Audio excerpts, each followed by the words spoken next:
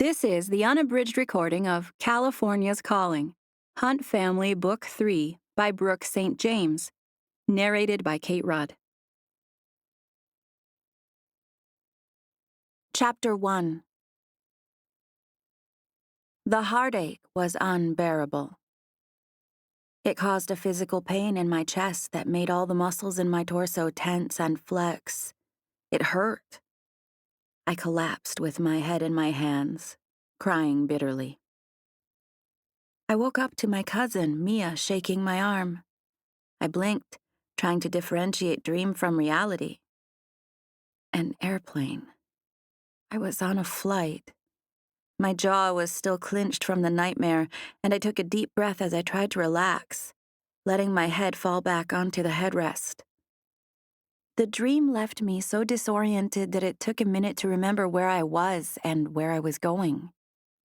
Mia and myself, along with a good portion of my extended family, were on an 8-hour flight from Charlotte to London. Once we got there, we'd catch another flight to Africa. We had left Carolina at 8 p.m., and I was relatively sure it was now the middle of the night, because the plane was fairly dark, and most of the people around us were sleeping. Mia was sitting right beside me and had been looking at me with a worried expression since I opened my eyes, but I couldn't bring myself to speak right away. "You okay?" she whispered, leaning toward me.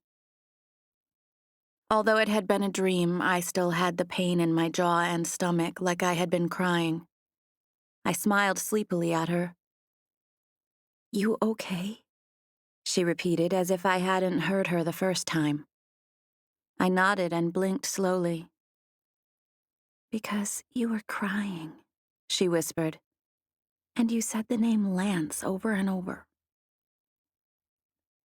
A sharp pain shot through my chest at the sound of his name. Thoughts of him remained with me, but I hadn't heard his name spoken out loud in a long time. "What happened?" she asked, sitting up more fully as she stared down at me. It was only then that I realized my face was contorted in whatever sort of sadness I felt at the mention of his name. "Nothing," I said, trying to adjust my expression. "I was just dreaming, I guess." "Was it about that guy you used to date?" she asked. God bless her, she had no idea what she was doing. As far as my family was concerned, I had dated a guy named Lance. It hadn't worked out, and that was the end of the story. How I wish it were that simple. How I wish I hadn't spent the last 2 years pretending that I was fine and I had forgotten all about him. "Are you okay?"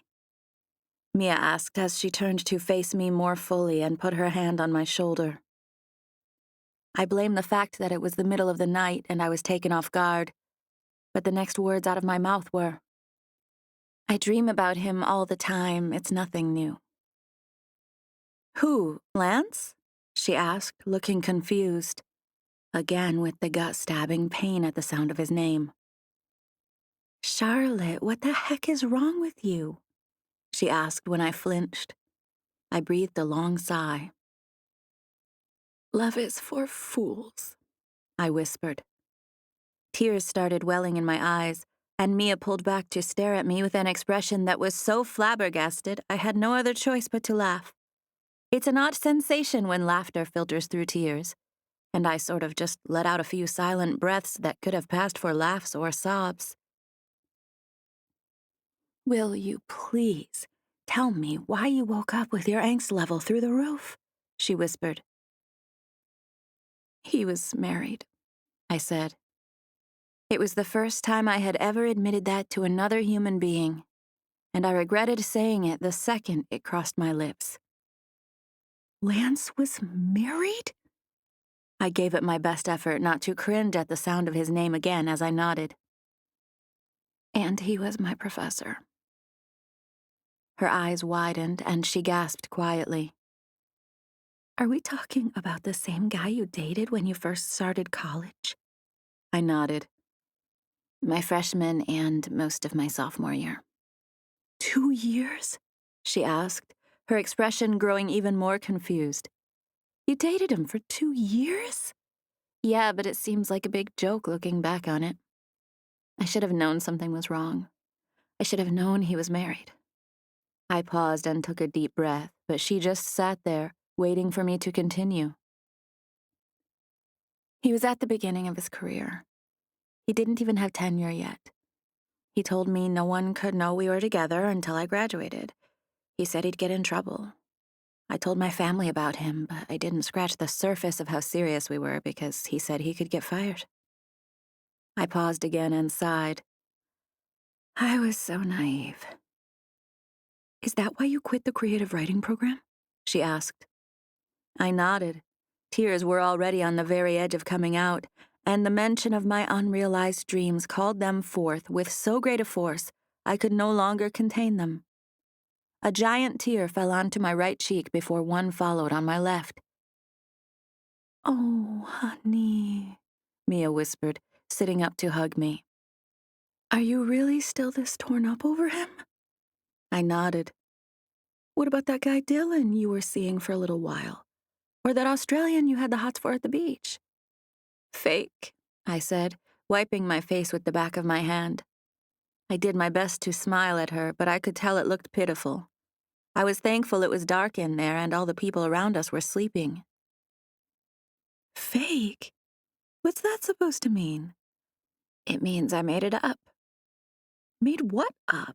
She asked, looking at me like I had lost my mind. Dylan was a friend of mine from school who I pretended was my boyfriend, and I was just acting like I was infatuated with the Australian. I knew he had a girlfriend when I talked to him that night. I just acted like I was disappointed about it. Why would you do that? She asked. We stared at each other for a few long seconds, her not understanding what I was saying, and me not understanding why she wasn't getting it. Because I want my family to think I'm normal, I said. I don't want you guys worrying about me being doomed to a life for spinsterhood. Mia scoffed. Spinsterhood? What is this, the 1800s? I'm serious, I said. I have to act like I'm interested in checking out guys like the Australian. It's what you'd all expect of me, so I did it. I just really don't feel like explaining why I don't date. So you don't date now? She asked. You're just going to stay single for the rest of your life? She was still whispering, but I could tell by her tone that she didn't approve of me making blanket statements like that. I rolled my eyes. That's exactly why I act like I'm boy crazy.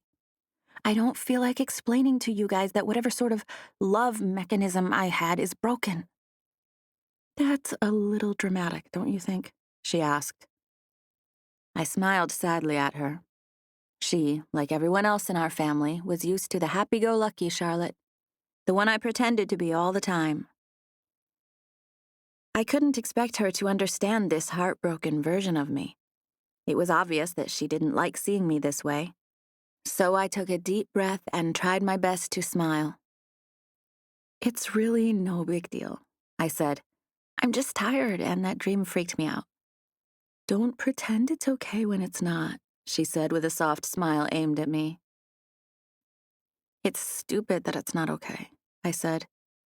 Love makes us stupid, she said, rubbing my leg. I let out a humorless laugh. You're not still seeing him, are you? She asked. I shook my head. No, I haven't seen him in over a year. I can't believe you changed your major over him, she said. I'm mad at him for that. I smiled at her protective statement. It felt good to have someone I love know what happened. I had been keeping all this to myself for so long that I felt an undeniable sense of relief. He was everything I wanted, I said. Young, driven, gorgeous, and talented. I smiled sadly. His poetry inspired me in ways I can't explain. He had the ability to string words together in such a way that they reached my soul. She smiled, and I smiled back, although mine was laced with regret. I know it sounds crazy, but it's true, I said. Some people have a gift, and his gift was with words. He made me want to be a poet, too. He made me strive to develop the ability to touch people with words the way he touched me. You can still do that, she said. I've read some of your stuff and it's wonderful. I can't believe you quit doing something you love because of some jerk. He's not a jerk, I said morosely. He's wonderful. She let out a disapproving noise. I'm sorry, Shar, but he's not wonderful. He's manipulative, and he took advantage of your infatuation. Thanks, I said sarcastically. It's true, she said. But thankfully, you're not that same girl anymore. You're stronger now. You'd never let that happen to you again. You're right, I said, because no one's ever gonna have the chance. Don't be ridiculous, she said. I'm not, I said. I'm not trying to be dramatic, but I was being serious when I said my love mechanism is broken. I could really care less about guys and the whole love thing in general. I paused, shaking my head. He was the one I wanted, and he belonged to someone else the whole time. I stared off into space, remembering. You should have seen some of the things he wrote for me, I said. I let out a self-deprecating laugh. At least he said they were for me. You need to forget about those things, she said. Just put them right out of your mind. Easier said than done when you've memorized most of it. He told me about my eyes, the color of the ocean, and my hair like honey-colored silk. Those are easy ones, she said. Every poem ever written has ocean eyes and honey hair. I laughed. Maybe you're right, I said. But anything that came out of his mouth sounded like perfection to me. And you had no idea he was married? She asked. The answer was a resounding no. I wasn't perfect, but having an affair with a married man wasn't on my list of things to do. I shook my head in answer to her question. I think that's part of the reason why I can't get over it. Why? I shrugged and sighed, not certain what to say. Guilt, I think. I can't stand the thought that I was the mistress. I hate mistresses. I think about her and how sad she'd be if she found out about it. I grabbed my chest. It makes my heart hurt. Well, tell your heart to get over it because you didn't know what you were doing. That's on him. I know, I just hate thinking about her. And plus, I think I'm just bitter for having experienced such affection for someone, only to find out it was a farce. It's embarrassing. That's just another thing you've got to tell yourself to get over, Mia said. Believe me, I've tried, I said. I really have. I hate sadness. I hate discontentment and heartache and guilt and everything else I've been feeling. She stared at me. Have you told anyone about this? I shook my head, which caused her to smile and pat my leg. It's no wonder you can't get over it, she said, holding it in this long. Now that you've told someone, you can set forth about forgetting it ever happened.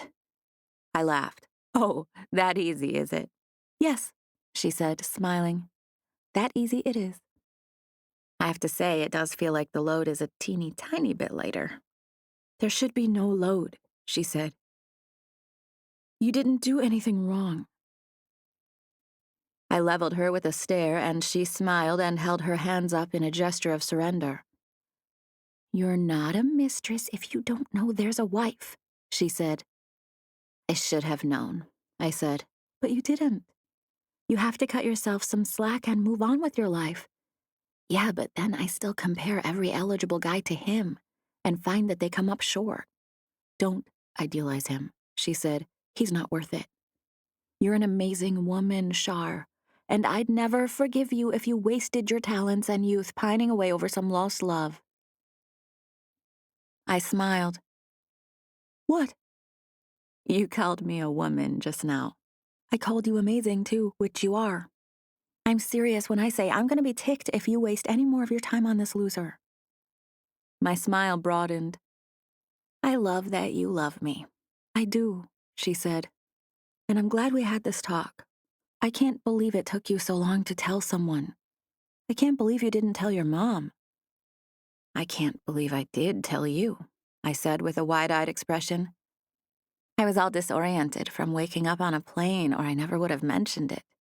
You needed to mention it, she said. Be thankful you were disoriented. I could tell by the way she looked at me that she had total faith that I'd be able to forget all about Lance and live a full, maybe even joyful life. Something about her trust gave me some assurance.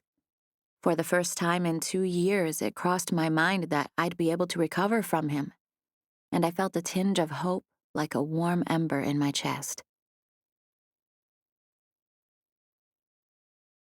Chapter 2. Mia and I stayed awake having a long, whispered conversation on the first leg of our trip. I had let the guilt and shame of the affair eat away at me for so long that it was hard for me to adjust to the idea that I could maybe get past it one day. She tried to get me to see the positive in it, which was a foreign concept since it had been hanging over my head like a dark cloud for so long. She told me to learn from my mistakes and put them behind me.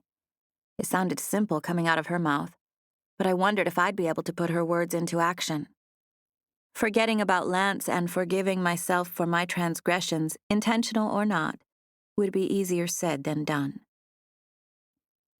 I figured I could just take it one step at a time, and telling Mia about it made me feel like I was, at least, headed in the right direction.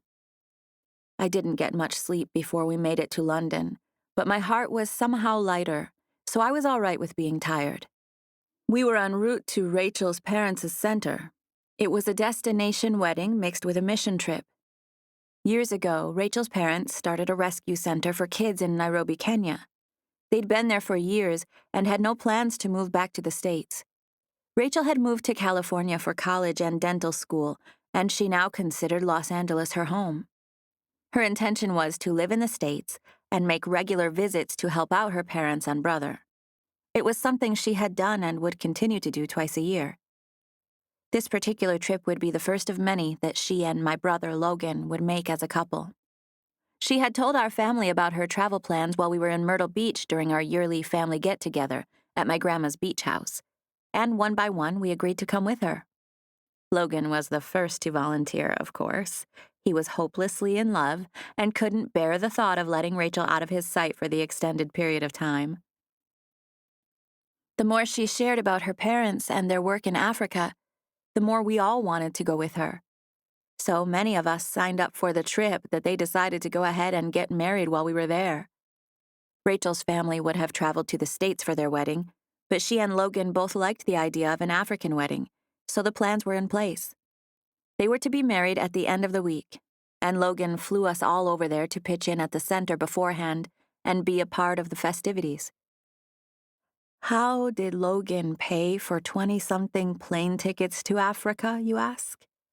My brother has been in show business since he was a child, and was now one of the most sought-after leading men in Hollywood.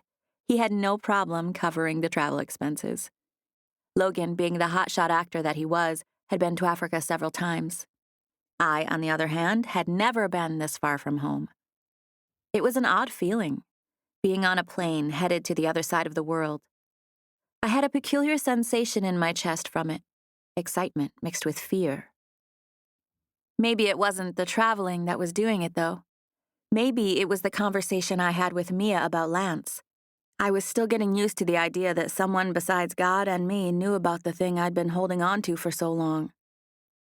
I sat between my cousin, Evan, and my soon-to-be sister-in-law, Rachel, on the next flight from London to Nairobi. We were on a row in the center of the plane that was 5 seats wide, and we were situated as follows: Evan, myself, Rachel, Logan, then Logan's friend, Nico. It was another 8-hour flight, so we had plenty of time to talk and goof off. We were about 6 hours into our flight when Evan leaned over me to look at Rachel. "What's this I hear about your brother being raised by lions?" he asked with a smile. I glanced at her to see that she was smiling at him. "He was," she said, raising her eyebrows as if she wanted him to be intrigued by her story. I glanced at Evan to see how he'd respond. Rachel had told me a little about her brother, but this wasn't one of the stories I'd heard. "Like Mowgli?" he asked. She laughed. "Sort of like Mowgli, yes, at least in some of the stories. Which one do you want to hear?" "The one where he was raised by wolves and got the name Cub," Lions, she said, correcting him. That's what I said. You said wolves. Evan glanced at me for confirmation, and I nodded. He focused on her again. Lions, then, he said. That's what I meant to say. What's the story about him getting raised by lions? There are a lot of them, she said. He continued to stare curiously at her until she explained.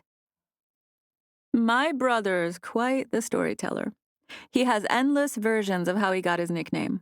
Some of them are as outlandish as the child version of him fighting lions with his bare hands. All the stories involve lions, thus his nickname. So how did he really get it? One of the stories must be true. One of them is true, she said. It just might not be the most exciting one. Was your dad just a Chicago baseball fan or something? Evan asked. She shook her head. It really does have to do with lions. Evan gestured with his hands for her to continue. Let's have it, he said. Cub and I are only a year apart.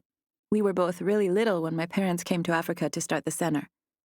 She hesitated and made a face like she was considering what to say next. I just sat quietly, the same as I'd been doing during the first part of the conversation. Rachel smiled regretfully, as if the words she was about to say weren't adequate to what she was feeling. I don't mean this to sound ungrateful or anything, because I love my parents. You'll see when you meet them how wonderful they are. But when your mother is a mother to many children, there isn't a whole lot of time for individual attention. She used to say her favorite child was the one that needed her the most right then, and she had a lot of kids coming to the center who needed her desperately. That being said, Cub, who was called William at the time, took up with an older African man named Martin. Martin had been around since the beginning. My parents had met him on their first trip over there, and he was a part of things since the start. He sort of just took to my brother. He ended up teaching Cub a lot of cool stuff. Anyway, that's where Cub met Lisa, at Martin's house. And Lisa is? Evan trailed off, waiting for more explanation. Lisa's the lioness who fell in love with Cub. She's the reason for his nickname. So your brother's off playing with lions, Evan said. And your parents are okay with it since they have their hands full. Rachel chuckled. Basically, she said. But Martin's a good man. He loves the Lord and he loves our family. He'd never let Cub get hurt. I pictured her brother. In my mind, he was wearing khaki cargo pants and a button-down shirt, also khaki, with pockets and straps and other official park ranger-looking things all over his clothes. I could see him walking into the wedding chapel with a lion on a leash. I smiled. I'm picturing your brother driving a Jeep with a lion sitting in the passenger's seat, I said. Rachel smiled at the thought. Lisa died, though. Aw, really? I asked, feeling bad. She nodded. It was a while back. Martin tried to release her into the wild a couple of times when he first got her, but she had been injured and was dependent on him taking care of her. She lived a pretty long life, considering. Rachel paused and smiled at Evan and then at me. Cub's not a lion guy in general. He's a carpenter who happened to love one single lion. That part I knew. She had already told me her brother was into construction. A carpenter, huh? Evan asked. She nodded. Martin was a carpenter. He passed away last year, too. That one was hard on Cub. Martin had been a father figure to him and taught him so much. Martin was a great carpenter. He built the house where I grew up. He and Cub built most, if not all, of the structures on the property. Cub's business has branched off now, but he still helps my parents when they need it. Did he ever think about moving to the States? Evan asked. I was wondering the same thing, so I was glad he mentioned it. Cub? Not really, she said, shaking her head. He built himself a beautiful little house. He has a dog and gets to work with his hands. He's pretty content. His dog's name is T.S. Eliot, Logan added, leaning over Rachel to look at us. She's a girl, though, so he calls her Tess, Rachel said. But her official name is T.S. Eliot, Logan said. She laughed. Cub only calls her that when she's in trouble. What kind of name is T.S. Eliot for a girl dog? Evan asked. Rachel shook her head, smiling as if she was thinking fondly of her brother. "You'll know when you meet Cub," she said. "He's wonderful. He's got all these muscles and facial hair, but he's also a gentleman, a poet and a musician, an artist and a lover of animals." My heart lurched when Rachel called him poet. I was pretty sure she had used other words to describe him as well, but that was the one I got stuck on.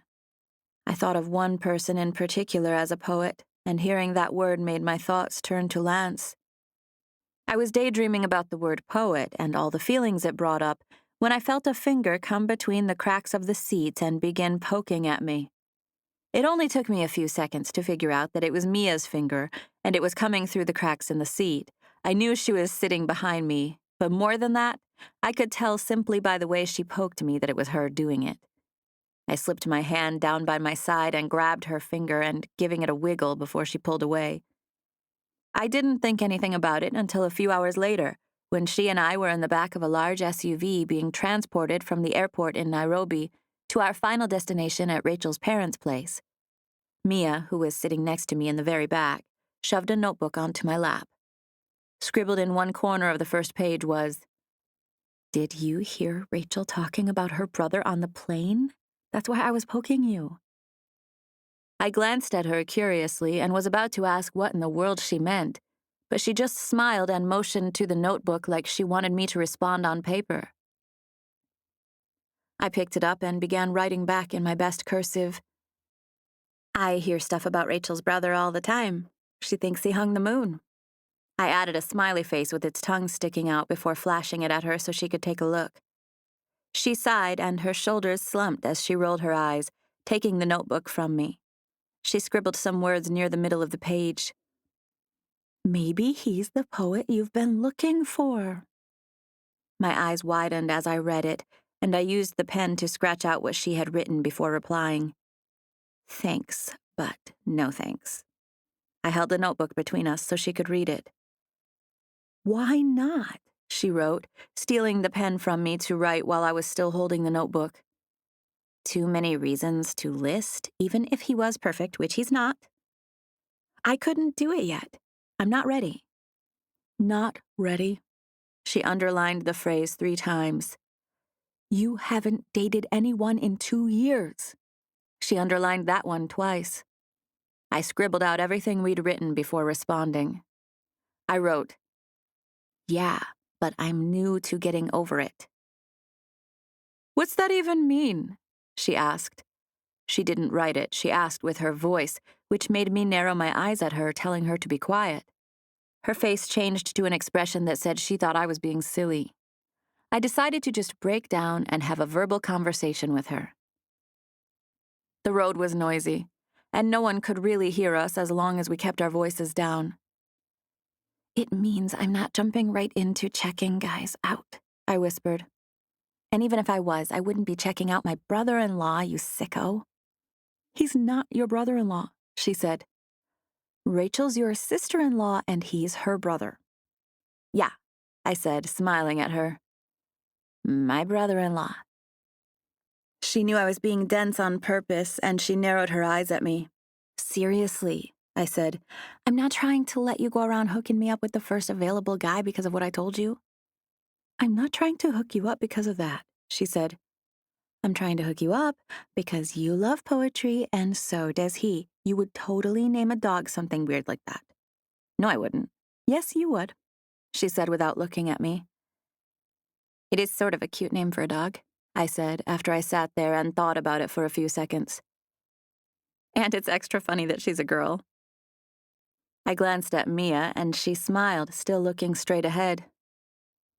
"Summer camp romance," she whispered. "What did you say?" I asked, leaning closer. She turned to face me. "I said, you can have a little summer camp romance with your fellow poet. It'll be just the right thing to get you back on track." "I'm not, I repeat, not having a romance, summer camp or otherwise, with my brother-in-law. It would just be awkward." "He's not your brother-in-law," she said. "He's your sister-in-law's brother." Chapter 3. It was late when we arrived at Rachel's parents' place, and there were a lot of us, so our arrival was quite the scene. We were staying on their compound on the outskirts of Nairobi. It was hard to see anything in the dark, but we pulled up on a dirt road and parked near a group of large buildings. Rachel had explained that this particular location had a small farm, with a school and housing for up to 50 students. They had made room, and most of our group would be housed here. A few, including Rachel and Logan, were staying at Rachel's parents' house, but they'd moved students to other locations to make room for us on site. Rachel said building a greenhouse was on our agenda for the week. She also mentioned new backboards for the basketball court and several other smaller projects. She said her mom's to-do list was so long that we'd basically never run out of things to do. I sort of assumed when Rachel said they moved students to other locations to make room for us, she meant they'd all be missing when we got there. This wasn't the case. A huge group of kids came outside to greet us, along with some adults. It was dark, and we were in a foreign country, so the greeting seemed perhaps more chaotic and surreal than it actually was. I was relatively sure most of them were girls, but they all had super short hair. All of them were smiling brightly and waving as they waited for us to get out of the vehicles. They came right up to us, greeting us with warm hugs. 1 second, I was walking toward the building, and the next, I had 3 kids with their arms wrapped around me, causing me to stop completely. I couldn't help but giggle. My long blonde hair was hanging over my shoulders, and all 3 of the kids reached up to touch it and run their fingers through it. I scanned their faces, smiling back as they beamed at me. "What's your name?" one of them asked. "Charlotte," I said, articulating carefully as if it was a name they'd never heard before.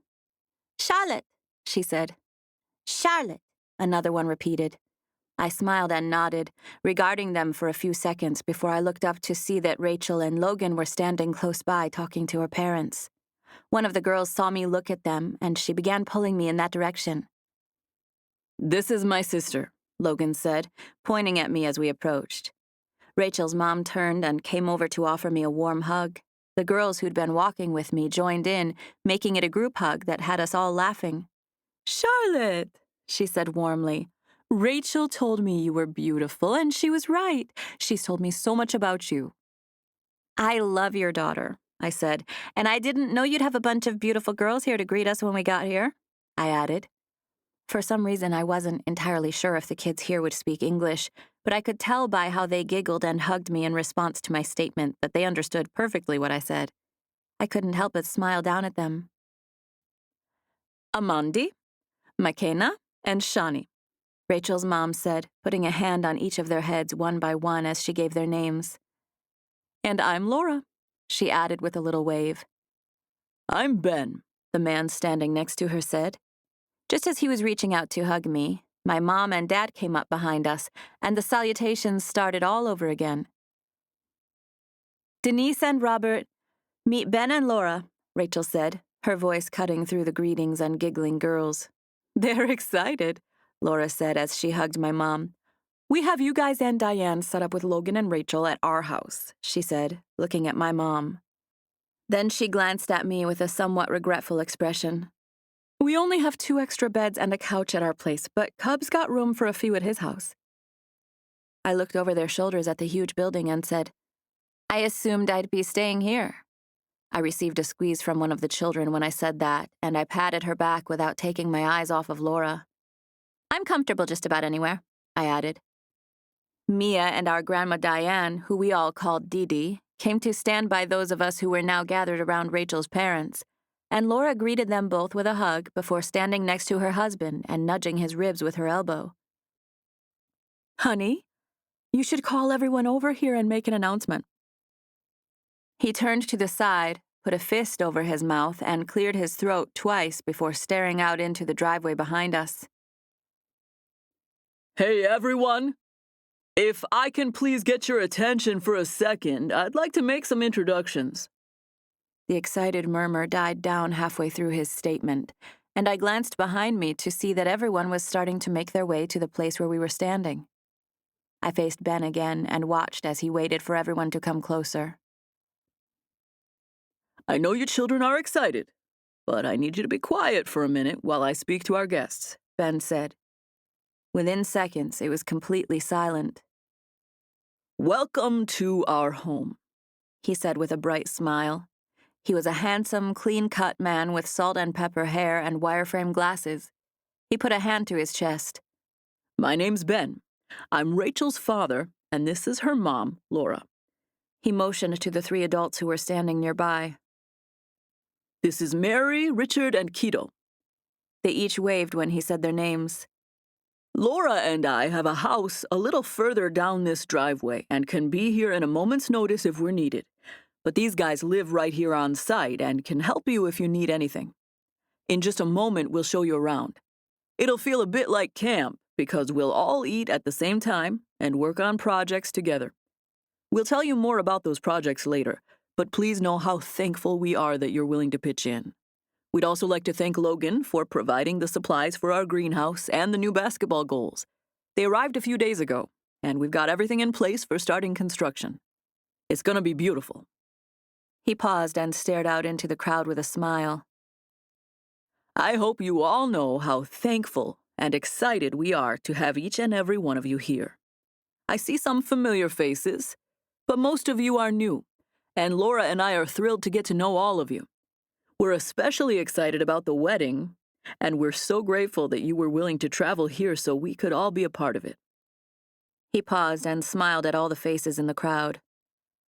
"I would introduce all of the children, but you already have enough to remember for now. We'll make name tags for everyone tomorrow so we can all keep track."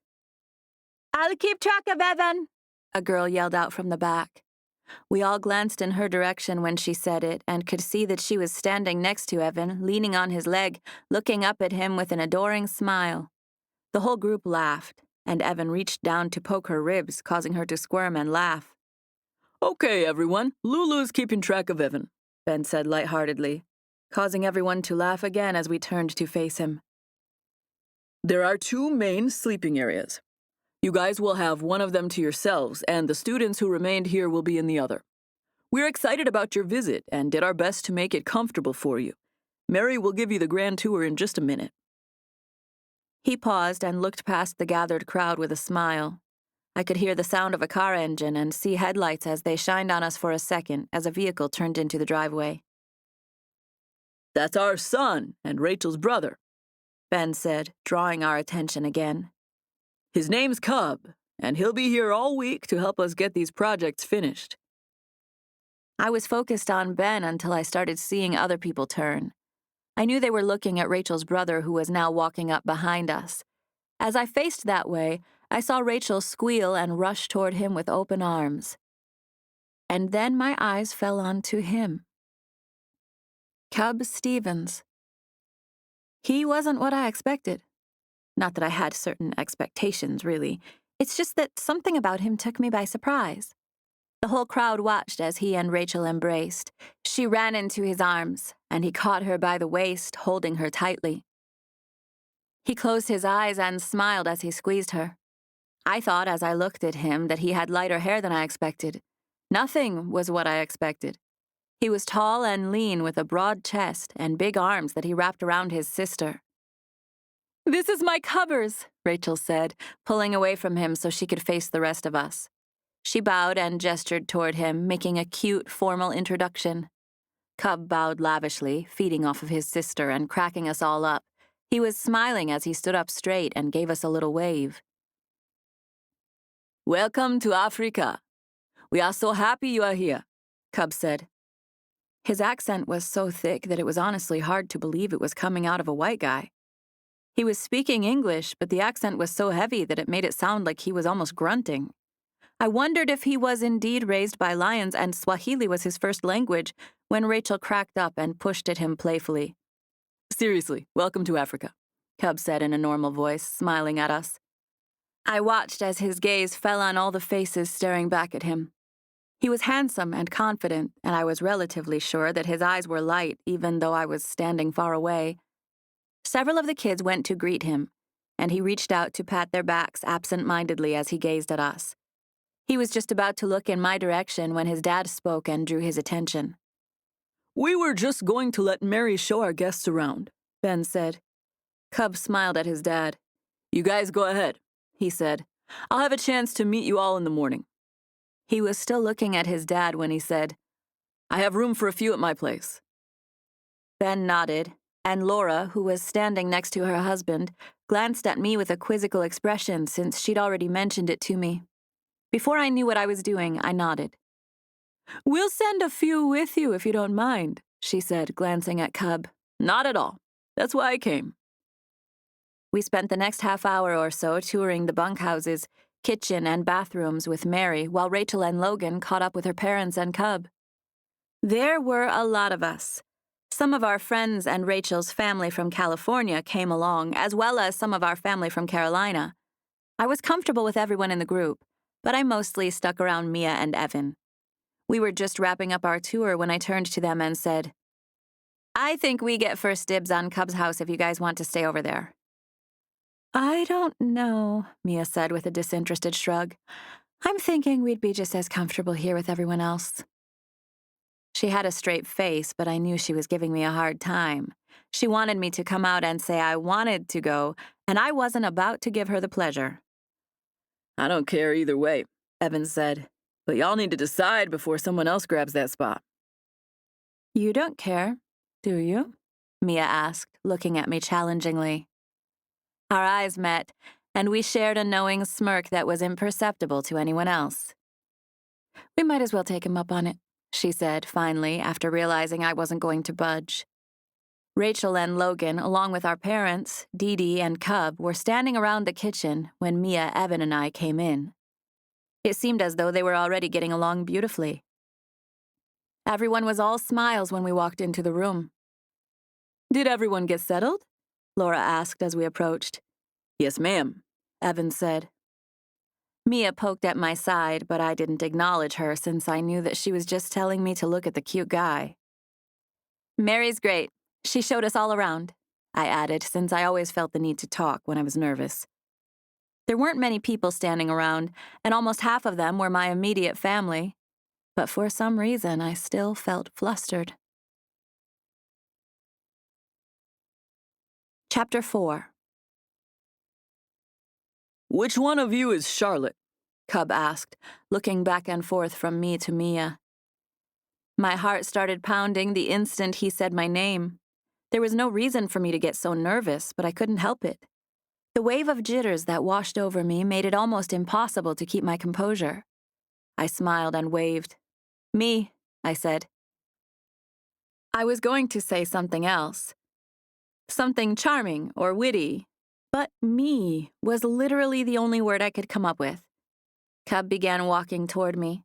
His obvious intention was to give me a hug, and I felt like I wanted to turn and run out of fear. Mia poked at me again, and I leaned into her without letting anyone else notice. I can't believe I forgot to introduce you, Rachel said, sounding ashamed of herself. Cub pulled me into a tight hug and held me there for longer than I expected. He grunted a little as he squeezed me. Rachel's told me all about you guys, he said, holding me at arm's length with a genuine smile.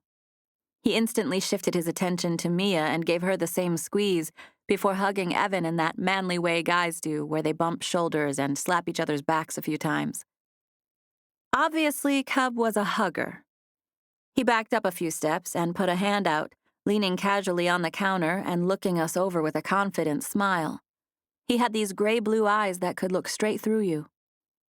For whatever reason, I thought he was going to be homely looking. Maybe it was the word missionary that made me think that. It's silly for me to admit this, but I sort of always pictured missionaries with bonnets like the Puritans. Cub must have noticed me noticing him because he tilted his head to the side. Do you need another hug? He asked. I looked around with wide eyes once I realized he was talking to me. Before I could answer, he reached out and pulled me into his arms again. He squeezed me with brotherly familiarity, the same way Evan or Logan would do it. He let out another grunt before letting me go. He rubbed my shoulder and smiled at me. I can't believe you guys came across the world to come see us. This is awesome. He stepped back and looked at the three of us as a group. Are you the ones staying with me? If that's okay, Evan said. I'm looking forward to having you, Cub said. I have 2 single beds and a couch up for grabs. That'll be perfect, Mia said. As long as Evan gets the couch. Evan made a silly face at her like he wanted to protest, but he was obviously just kidding. We should probably head out, Laura said. I'm sure you're all exhausted. We'll meet you guys here for breakfast, Ben said, looking at Cub. 8 o'clock? Cub asked. 8:30 will be fine if you can't get the ladies up and out for 8. Ben asked if he could pray, and of course we all agreed. He thanked God for our safe travels, the wedding, and family, and asked a blessing for our work efforts. We all exchanged hugs and wishes for a peaceful night's rest before going our separate ways. Evan, Mia, and I got in Cub's truck, and everyone else got into Rachel's parents' van. Cub's truck was a single cab with a bench seat, and the 4 of us had to cram next to each other to get the door closed. It just happened that Mia got in first and was plastered next to Cub. She glanced at me and mouthed, "I'm sorry," once she realized what the seating situation was. I made a quick facial expression that said, "Why would you even be worried about it?" "Charlotte's a poet," Mia said once we were on the road. I pinched her leg. The road was bumpy, and Cub had big tires on his truck. There was a ton of road noise, so I prayed he hadn't heard. I literally said a prayer asking God to please let him not have heard as I continued pinching her leg. What did you say? He asked. My leg pinching intensified once I realized my prayers had been answered. I couldn't let her repeat it. I pinched so hard that she said, "Ouch!" as she shifted even closer to Cub. "Stop," she whispered, looking at me like I was insane. "You stop," I said. What were you saying? Cub asked. "Charlotte's a poet," she repeated without the slightest hesitation. Are you? Cub asked, glancing at me quickly before putting his eyes back on the road. "Not really," I said. "I just like poetry." I like it too. We heard about your dog, Evan said. Oh, good.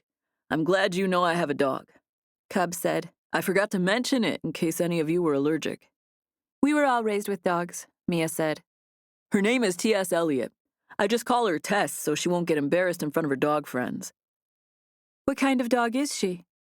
She's a mix, but she's got some German Shepherd in her, I think. He peeked over Mia at me again. Have you written anything, Charlotte? He had a deep voice and the slightest hint of an accent, and the sound of him saying my name made my heart stop for a second. She was an English major at UCLA, Mia said, with emphasis on creative writing. She's got notebooks full. Yeah. What happened to that? Evan asked.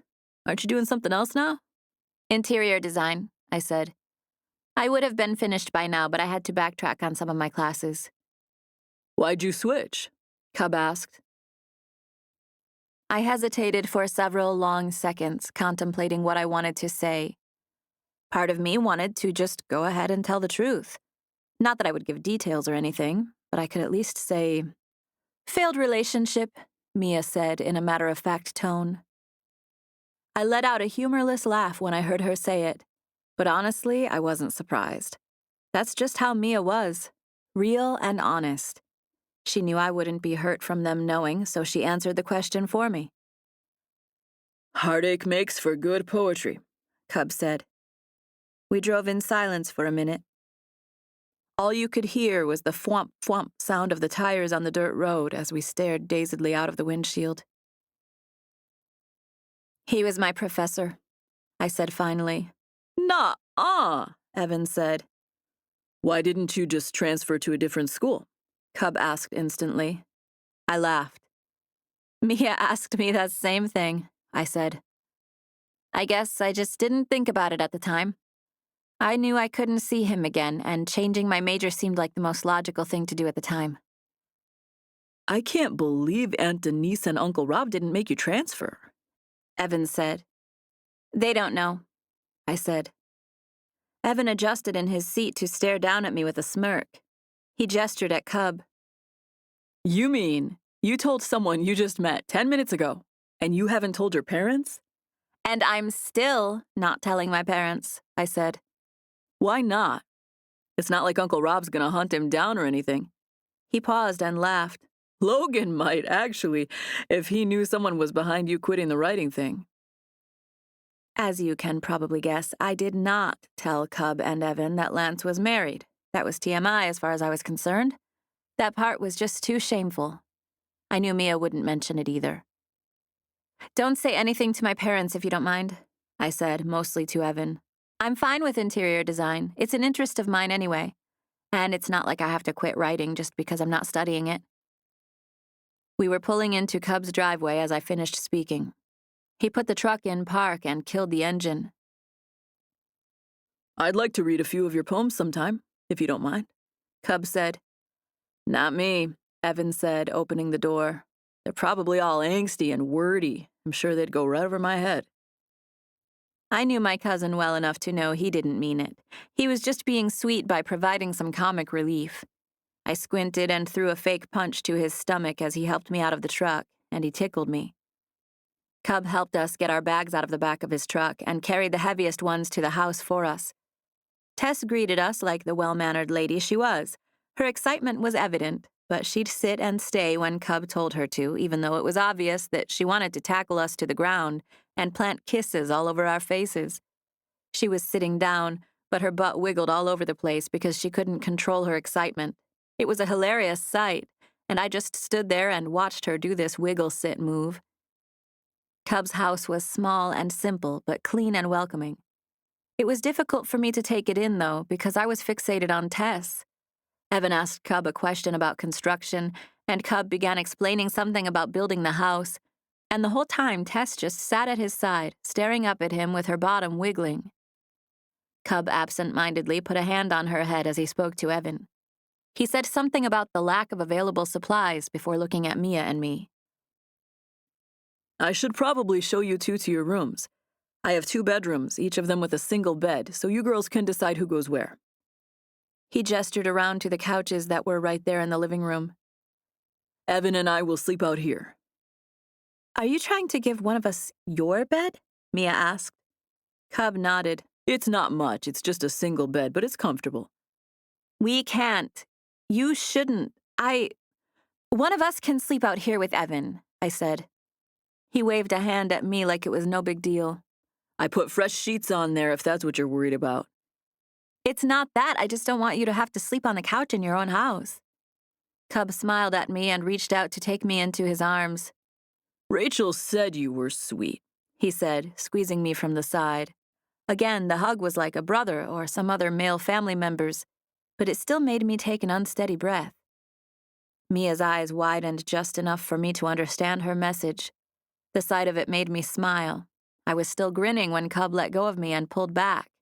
And then, to my own horror, he reached out and ruffled my hair, leaving no doubt that he looked at me like a little sister. Tess, who had been barely containing her enthusiasm, jumped up at that point. Cub's contact with me must have been too much for her to watch.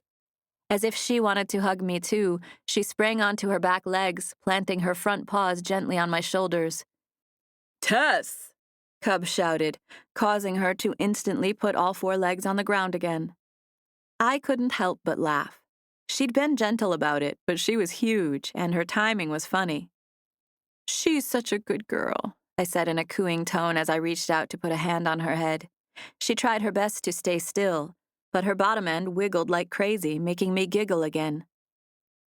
"She is a good girl," Mia added, coming to stand beside me so she could pet her as well. She used the opportunity to barely step on the edge of my toe. I knew her well enough that she was communicating something, and figured it was the fact that Cub hugged me. I sent a quick eye roll in her direction, and she smiled. "She can't sit still because she's so excited," I said, focusing my attention on Tess again. Her rear end wiggled out of control as a result of the attention. I couldn't help myself. She was so sweet and excited that I had to let her love on me.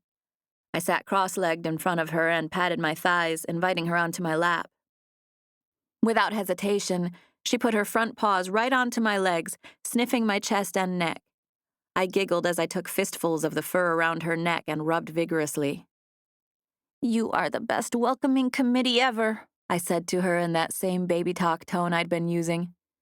"You've got a friend for life," Cub said.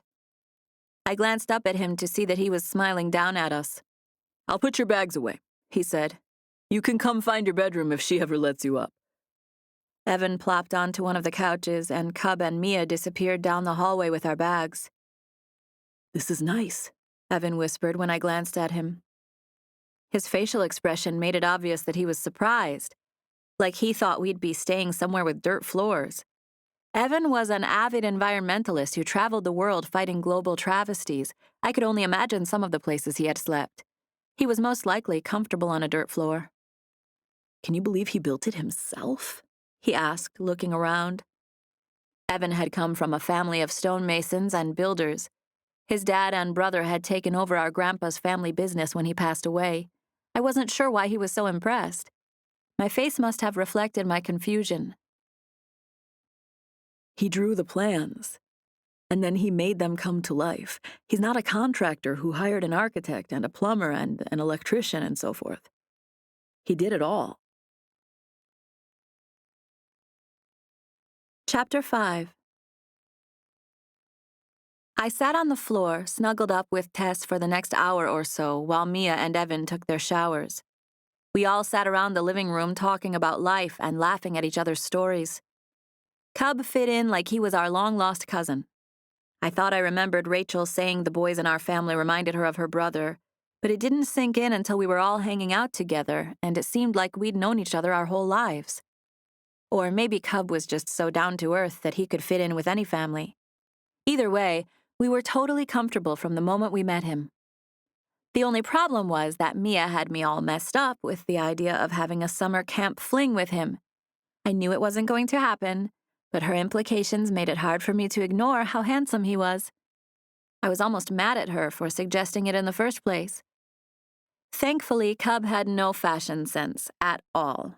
I didn't think of myself as a materialistic person, but when you live in Los Angeles and your brother is a movie star, you're exposed to the latest trends and fashions all the time. Cub's clothes weren't last season's. They were more like 15 years ago, and not in a charming vintage sort of way. He was fit and devastatingly handsome, but he was overdue for a haircut and his clothes were not flattering at all. Please don't judge me for saying that. It was the truth, and a truth for which I was grateful. If he had a good haircut and some fitted clothing to go with his beautiful heart and flawless face, I might have fallen in love at first sight. I'll go last if you want to go ahead and take your shower, Cub said to me when Mia came into the living room after hers. How am I supposed to take a shower and love on you at the same time? I asked, looking down at Tess, who was laying across my lap in a ridiculously relaxed manner. She said hurry, Cub said. I laughed as I started unfolding my legs so I could stand. Cub stood from his place on the couch and offered a hand to help me up. I gave him my hand and let him pull me to a standing position. My legs must be asleep, I said, kicking them in front of me a couple of times to stretch them out. You need a piggyback ride to your room? Cub asked. He leaned over slightly like he'd be willing to really do it, but I just laughed. Nah, I think I got it. It's a small place. You can't really get lost, but I'll show you which room is yours. I followed him down the small hallway, and he put an arm out, saying I should walk into the door on the right. I took a step inside and looked around for a second before turning to face him. He was still standing in the doorway watching me. I can't take your bedroom, I insisted. I'll just sleep out there with Evan. I really don't mind. Don't be silly, he said. I want you to stay in here. He, of course, meant it in a loving, giving, family member sort of way, but some teeny tiny piece of me liked hearing him say that. It was almost as if he was protective of me. I only have one bathroom, so you'll have to come out here if you need to use it during the night. He gestured into the hallway at what I assumed was the bathroom. I nodded. Thank you for this, I said. Thanks for having us. I'm excited about it, he said, smiling. Rachel's already told me I'm gonna miss you when you're gone. He cleared his throat. You guys, I mean. You as a group. She said I'd miss all of you. Cub had been eloquent up until that point, and hearing him stutter like that made me giggle. I know what you meant, I said. I don't expect to get preferential treatment with your missingness. I'm not saying I won't miss you specifically, he said, backpedaling in a tongue-in-cheek way. You'll just miss everyone else in the group equally as much, or perhaps more than you'll miss me, I said, finishing his sentence. Cub tilted his head at me with an easy half smile. I could tell he enjoyed messing around with me. Truth is, I'm not going to miss any of you, he said, shaking his head with a straight face. I'm not really into forming lasting relationships with people. I'm just going to use you for some heavy lifting and building supplies and forget all about you as soon as you leave. His face was still straight as he added, I don't even see you as real people, actually. More like tools.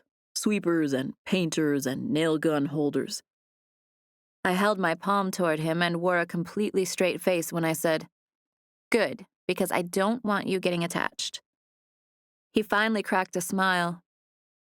His face slowly morphed into a huge grin as he shook his head at me. It's too late, he said. I'm already in love. My eyes widened when the words left his mouth. With your family, he amended. I love you guys already. I'm seriously glad you're here. I smiled at him and pushed playfully at his shoulder. I knew you were just kidding around. I was just playing about not wanting you to get attached, too. I totally want you to get attached. I'd love knowing someone in Kenya misses me. Consider yourself missed, he said. Not yet, though. I'm still here. He gave me a nod as he gestured toward me. That you are. Maybe it was on account of me being exhausted, but instead of rushing to the bathroom like I would have normally done during a break in conversation such as this, I stood there and smiled at him. We locked eyes, and he smiled back at me. Neither of us knew what the other one was thinking, but both of us seemed content to stand there and stare for a few seconds. Tess stood between us. She was closer to him, but she had her back paw on my foot. She's stepping on my foot, I said finally. His smile broadened. She's on mine, too. I glanced down to find that her front paw was indeed on his foot. Why is she this ridiculous? I asked in a way that let him know I loved it. He shrugged. In her ideal world, we'd all have our hands on her at the same time. I think she's trying to hold us here, so we'll reach down and pet her. I'm strong enough to pull my foot out from under her paw, I whispered with my hand to my mouth as if trying not to let Tess hear.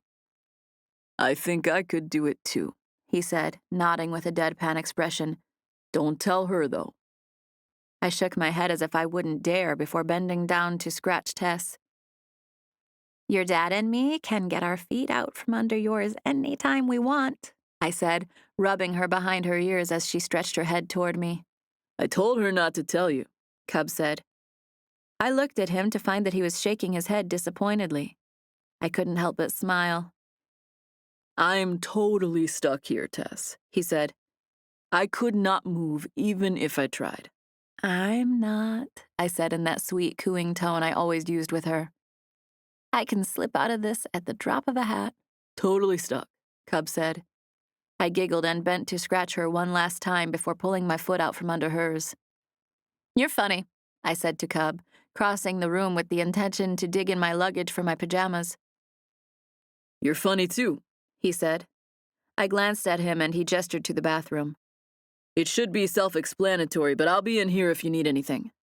I nodded at him as he took off in the direction of the living room. I showered and changed, and went back into the living room to tell them good night. That was quick, Evan said. I didn't want to use all the hot water since Cub hasn't taken a shower yet. I glanced at Cub. I assume it's okay if I used your toothbrush? He nodded. As long as you didn't clean the toilet with it or anything. I smiled as I bent to pet Tess. I cleaned the toilet with it while I was in there, Evan said. I thought that was customary in Kenya. I'm glad you told me, Cub said, because I already used it for a toilet brush a few times, and I don't like to go back and forth from toilet to toothbrush too many times before I switch out. You guys are so gross, Mia said. She's the one who said it, Evan said, pointing at me.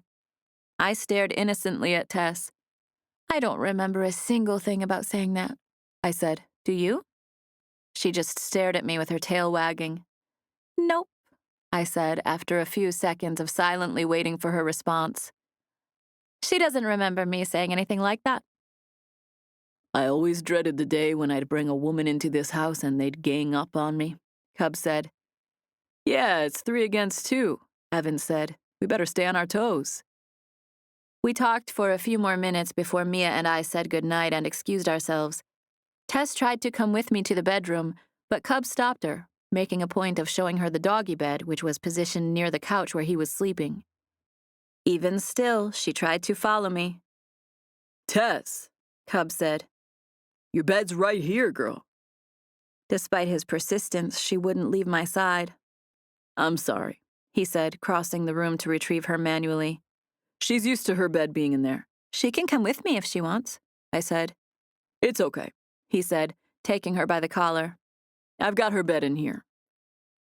I told them all good night and walked down the hall, closing the bedroom door behind me. About 3 minutes later, I started hearing a faint whining noise.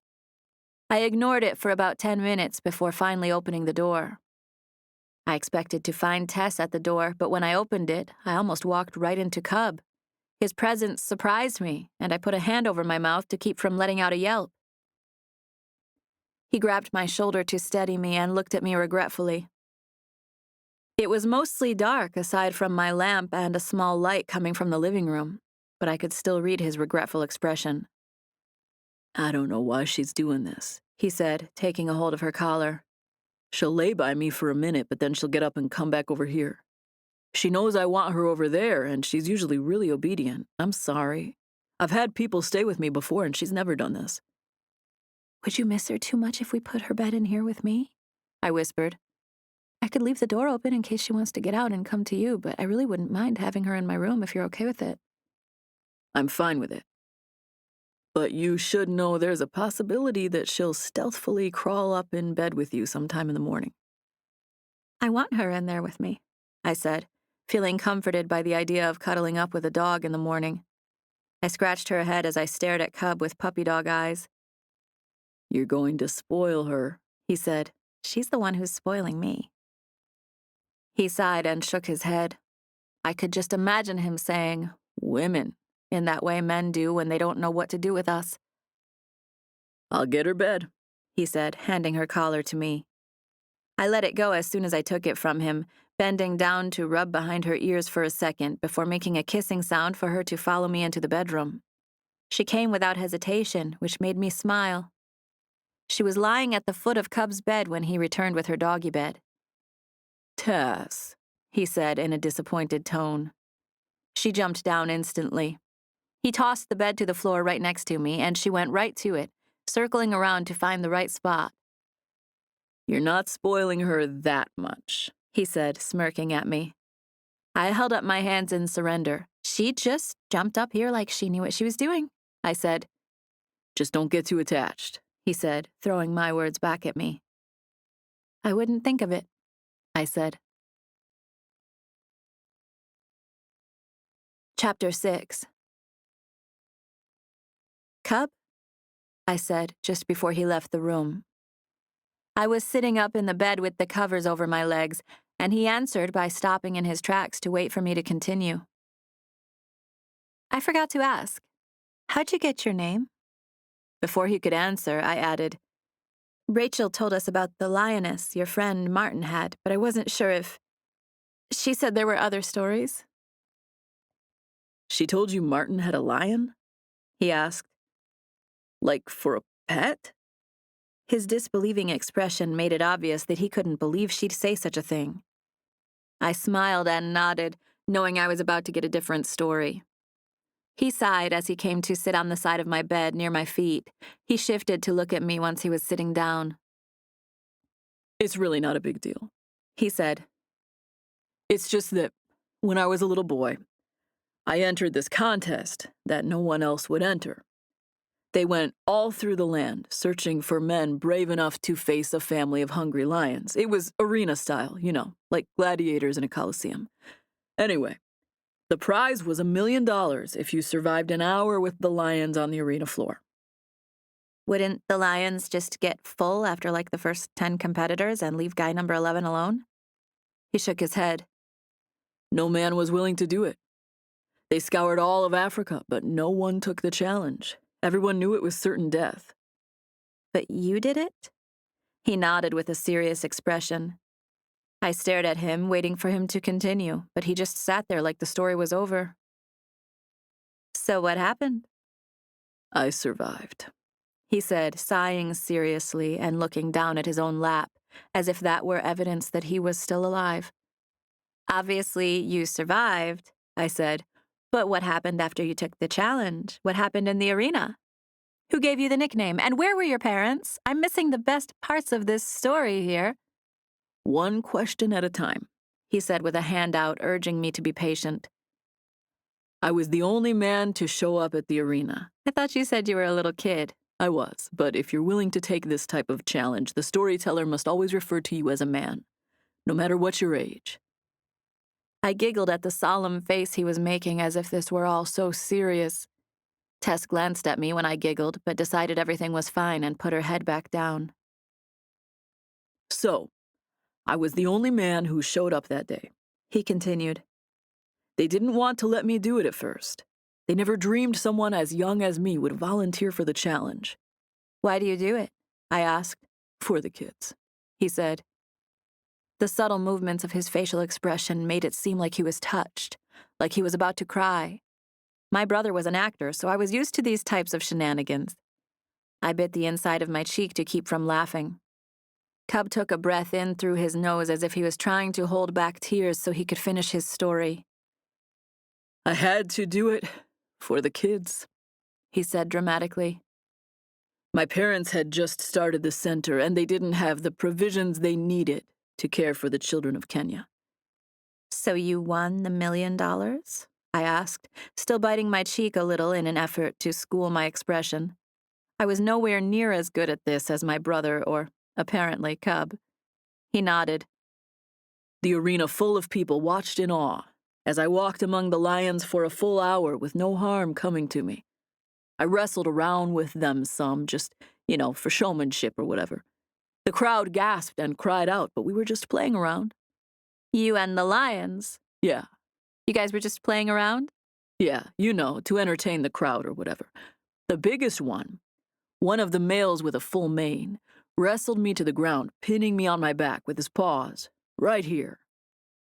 Cub paused and indicated the places on his chest near his shoulders where the lion's paws had been. He held me there, staring down at me for what must have been a full minute. Children were crying. Women were covering their eyes. Finally, the male, whose name was Toka, bent down and licked my face with his huge sandpaper tongue. A nostalgic smile crossed Cub's face as he shook his head. Anyway, I survived the hour and got the $1 million. The rescue center basically wouldn't have survived without my sacrifice. It was the least I could do. It's no big deal. I giggled as I leaned over and pushed at his shoulder. So, your friend, Martin, had an injured lioness named Lisa and you made friends with her? He smiled. Yes. That's still a pretty cool story. He nodded. She was a cool lion. We were best buds. He winked at me. Don't tell Tess. Oh, that's okay. You can get another lion if you want. Tess is coming home with me. He laughed and then pointed at me with narrowed eyes. I told you not to get attached. I can't help it if we love each other. It's just because you're here and you're caught up in the moment, he said. Before we know it, the week will be over and you'll go back to America. You'll forget all about her once you're home. Did you hear what he said? I asked, directing my question toward Tess.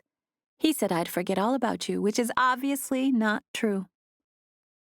I glanced at him to see that he was smiling as he watched me talk to her.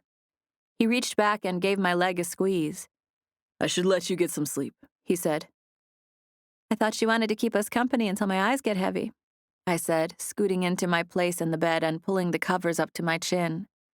He stood up a little just to let me adjust the covers before sitting down again. Tell me something about poetry, he said. Most of the time, I feel inadequate to arrange words in such a way that I can get across what I want to say. Most of the time, I can't settle on the correct order of words or the words I want to put in order. Sometimes, though, I write things down that aren't too terrible. I'll probably never do anything with them, though. And you've decided to get a job as a decorator? I don't know if I'll do it for a job necessarily, but yes, I changed my major. Why are you going to school for something you don't want to do for a job? I shrugged, which resulted in my pillow scrunching up on each side of my head. My brother had a trust set up for me. I'm his only sibling, and he wanted to make sure I was taken care of. I'm paying for my college out of it and investing some of it. I didn't really have to go to college, I guess. Logan didn't go. I just sort of wanted to, to say I have a degree or whatever. I was studying writing because I loved it. Why would you waste your time studying something else if you don't like it as much? I shrugged. Like I said, I guess I just wanted a degree. I thought it'd be something I'd be proud of. And it will. You should. I just think it's a shame that you switched from doing something you enjoyed so much. I wish you would have thought about transferring. I smiled. Maybe I thought my parents would find out about Lance if I told them I wanted to transfer. At the time, I wasn't thinking straight. Heartbreak will do that to you. What do you know about heartbreak? I asked. Plenty, he said. I stared at him, and he stared back. I was on the verge of asking him what he meant, but I just couldn't. He who says it's better to have loved and lost than to not have loved at all must have never lost, he said. Amen to that, I said, making him laugh. Evan said you built your whole house, I added, since I didn't want him to leave quite yet. I did, he said. But I've gotten better since then, so don't judge me too harshly. I had been looking around since Evan told me he built it. It was charming and seemed extremely well built. Are you kidding? I'm impressed. I love the bathroom. Well, thank you, he said. I love it. Carpentry for me is like you were saying poetry is for you. Finding something you love to do is a gift. Being able to make a living at it is an even better gift. He nodded. I'm not rich, but I have plenty of food and a nice place to lay my head. Plus, I get to help Mom and Dad with the center. So you want to stay in Africa your whole life? I asked. He shrugged casually as he nodded. I've been here since I can remember, he said. It's home to me. Did you ever think about coming to the States for college like Rachel? Rachel knew when she left that she wasn't just going for college. She knew she wasn't coming back. Not permanently, at least. And you never wanted to check it out? I asked. He shook his head. Not really. How'd you get your heart broken? I asked. It had nothing to do with the U.S. or his intentions not to go there. But my curiosity had been nagging at me since he mentioned having his heart broken, and I had to break down and ask. I was just a kid, he said. Like the lion fighting thing? He let out a little laugh. No, I was a little older than that. 17, I think. She was from New York. She had gotten into some trouble, and her parents sent her here for the summer so she could get away and perhaps learn to appreciate just how good she had it. You know, see how the less fortunate live. And you fell in love? He breathed a humorless laugh and stared at the ceiling for a second as if remembering. Yeah, I was in love. She was too. We were both convinced we'd live happily ever after. For 2 months, we pretended we'd spend the rest of our lives together. Then August rolled around and she went home. She begged me to follow her, but I couldn't leave. She said she'd come back once she finished school. But it didn't work out that way. And that's it? I asked. She left and you two never saw each other again? Yep. What was her name? Ashley. Do you still love her? I asked, feeling an unwarranted wave of jealousy as the words left my mouth. He chuckled. No, it was a long time ago. I was just telling you that I knew what it was like to miss somebody. I don't miss Lance, I said, surprising myself. I just still have that embarrassed, yucky feeling from it. You could always move to Africa, he said. Get a fresh start. I considered the idea for several seconds before responding. I couldn't do it, I said, shaking my head. No? I continued to shake my head thoughtfully. No. I don't think I'd be okay with my whole family living on the other side of the world. I think I'd feel ungrounded, like I might just float off into the atmosphere or something. Cub laughed. I could have Tess step on your foot, he said. I rolled over and peered off the bed at Tess as if wondering whether or not she'd do an adequate job of tethering me to the ground. Or I could hold on to you, he said. Something in the lower part of my stomach flipped when he said those words. I was hit with a wave of some emotion that translated physically into a stirring that took my breath away. It was all I could do to keep myself from taking a sharp intake of breath. I breathed in and out slowly in an effort not to reveal the chaos that hit my body. I yawned to buy a few more seconds. I'm just messing with you, he said, pinching my toes from the outside of the covers. I know you can't stay. The beautiful ones always leave. You belong in America where people can take pictures of you. You're sweet for the compliment, but I'm perfectly fine not being in photos. The reason I can't stay is because I already feel like I'm about to shove off into outer space by being over here. If my family wasn't here with me, I'd be in full-blown panic attack mode. He smiled. I'm glad family means so much to you. Rachel needed that. She's thankful to have you guys. We love her, I said. I hesitated for a few seconds, but spoke again before I had time to really think about what I was going to say. The words that came out of my mouth were, "You're beautiful and you stayed. I mean, handsome or whatever, and you could be in a movie with my brother with those acting skills." I don't know what you mean by acting. The lion story was true. His expression was serious, like he was almost offended. I laughed. You said I was handsome, he said, pinching my toes as he stood up. You are, I said. Cub crossed to the door and smiled at me as he was leaving. Don't get too attached, he said. Don't worry, I called quietly as he turned to walk down the hall. I reached out to turn off the lamp, but decided to pet Tess first. Why is he so cute? I asked. She didn't answer, so I just turned off the light and went to bed. Chapter 7. I woke up to Tess staring straight at me. She was standing on the floor near the head of my bed, just looking right at me. I heard someone clear their throat from the door, so I glanced in that direction. Good morning, Ladybug, Cub said, leaning casually against the door jamb. Morning, Firefly, I said sleepily as I wiped my eyes before giving Tess a scratch. She's not talking to you, she's talking to me, he said to Tess. I smiled absent-mindedly as I continued to pet her.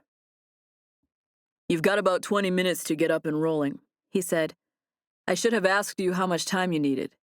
I wanted to wake you up a half hour ago, but Evan and Mia both said you'd rather sleep. Are they both up? I asked, sitting up.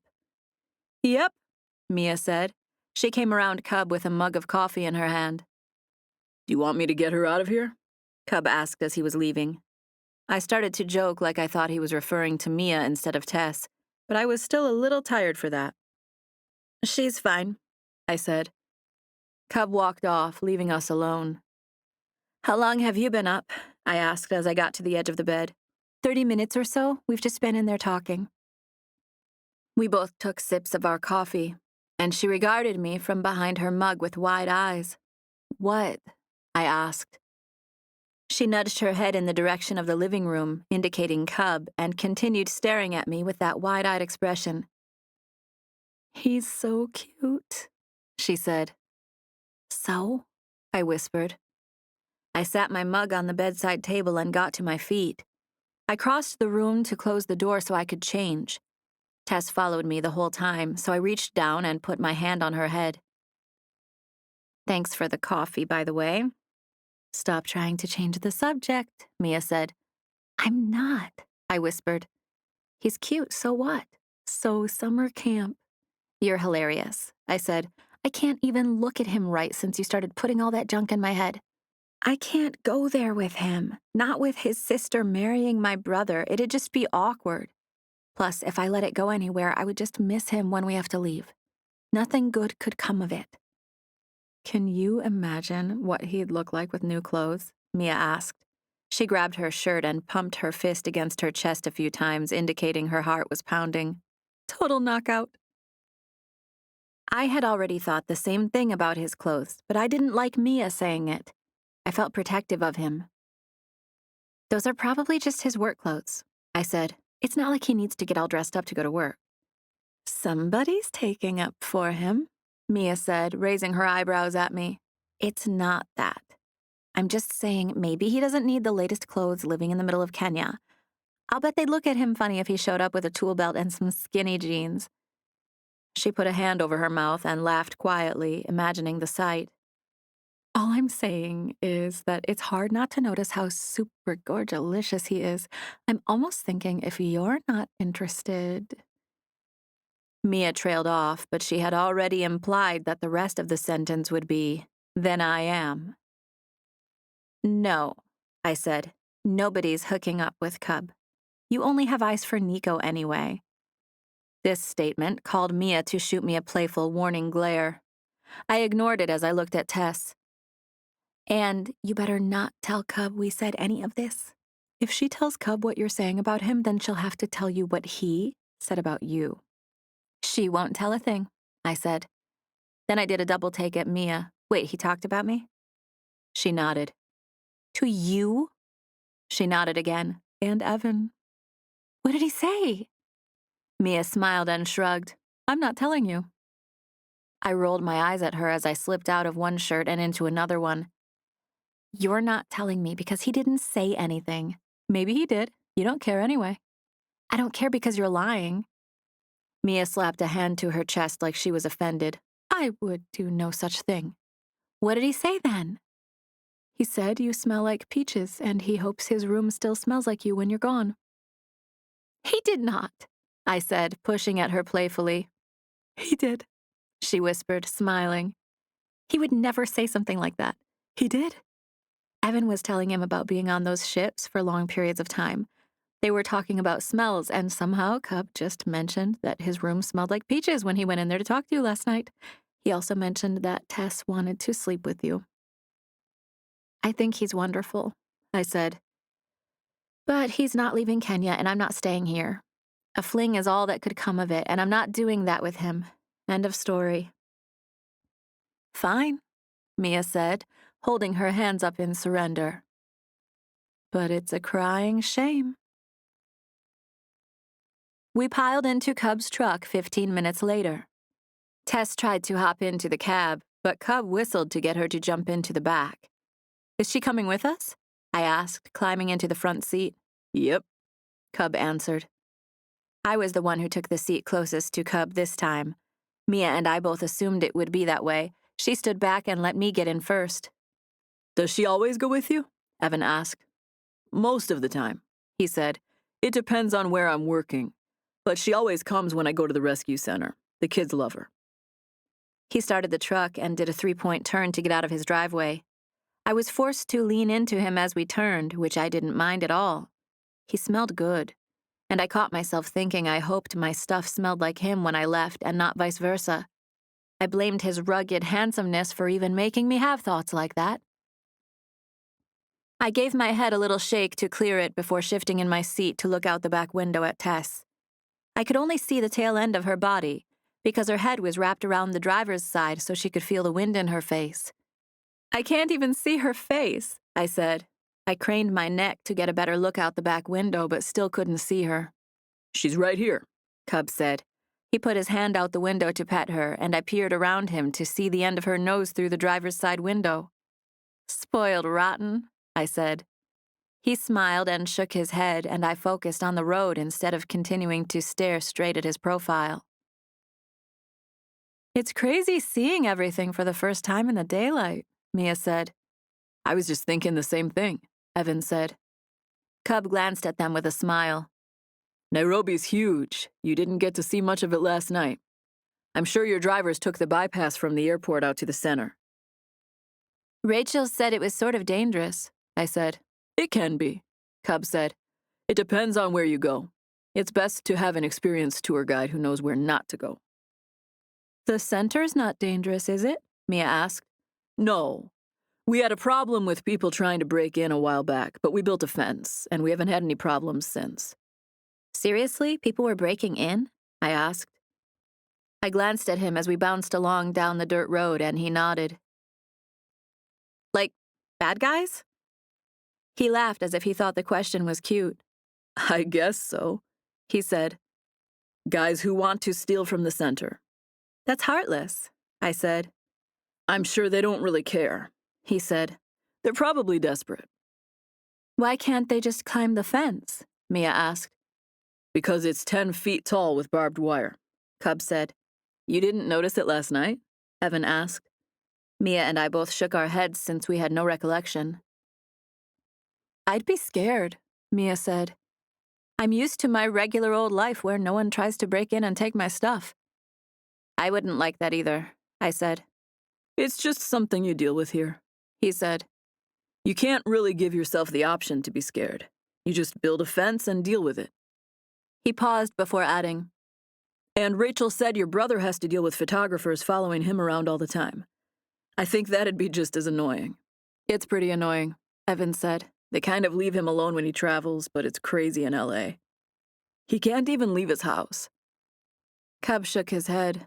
That's what Rachel said. It's a small price to pay when they give you an ungodly amount of money to pretend to be other people. Cub smiled and shook his head. I say he deserves the money for having to deal with the photographers. We talked about Logan being in movies until we pulled up at the center. Cub had a lot of questions about the process of shooting a film, and I knew how to answer all of them. He thought the whole thing was fascinating. Mia and Evan even chimed in with questions of their own, things they'd never asked Logan before. Everyone was already sitting around the dining hall when we arrived. Including the students, there were roughly 50 people in there. I could see that the kids had already eaten and were just wrapping things up. Everyone in our group was sitting around on the left side of the room with coffee mugs in front of them. I caught sight of my mom, who waved us over to her table. You guys go ahead, Cub said, noticing her calling us. I'll go see if Mary needs help in the kitchen. I can help too, I said. Cub smiled and winked at me. By help, I mean I'm gonna see if Mary can put more of her casserole on my plate.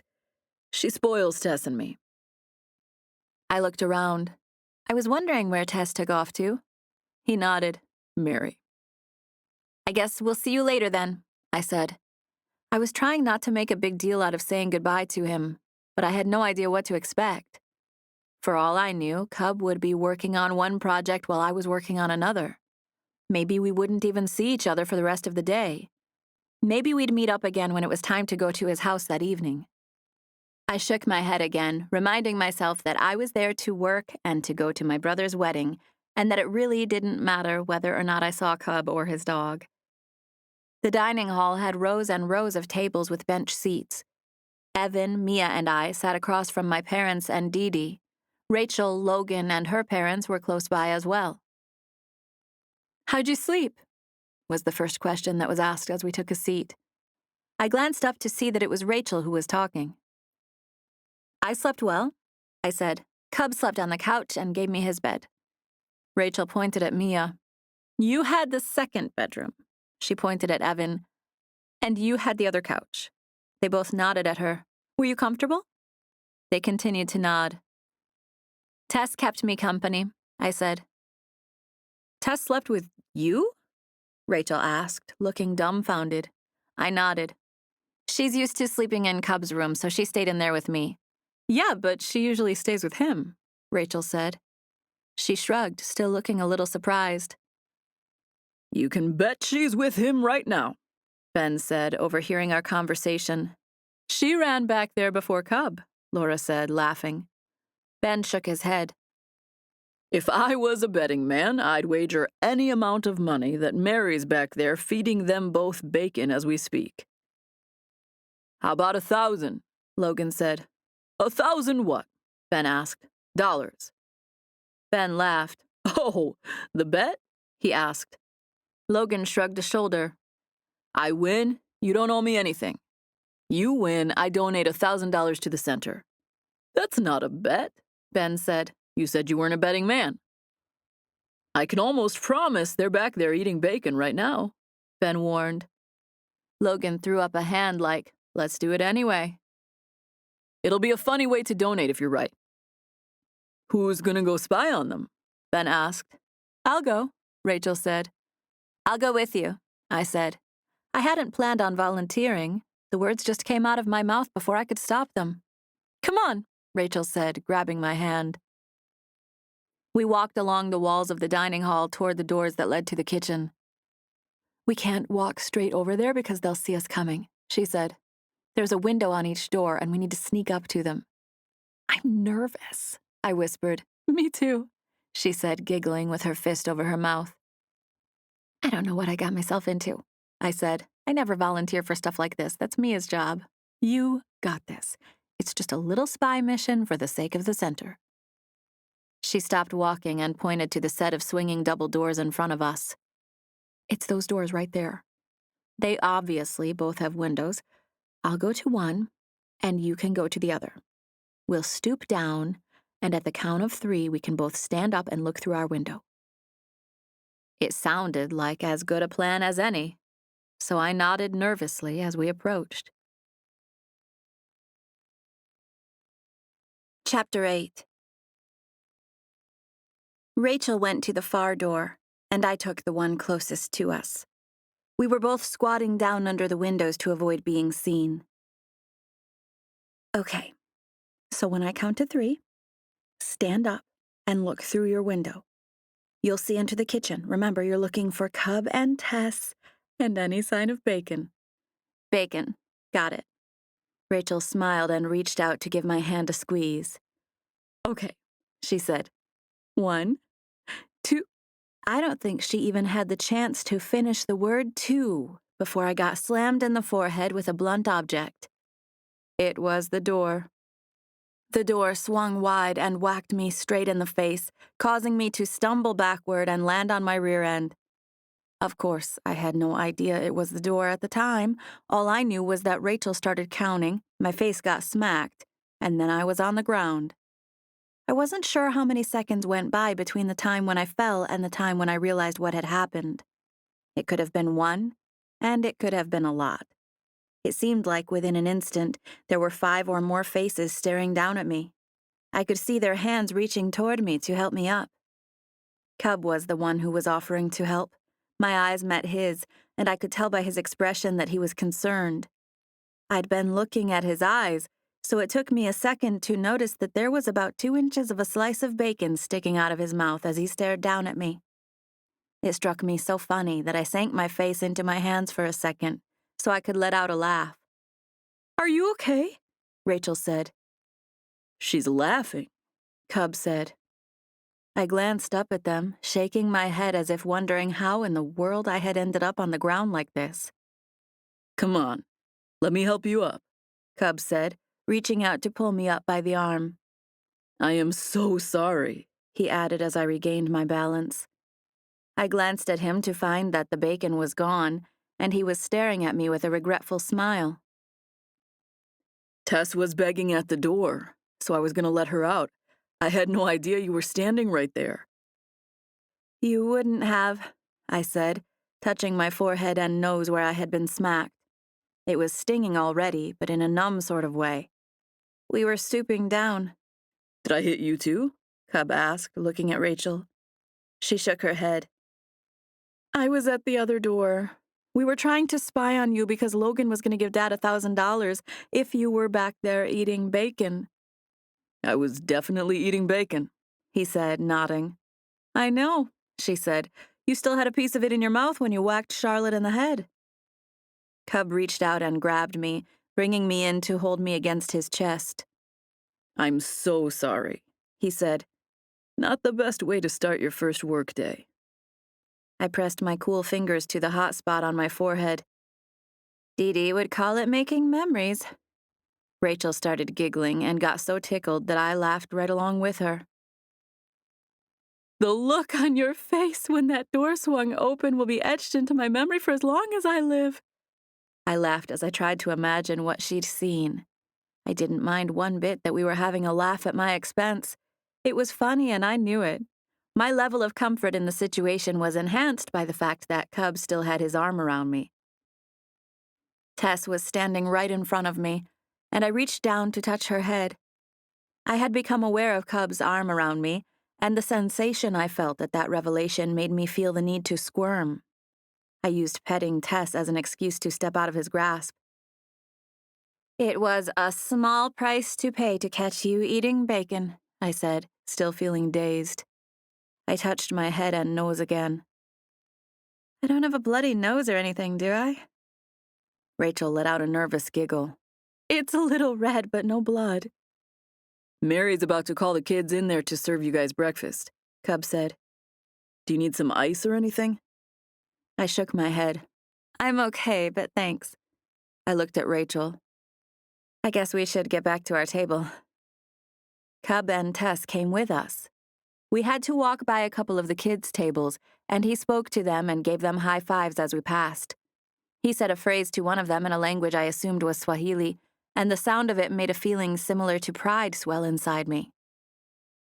"Well, Charlotte had to take one for the team," Rachel said as we came to the table. "But you'll all be glad to know there was a bacon sighting." "He really had bacon?"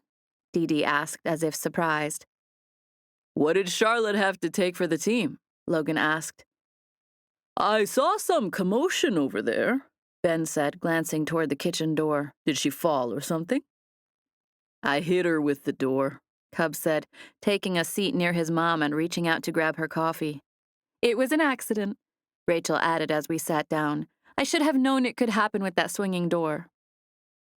We did catch him with bacon, though, I said, peering at my brother. He still had it hanging out of his mouth when he bent down to pick me up off the floor. We didn't see all that, my mom said with her hand over her mouth. I lifted the hair off my forehead and turned to let her check it out. She reached over and touched the red spot. Aw, I'm sorry, honey, she said like any good mother would. I shrugged and let the hair fall back onto my face. It was actually pretty funny. It'll be a good story. That's right, Dee Dee said, since she loved a silver lining. Making memories. Rachel and I shared a knowing smile when we heard her say that, since she knew I was expecting it. Rachel, Logan was just telling us about what London Rider did to you when you were in Myrtle Beach. I turned to find that Laura was staring at her daughter with a concerned expression. I was just glad to change the subject from me getting whacked in the forehead. I didn't want you to worry about it or feel like you had to confront Mr. Ryder, Rachel said. What happened? Laura asked. Rachel shrugged.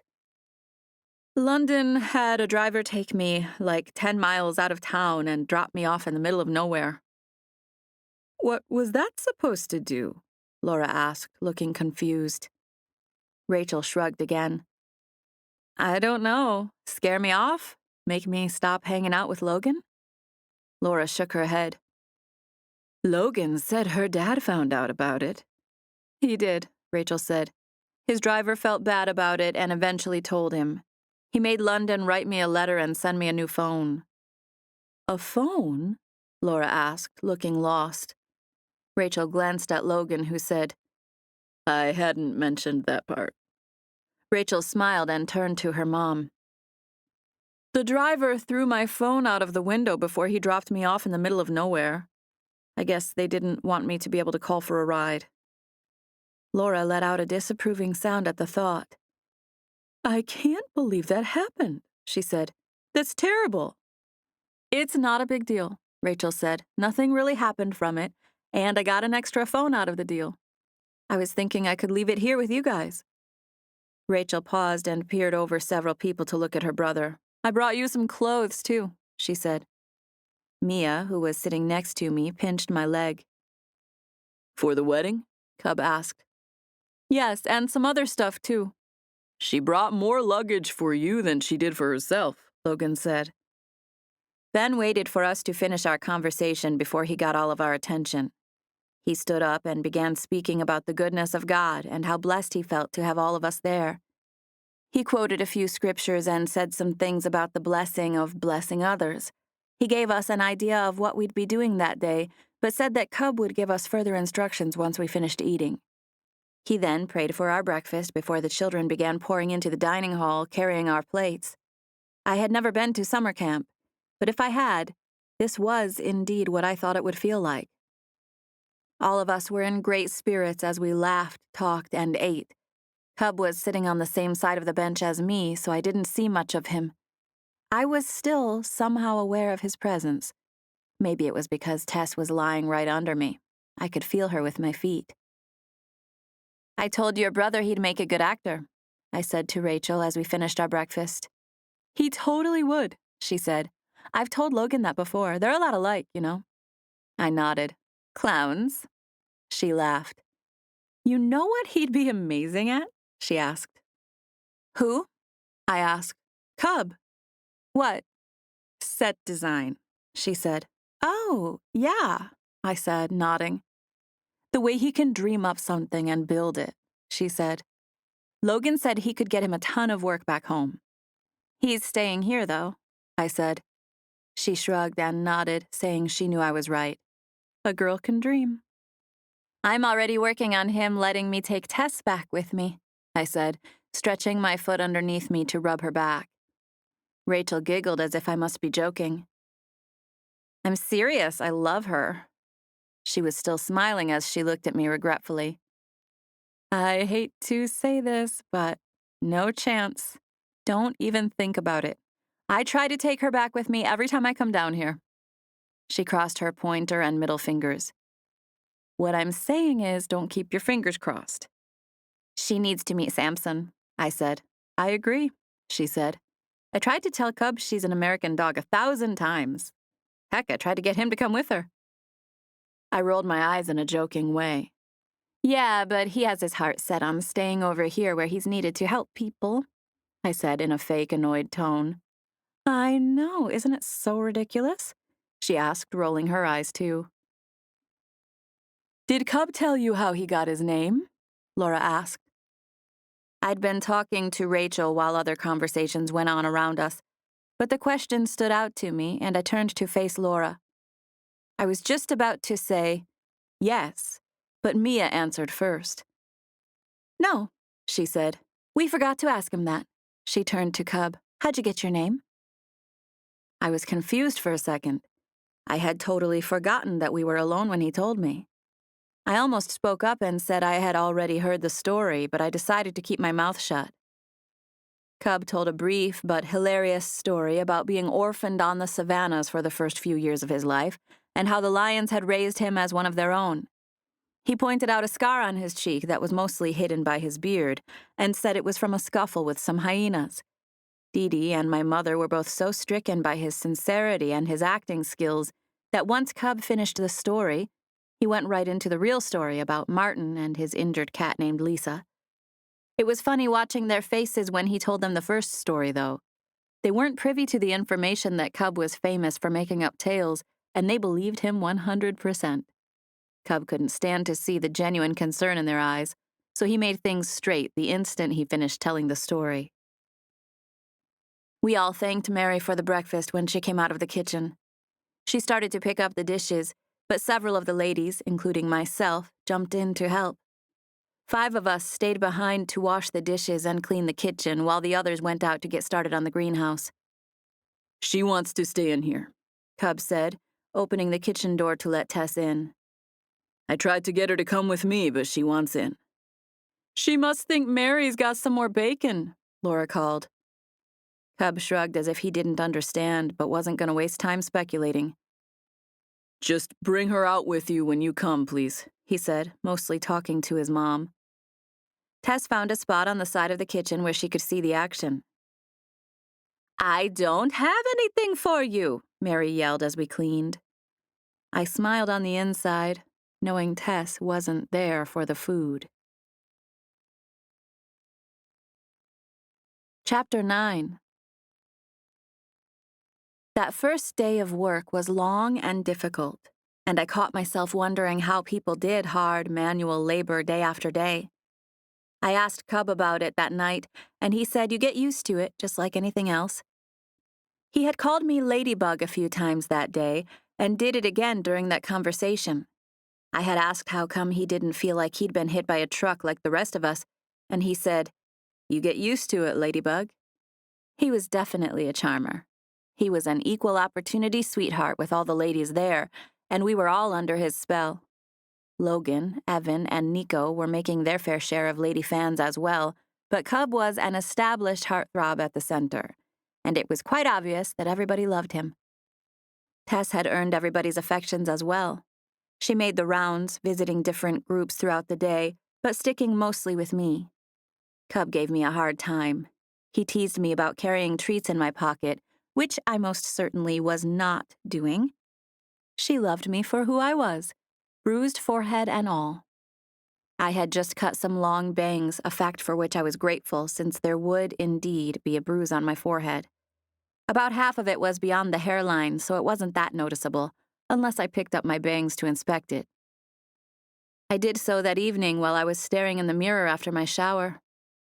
My hair was up in a towel, and I could clearly see a bruise forming. "Oh, well, a girl," I said as I leaned to the side to pat Tess. I stared at the bruise, smiling at the memory of how it happened. The day had been so full and exhausting that the collision in the dining hall seemed like forever ago. "Don't feel bad because you made him come to the door," I said, staring straight at her. She tilted her head at me like she was really listening. Her eyes were a mix of reddish and goldish brown, and the expression in them really made it seem like she understood what I was saying. "You were just trying to come see me," I continued. "You didn't know he was going to smack me on the head, huh?" She yawned and made a whining noise as her mouth closed like she was trying to say something. "You're something else," I said, giving her one last scratch behind the ears as I took the towel off of my head and hung it on the hook. I ran my fingers through my hair and took a deep breath before heading into the living room. "Charlotte, I'm glad you're here," I heard Mia call before I even rounded the corner. "You need to tell Cub this looks good on him." "It's ridiculous," I heard him say. I came around the corner to see Cub standing there with a fitted, collared V-neck shirt that had a few thin stripes across the chest. I knew from the tiny gold emblem on the collar that it was a nice brand. It was one of the shirts Rachel had bought him, and it fit him perfectly. It hugged his arms and chest like a magical shirt glove. He still had on his regular, worn-out jeans, but the shirt made him look like something straight out of a J. Crew ad from the waist up. "Uh-huh. It looks good," I said as I strolled over to one of the couches to sit beside Evan. I meant for the statement to come across casual, so my voice went up an octave toward the end. I could hardly stand to look at him dressed like that. I needed him to be covered in worn-out work clothes. It was the only way I'd survive the week. I sat on the floor, and Tess sat beside me, putting her head on my leg. I looked at Mia. "That shower felt good," I said randomly. She smiled at me, and there was something in her smile that scared me. It was the face Mia made when she was about to say something she knew I'd be mad about. "You should try the other stuff on, Cub. Charlotte and I will put some outfits together for you." "No," I said, staring at her like that was the dumbest idea I had ever heard. "Cub doesn't want to put on a fashion show for us, Mia." "Hey, she makes me do it," Evan said. Mia beamed at Cub and clapped her hands excitedly. "Let me and Char check out the clothes Rachel bought you.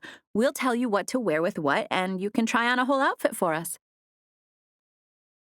Cub stared at Evan as if gauging whether or not this was normal behavior for the males in our family, which made Evan shrug and laugh. "They know what they're doing," Evan said.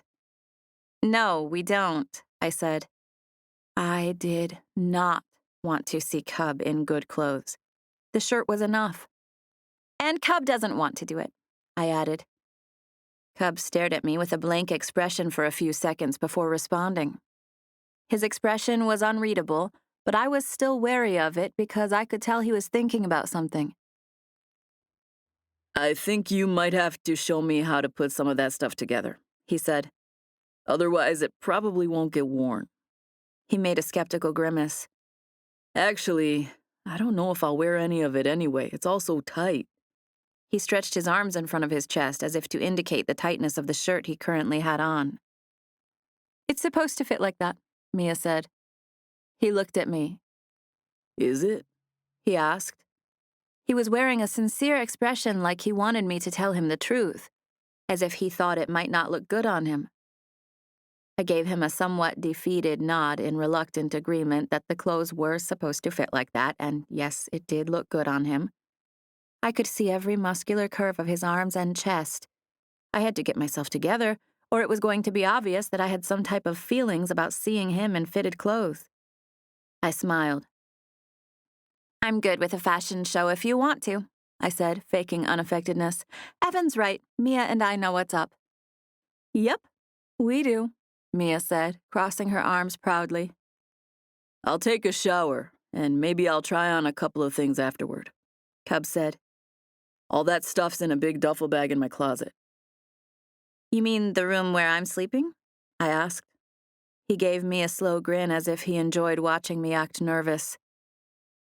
"You are sleeping in my bedroom," he said dryly. I narrowed my eyes at him. "I meant, how'd it get in there?" "I put it away while you were in the shower," he said, smiling at me still like he was entertained. "I thought I'd wait till later to go through it, but Mia talked me into trying on one of the shirts." "I'll bet she did," I said with a somewhat overly sweet, fake smile.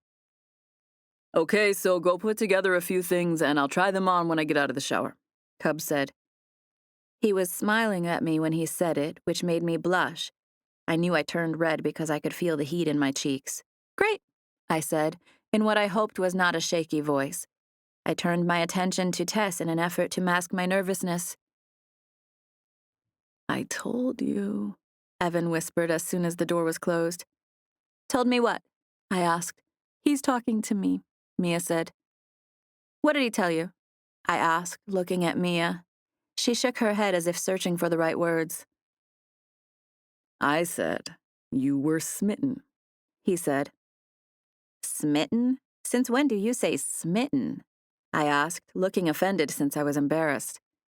"Taken, infatuated, in love," Evan said dramatically. "Whatever you want to call it."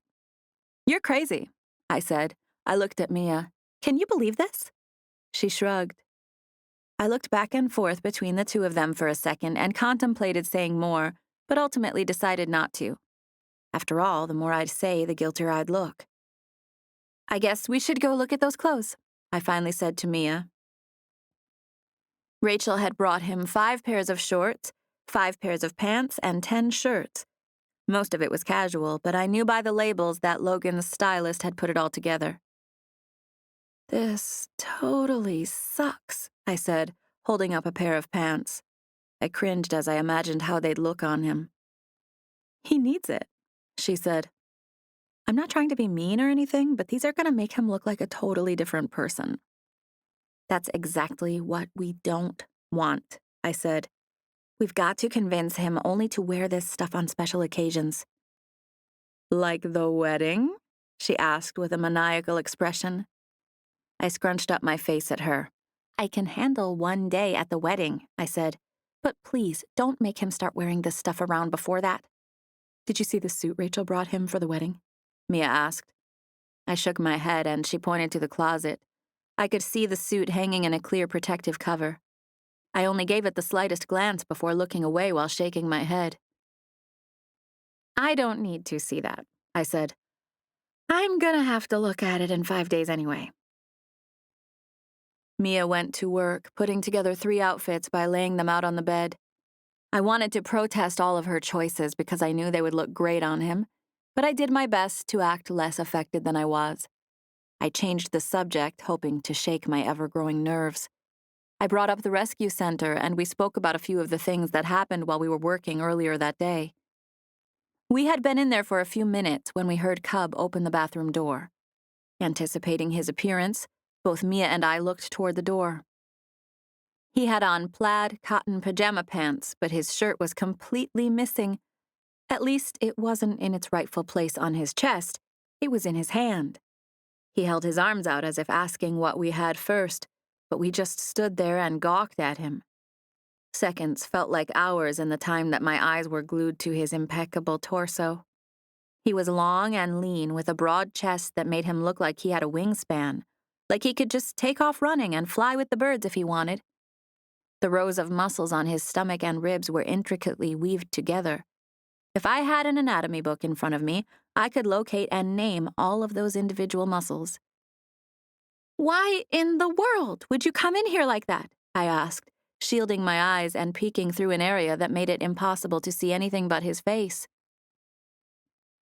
I thought I'd be putting a shirt on right when I got in here, he said. Plus, I didn't know you ladies would still be in here. Mia made a pff noise and pushed at me like I was crazy. "She's acting like we never see guys with their shirts off," she said. "We basically grew up at the beach and our brothers live without a shirt on half the time." "They do not," I said. And knowing that I sounded either smitten or like a prude, I crossed my arms and shook my head, adding, "It's simply indecent," in a joking way. Cub had been about to rush to put his shirt on, but he knew by that point that I was making fun of myself, so he relaxed and tossed it onto the bed. "If you're only going to try one, make it this one," Mia said, pointing at the outfit near the foot of the bed. We went into the living room to wait for him. Evan was sitting on the couch, playing a game on his tablet and not paying attention to us at all. Mia was mentioning something about regretting not being able to use one of the other shirts and how she hoped Cub tried all 3 of the outfits she picked. I was too jittery to take in most of what she was saying. Petting Tess helped a little, but I was more nervous than I had been in a long time, and I was terrified that it showed. I knew the instant Cub showed himself. I knew it not because I was looking his direction and saw him, but because Mia began poking my leg violently with her toe. I looked up to find that Cub was wearing tailored khakis with a dark plaid shirt. I stared at him, hoping that no one would call on me to talk.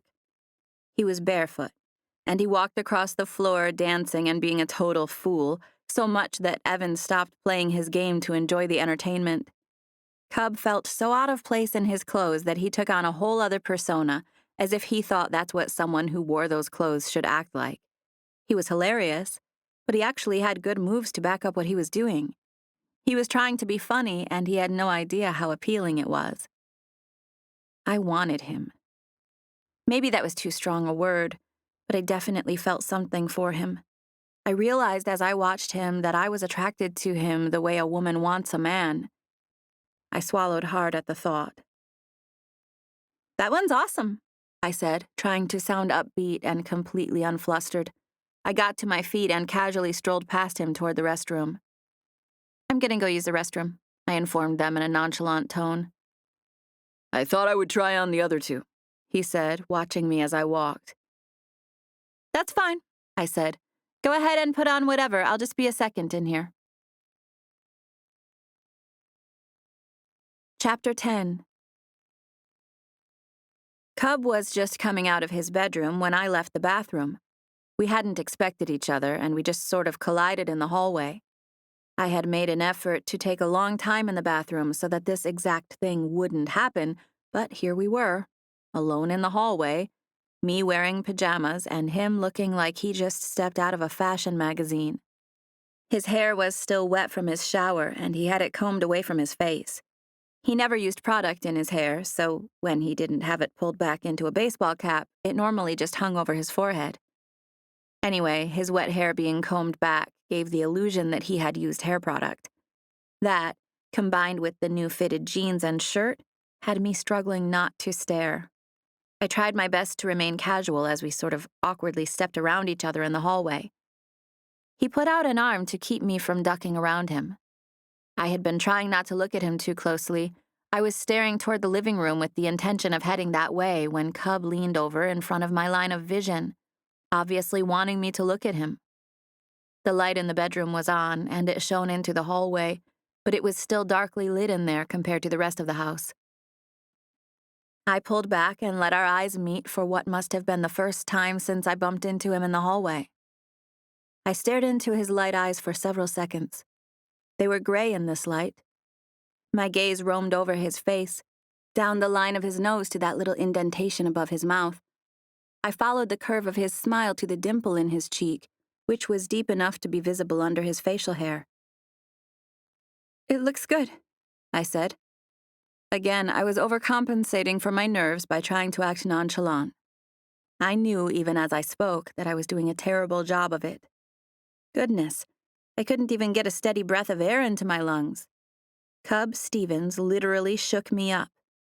I felt like I was being wiggled and jiggled around by some unseen force. He stood in the way of me getting to the living room. I had no other choice but to look at him. He was at least a head taller than me, so I took a deep, calming breath as I stared up at him, wondering why he wouldn't let me pass. He was looking at me with an entertained half smile as if I was doing something funny. He was so confident and gorgeous in those clothes. His hair looked amazing, too. His smile grew as I sat there and stared at him. "What?" I asked, whispering. "What's so funny?" "You," he said, speaking softly. I pointed to the living room. "I'm just trying to go back out there." "Why are you in such a hurry?"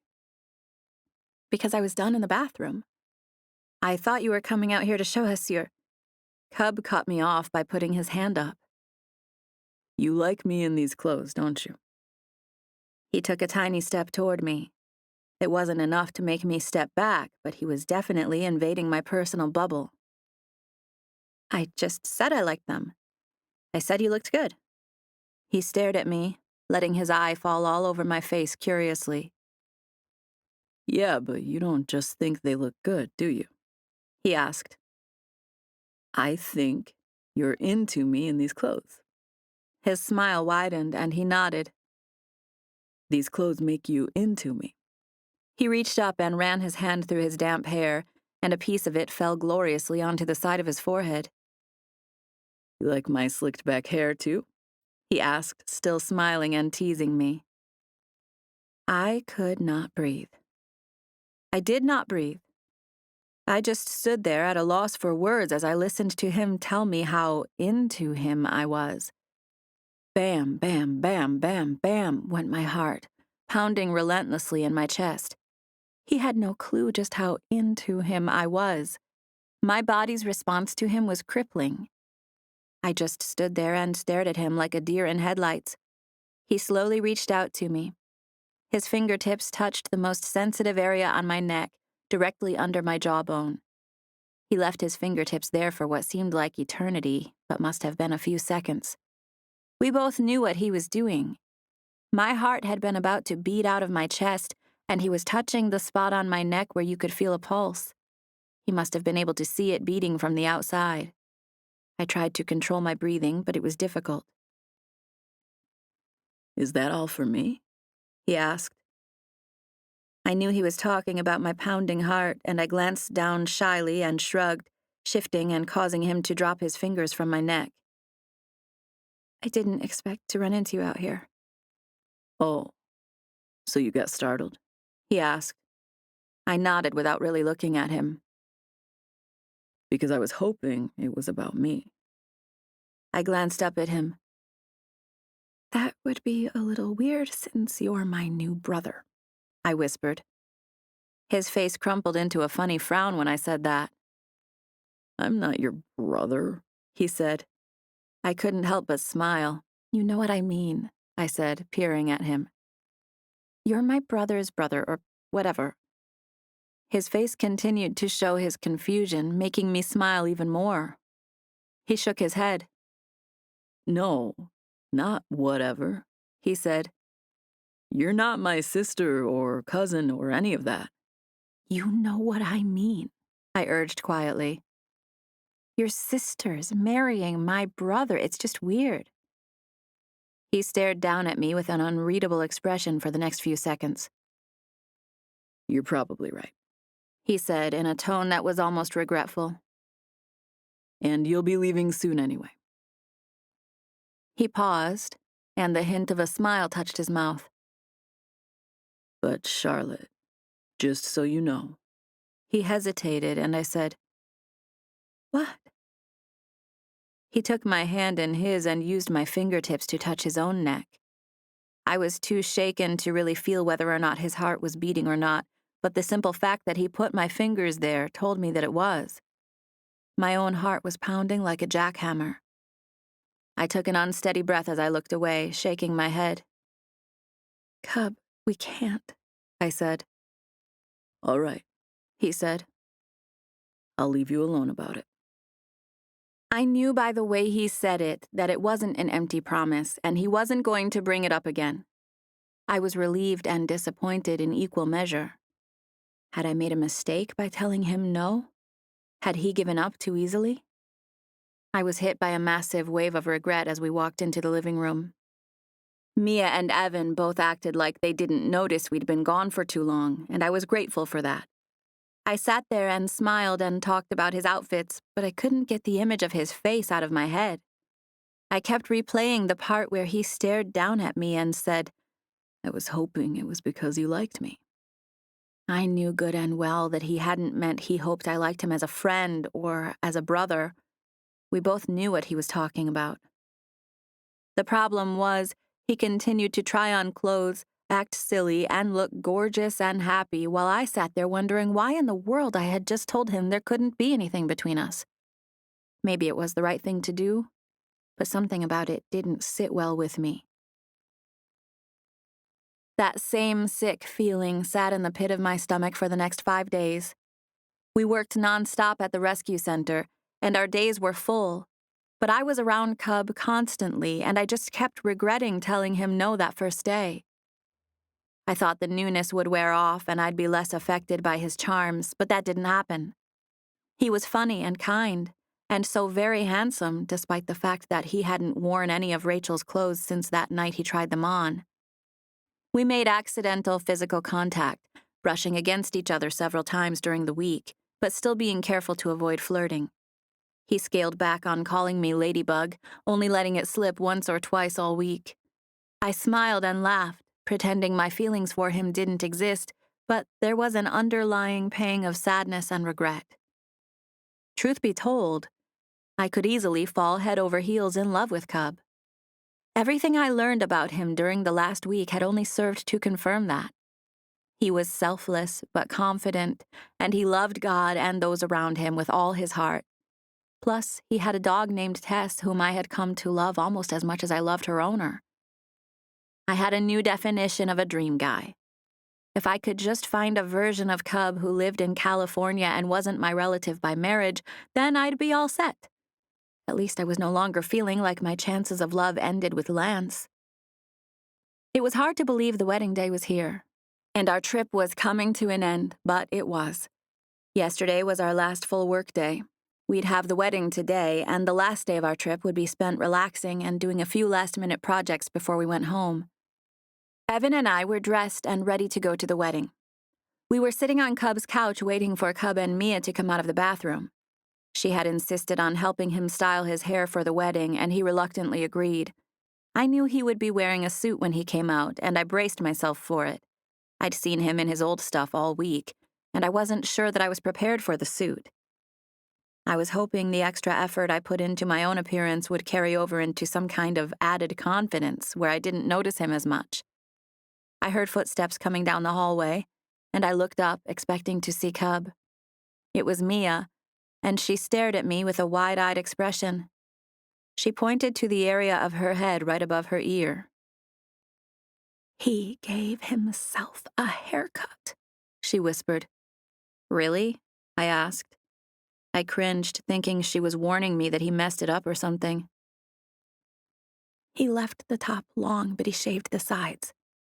He said it's what he normally does." "Is it bad?" I asked hopefully. She shook her head as she stared at me regretfully. "It's good?" I asked. She nodded slowly. I breathed a sigh. "I've made it all week," I said. "It's not going to kill me to see him looking like a stud for one day." Evan was sitting there reading a spy novel and probably listening to every word I said, but I really didn't care. I'm sure it was pretty obvious to him that I'd been trying not to have feelings for Cub all week anyway. "You probably just shouldn't look," Mia warned. "Why do you go in there and help him with his hair then?" I asked. "Are you trying to make it worse?" I didn't know when I volunteered that he was going to give himself a trim, she said. I probably wouldn't have done it. She seemed totally serious, which made me laugh. I'm glad you're laughing, she said, shaking her head. It can't be that bad, I said. She shrugged like I'd just have to see for myself. Within the next 2 seconds, we heard Cub's footsteps coming down the hall. He was wearing an off-white, perfectly tailored linen suit. He had on a vest and tie, but was carrying the jacket over his arm. He stood in the doorway, looking like he was chiseled from marble. "Oh, for crying out loud," I said. I jumped out of my seat and started walking toward the kitchen, shaking my head. "Let's just go to the wedding," I said. What's the problem? Cub asked, even though he knew perfectly well what the problem was. Do I need the jacket? "It looks great without it," Mia offered. "I already told you that. Charlotte's just ready to get going. She doesn't want to be late." We're not late, Cub said. Evan groaned as he reached over to pick up his tablet and look at the time. We're not late, he confirmed. "I still think we should get going," I said. "We told them we'd come early to do the last-minute stuff." We can go if you're ready, Cub said. I didn't know you guys were waiting on me. I saw his shadow move as he crossed the living room, headed toward the door, but I just couldn't bring myself to look at him. I made Mia sit next to him in the truck on the way over there. Chapter 11. I felt nauseated on our way to the wedding. Part of it was general wedding jitters, but I was experiencing an underlying feeling of sadness at the idea that tomorrow was our last day. I stared out at the gravel road as we drove to the center, thinking about all the memories I had made. I had gotten close with a little girl named McKenna, who followed me around like my shadow. She would try to sneak away from the other children anytime she could so she could come find me. She liked to braid my hair. Thinking about her made me think about my brother, Cody. His wife, Paige, was always braiding someone's hair. Cody and Paige, along with their daughter, Ryan, would have been on this trip with us, but Paige found out she was pregnant right when we started planning it, so they opted out. I tried to tell myself that thinking about Cody's family was a good way to get my mind off of leaving Tess, and McKenna, and Cub. But there was an uncontrollable feeling of sadness lingering in my chest. I had to shake it off. It was my brother's wedding day. I loved him, and I loved Rachel. I was happy for them. Happy. You're happy, Charlotte. "Rachel chose the perfect suit for you," I said, knowing I'd come across as a big weirdo a few minutes ago when he first came out wearing it. You like it? He asked, leaning over Mia to glance at me. I smiled at him and nodded. Act normal. Be normal. He's the same old Cub who's been covered in sawdust and dirt for the past 5 days, the same Cub who desperately needed a haircut. "I can't believe you cut your own hair," I said when the thought crossed my mind. He ran his hand through it, and Mia looked up to make sure he hadn't messed it up. "Keep your hands out of it," she said. I don't think it's going anywhere, Cub said, teasing her. "It looks good," she said, taking one last look. "Don't mess with it." "You did a good job cutting it," I said, staring out at the road. I just hold the top back and shave the sides with some clippers, he said. I usually have the girls at the center check my work, but Mia helped me out today. Mia and I elbowed each other with all sorts of unspoken things. Who knew what we were each thinking? I didn't even know what I was thinking anymore. "You trimmed your beard, too," I said. "I know," Mia added. "I was noticing your dimples." I pressed my elbow into her again, letting her know she could stop that dimple talk immediately. "I was noticing your dimples too, Cub," Evan said in a high-pitched, girly voice. Thanks, Evan, Cub returned in that same tone. I was noticing your ponytail. "It's a man bun," Evan said, still talking like a girl. Oh, well, I like your man bun, Cub said. "You're the best," Evan said. You're the best, too, Cub replied. We drove for several long seconds in silence before Mia said, "Y'all are so weird." Can you believe Logan's getting married today? Evan asked in his normal voice. "It's crazy," I said. I was happy for the excuse to sigh, so I did.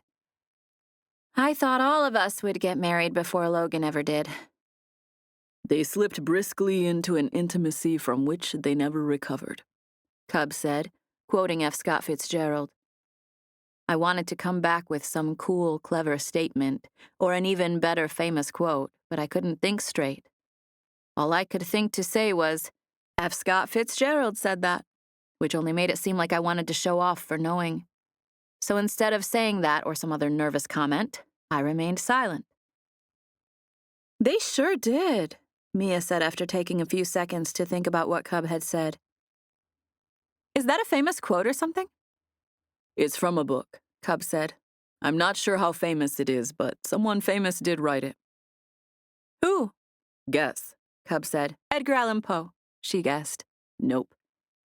Fitzgerald, Evans said from the far side of the truck. Cub gave a stiff arm to the steering column, causing the truck's horn to honk. He beeped it in a short, excited-sounding pattern, making us all laugh. That's good, Evan. We do a lot of reading on those ships. I wanted to say that I knew it too, but I held my tongue. I repeated the Fitzgerald quote in my mind, wishing it applied to me. I'm gonna miss you guys, Cub said, almost yelling over the road noise. I know, this is gonna stink when we have to leave, Mia said. I can't believe it's almost over. I have these two little girls who stick by me all the time when we're up at the center. I was just thinking about how much I would miss them. We'll definitely have to come back sometime. I'm seriously taking tests, I said, causing everybody to laugh even though I was mostly serious. We pulled up at the center a few minutes later. We were 2 hours early, but we promised we'd be there early so Mia and I could help make sure the decorations were in place. The ceremony was being held in a small field/courtyard type of place over by the farmhouse. The guys built a trellis for the bride and groom to stand under, and the children had picked tons of flowers from Mary's garden to mix with the ones that were delivered for the wedding. When we got out of the truck, Mia and I went one direction and the boys went another.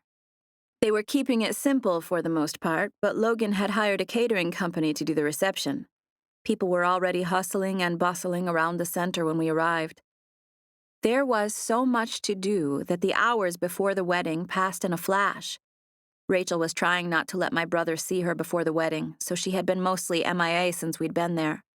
Come to think of it, I hadn't seen her at all. In fact, I hadn't really seen Cub either. Where's Rachel? I asked as we were finishing putting flowers on the tables in the dining hall. She's in the farmhouse, Laura said. I'm about to go out there with her until the ceremony starts. Is it almost time? I asked, glancing at my wrist even though I didn't have on a watch. About 30 minutes, Laura said. You think she'd mind if I went over there to say hi before the wedding? I asked, just to give her a hug or whatever. She'd love that. Cub's been over there entertaining her for the past hour. I'm sure they'd both love to see you. My stomach flipped. In the farmhouse? I asked. I knew exactly the place she was talking about. There was a small house that was the original building where the center started. The center had expanded quite a bit, but the old house was still used by the staff for their offices and storage. I wasted no time heading out there. I whistled for Tess, who had been at my side for the last 5 days, and she came with every intention of following me. I passed a small bathroom in the hall before I made it outside, and I peeked my head inside just long enough to glance in a mirror. I was wearing a simple light gray dress with sandals and thin navy cardigan. It was dressy, but not overboard for a wedding at a farm. I adjusted my hair and the headband that was wrapped around my crown. Aren't you gonna check yourself? I asked Tess, who was just standing there, staring up at me, wondering what I was doing. No? I asked. More staring. I smiled. All right, let's go then. I could hear music from 10 feet in front of the house as I approached. I crossed the porch cautiously and opened the front door. A wave of ruckus piano music hit me as soon as I did. It was loud and fast, but as I listened, I realized it was a song I recognized. Come along, my baby, whole lot of shaking going on, the man sang. Oh, I said, come along, my baby, baby, you can't go wrong. I ain't faking, whole lot of shaking going on. The Jerry Lee Lewis song was unmistakable. I had heard it 100 times. I smiled and mouthed the words as I walked through the foyer and peeked into the house. I blinked at what I saw. There was an upright piano on the far wall, and 2 people were sitting at the bench. I knew at first glance that they were Cub and Rachel. Cub was all over the place, playing and singing like a madman in just the same fashion Jerry Lee Lewis would have done it. I could only see his back, but his hands were all over that piano, causing his sister to giggle and almost fall off the bench as he played and sang. How is it that I had known him for a week and had no idea he could do this? Well, I said, "Come along, my baby. We got chicken in the barn. Whose barn? What barn? My barn." Well, I said, "Come along, my baby. Really got the bull by the horn. We ain't faking. Whole lot of shaking going on." I couldn't take my eyes off of him. I was helpless to do anything but stand there and watch him finish that song, and he sang the whole thing. Rachel was giggling and had just reached out to hug him when I cleared my throat. Neither of them heard me at first, so I did it again, more loudly that time. They both turned. Cub was smiling and out of breath from his exhilarating performance, and she was beaming like a girl who'd just been serenaded by a rock star. "That was ridiculously good," I said with a stunned expression. "Isn't he amazing?" she asked. "He can do everything." She's a little biased, Cub said, using a handkerchief to wipe his forehead. "I didn't mean to interrupt," I said. "I mean, I'm glad I got to see that and everything, but I'm sorry if it was meant to be a private performance." "He's been singing for me for the last hour," she said, reaching up to smooth her brother's hair lovingly. She smiled and winked at me. "He probably wouldn't have been quite that silly if he knew you were watching, though." Cub gestured toward me. Charlotte knows I'm silly. "I don't know what you guys are talking about," I said seriously. "There was nothing silly about that. That was amazing. I thought you were listening to the record when I came in." Even with the piano being out of tune? Cub asked, smiling as he propped his hand on his knee. "I'm glad you're here," he continued with a sincere expression aimed my way. I touched a hand to my chest. "Me?" "Yeah, you." "Why?" "Because I was just talking to Rachel about you." "You were?" "Yep." "What did you say?" I asked, with my heart pounding. "I said I'm gonna let you take her." He motioned at me again, but this time I knew he was talking about the dog that was sitting at my feet. I glanced at Tess and then at Cub, trying to see if he was serious or not, but then my eyes were drawn to Rachel, who was smiling sweetly at me. It was like she was proud of her brother and his kind gesture. "He asked me if I thought you were serious about taking her back with you," Rachel said. "And I told him I thought you were." "I am serious, but you wouldn't actually let me do it, would you?" Cub nodded and leaned over so he could stash the handkerchief into his pocket. "I think she loves you as much as you love her, or we wouldn't even be having this conversation," he said. My eyes instantly started stinging like tears might begin to well up. I blinked to keep it from happening. "I'm warning you, Cub. I love her, and I'll put her on that plane with me in a heartbeat if you allow it." "That's what I'm telling you," he said. "I wanted you to have a night to sleep on it. You'd need to make arrangements with the airline if you want to make it happen." "You can't do that," I said, knowing that it would kill him to see her go. "I can, actually," he said. He took a deep breath. "It's not just about letting you have her," he said. "What's it about?" I asked, walking slowly toward them. He paused and looked me in the eyes with a breathtaking smile. "I like you, Charlotte. I'm gonna miss having you around." He paused and ran a hand through his hair. "I thought if Tess goes with you, it's sort of like I'm there a little bit, too." I couldn't believe he was saying all this in front of his sister. My jaw started to ache, and I swallowed hard against the urge to start crying. I glanced at Rachel, who was staring adoringly at her brother like she thought his honesty was the sweetest thing in the whole world. "Cub, I would totally be honored to take her home with me," I said sincerely. It was difficult to hold back tears. Do you think she'd be happy with me? In America? He tossed his chin in her direction. Why don't you two talk about it tonight and see what you think? How's the princess? Laura asked as she opened the door behind me. I'm fine, Mama, Rachel called. Come on in. I guess I should go find a spot for the wedding, Cub said, standing. We've got you on the big blanket right in the front, I said. He smiled at me. How about you show me where to go? I nodded and smiled shyly. Rachel reached up and pinched her brother's arm before he walked away. Love you, Bubs, she said. I watched as he leaned over to kiss her on the head. He said something to her in Swahili, which sounded like a series of melodic grunts, and she smiled and blew him a kiss. He hugged his mother on the way out, and I followed suit, hugging Rachel and Laura as we left. Chapter 12. This looks amazing, doesn't it? I asked as Cub and I walked to the courtyard on the other side of the farmhouse where the wedding was taking place. Logan would have gladly had first-class wedding planners and things flown in from all over the world, but Rachel wasn't like that.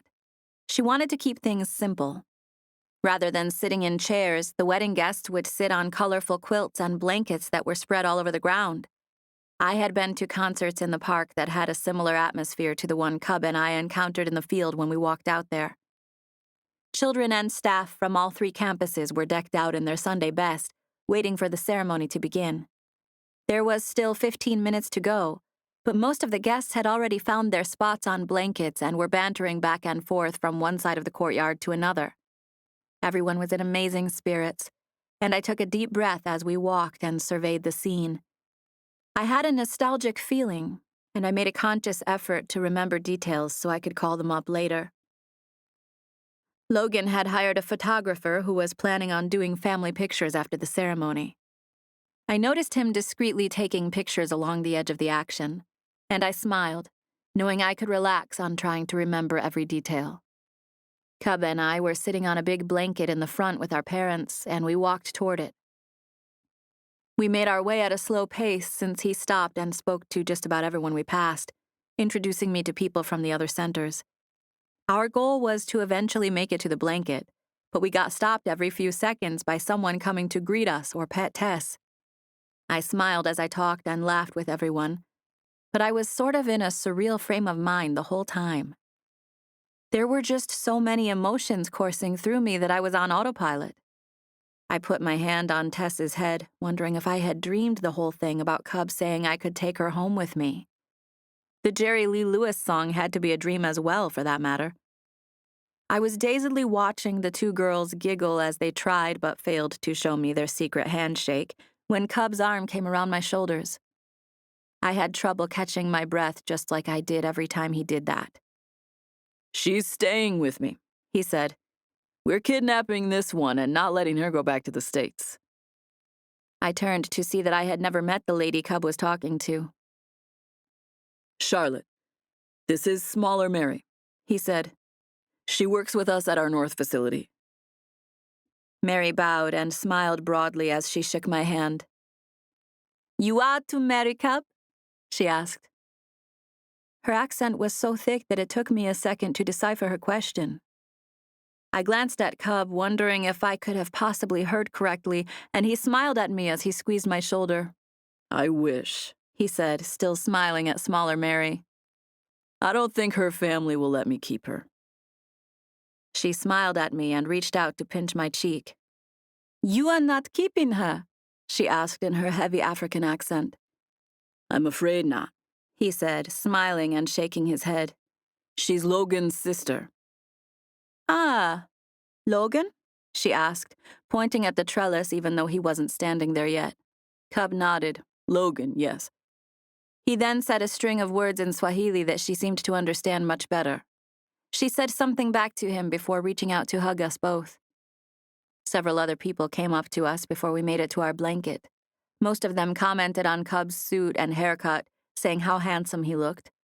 I watched as he passed out hugs and returned compliments, doing my best not to feel too jealous or proud or any other crazy emotion. You should run for mayor, I said to Cub as we found our place next to my parents and Dee Dee. I didn't think you guys would ever make it over here, my mom said. I know, I said. I was just telling him he should run for mayor. Tess should run for mayor, my dad said, leaning over to pat her head as she sat on the blanket. Tess might want to check out California, Cub said. Are you coming to California?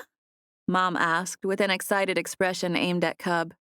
Oh, no, not me, no ma'am. I meant Tess. She's thinking about coming home with you guys. With Charlotte.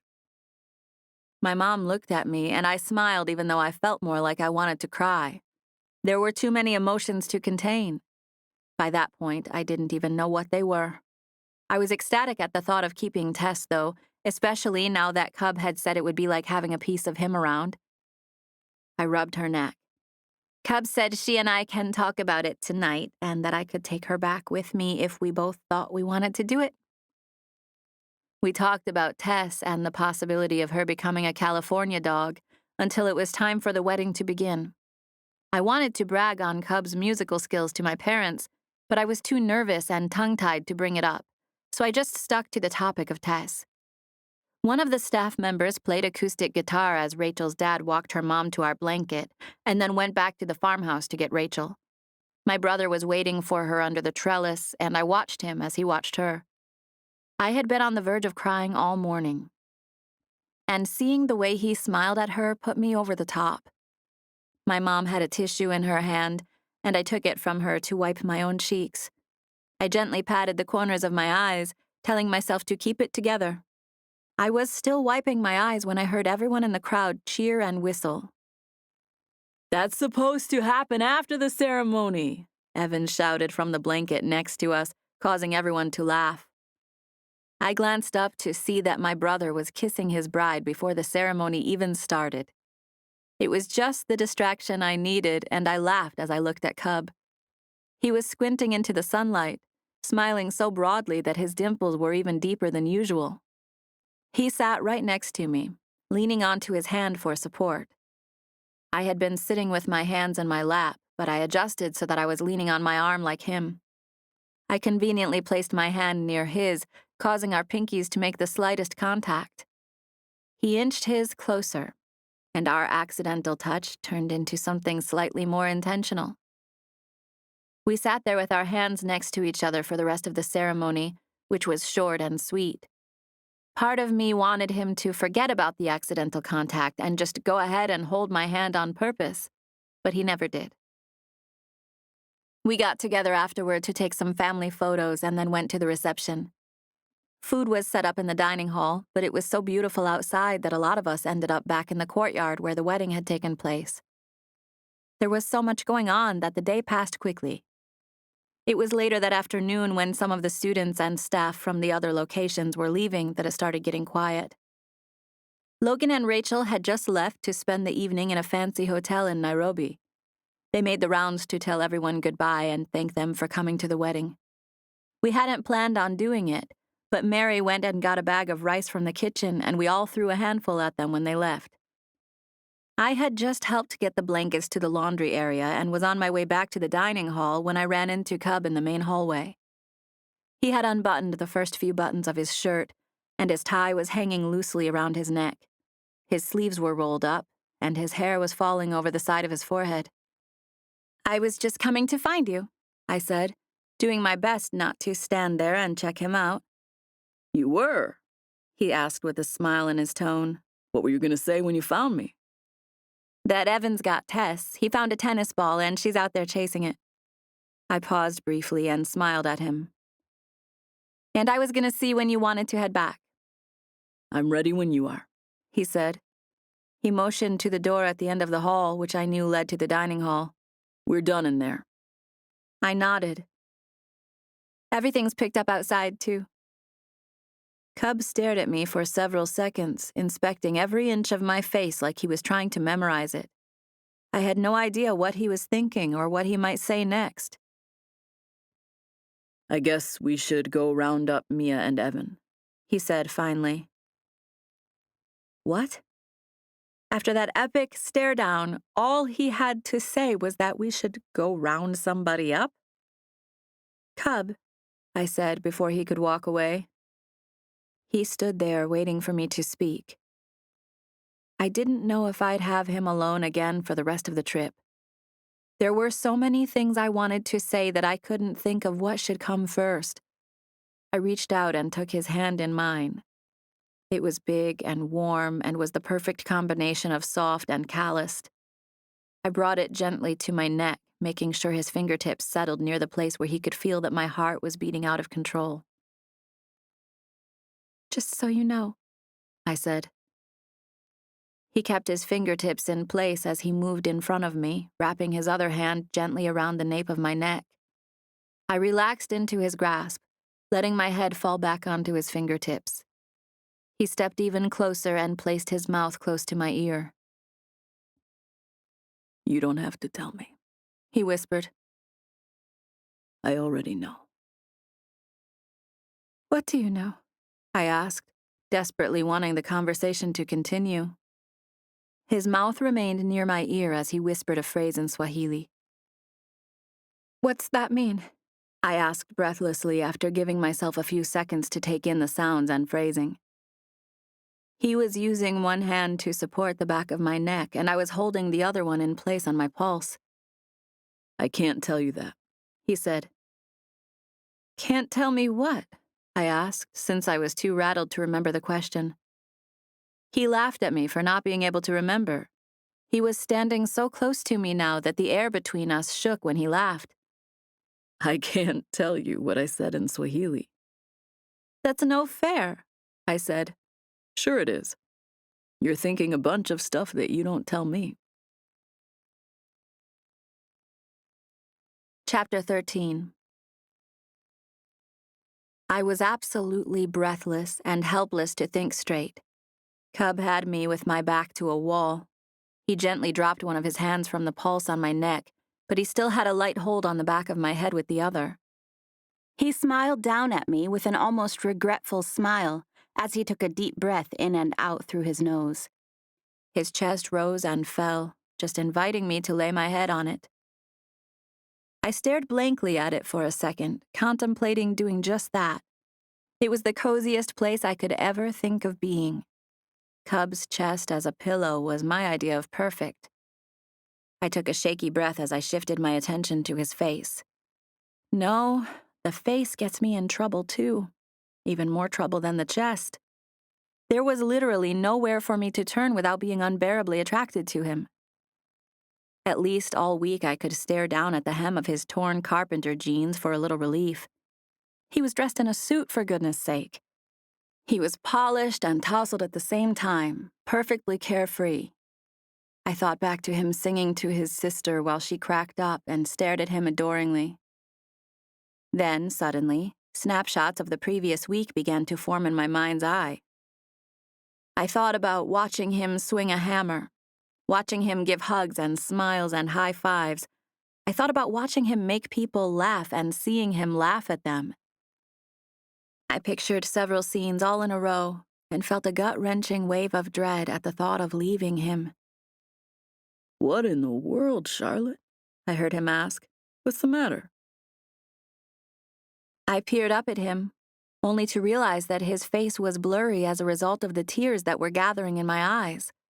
I blinked, and drops fell onto my cheek. I used my sleeve to wipe at them. I instantly started shaking my head and smiling, as if saying no would make him believe nothing was wrong. Why you crying, Ladybug? He reached up and tucked some of my hair behind my ear. I shook my head again, buying some time since I didn't trust my voice. "I'm not," I said. He let out a little laugh. There's moisture coming out of your eyes. "Liquid?" I asked, giggling as I dabbed at the corners of my eyes. "I can't stay in Africa," I whispered. I stared down at nothing in particular so I could avoid the urge to cry again. I smiled regretfully. "And I like you guys." You like us guys? Or you like me? He asked, making me nervous all over again. I did not want to answer that question. We both already knew the truth. There should be no reason why I'd have to say it. I was too breathless to answer anyway. Which is it? He asked, smirking at me. You already know the answer to that. You like my slicked back hair, he said, smiling and running his hand over the top of it. I love your slicked back hair, I said, looking down with a shy smile. What else do you love? He asked. I shrugged. What don't I? He used his finger to tilt my chin up. I stared into his eyes, feeling as if I was looking into my own. I inexplicably felt like his eyes were mine, not like I was born with them, but more like I owned them. I was somehow possessive of his eyes, his whole face, him in general. I think it's okay if I kiss you, he said. Believe it or not, I wasn't even considering the possibility before he said it. As badly as I wanted him, I had spent the last week considering him off limits. There was a reason for this, and the reason was called unbearable heartbreak. No good could come of me kissing Cub Stevens. No good, I repeat, Charlotte. No good could come of it. But it was no use trying to talk myself out of it. I just stood there staring at his mouth. No, I whispered, sounding unconvinced. Why not? I felt breathless. It was hard for me to find my voice. Because it hurts too bad as it is, I said, looking anywhere but into his eyes. I'm not going to be able to stop myself unless you walk away. I need to walk away, I whispered. So do it. Bam, bam, bam, hammered my heart. No. His eyebrows rose. No, you won't walk away? He asked with his eyebrows raised. I meant, no, I can't kiss you. So walk away, he said. His grip on the back of my neck was barely there. I could have easily slid away from him. He was asking me to slip away. I needed to slip away. It's better if we don't, I said, still not sounding convinced. Yeah, he said. It's probably better. Fine, so I'm leaving, I said. Are you talking about leaving Africa or leaving this hallway? This hallway. Both, I guess, but mostly this hallway. He shrugged one shoulder. So do it. He was daring me. I will, I said, accepting the challenge. So go. I am. Then do it. Why are you rushing me? I asked. I said if we stay like this much longer, then I'm gonna kiss you. And you said you don't want me to kiss you, and I said if you don't want me to, you better walk away. I smiled at him. We said all that? He nodded. But then I asked if we could just stand here for a minute. Just stand here and look at each other? He asked. I nodded. That's hard for me to do, Charlotte. All week I've been trying to avoid running into you alone. I asked God to help me avoid it because I knew I wasn't cut out for the temptation. And he helped you? He did, Cub said. Until now. What happened now? I asked. He glanced around us at the abandoned hallway. There were 3 different doors leading off of it, but none of them were open. It looks like we're pretty alone. Do you still want God to help you? I asked. He is helping me, Cub said. Do you still want him to help you avoid me? Not really. But I'm praying for something else right now, Cub said. I smiled. You are? Yep. What is it? It's that if he keeps you here for 1 more minute, then that's my green light to go ahead and kiss you. It'd be like he's pretty much giving me permission to do it if you're still here. I laughed. Oh, really? He nodded. Because that doesn't really seem like a prayer. Sure it is. My prayer is that you stay here for 1 more minute so I can kiss you. I can't be another Ashley, I said, feeling a pain in my chest when I said her name. Who's Ashley? Cub said. I started to explain that she was the girl who he'd fallen for years ago, but then I realized he knew who I was talking about and was just acting like he didn't remember her. I smiled. 46, 45, 44, he whispered. This does not count as a prayer, I said, punching his chest, which was as hard as a rock. Call it a warning, then. I glanced around nervously. I guess I've been warned, I said. It was his turn to glance around. And yet you're still here. 22, 21. I squirmed. We can't, I said, feeling antsy. Then leave. 18, 17. I'm stuck here, I said. I wiggled my head as if trying but failing to get my neck loose. I can't leave. You're holding me here. I am not, he said. You can leave any time you want. 8, 7, 6. I squealed. That was too fast. You skipped a bunch of numbers, I said, wiggling as I stared up at him. His expression was growing hungrier by the second. I knew he was serious about kissing me when he got to 0. 4, 3, 2. Cub? He smiled patiently at me. Yes. I don't think I'm leaving. The hallway or Africa? The hallway? Charlotte. Yes? I wasn't joking about kissing you. I stared at his mouth. I know you weren't, I said finally. Cub ducked and swiftly brought his mouth to mine. I thought he would be tentative and gentle, but he wasn't. He pressed his whole body onto mine, pulling my face to his. Our lips pressed firmly together without moving, and we stood like that for who knew how long. It was as if there was something transferring between us where our lips locked. After a few seconds, he relaxed.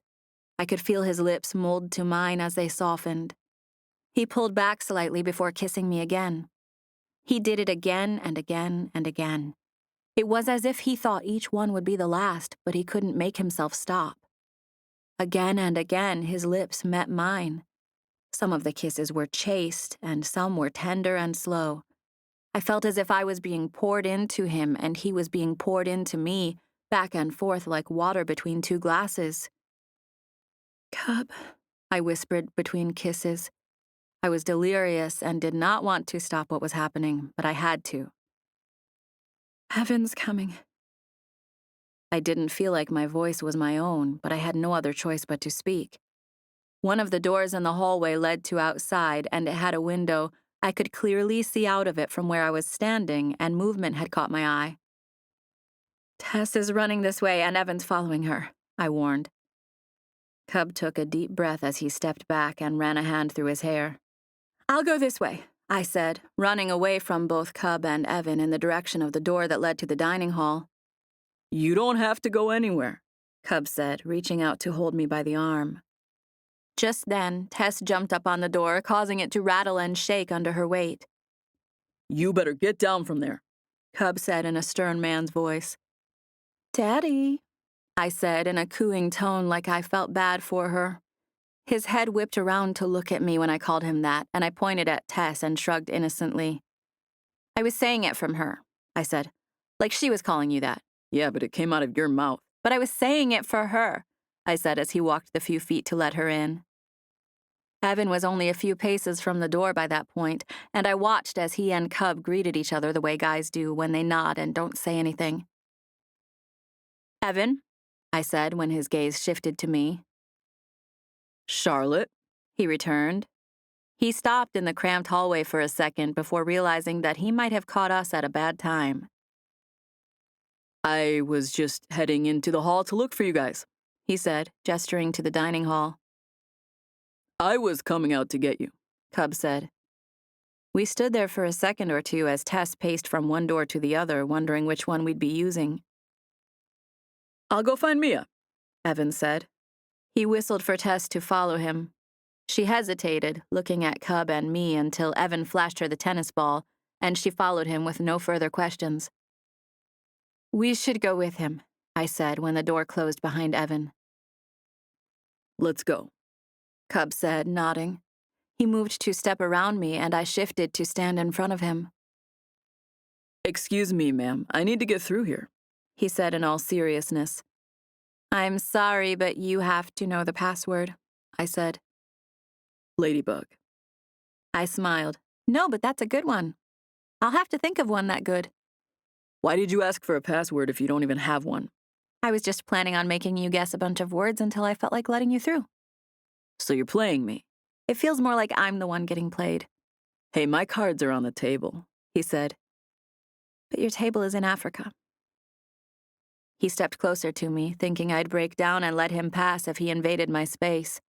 I didn't move, and the next thing I knew, he was so close our bodies brushed each other. Right now, he said, you're in Africa too.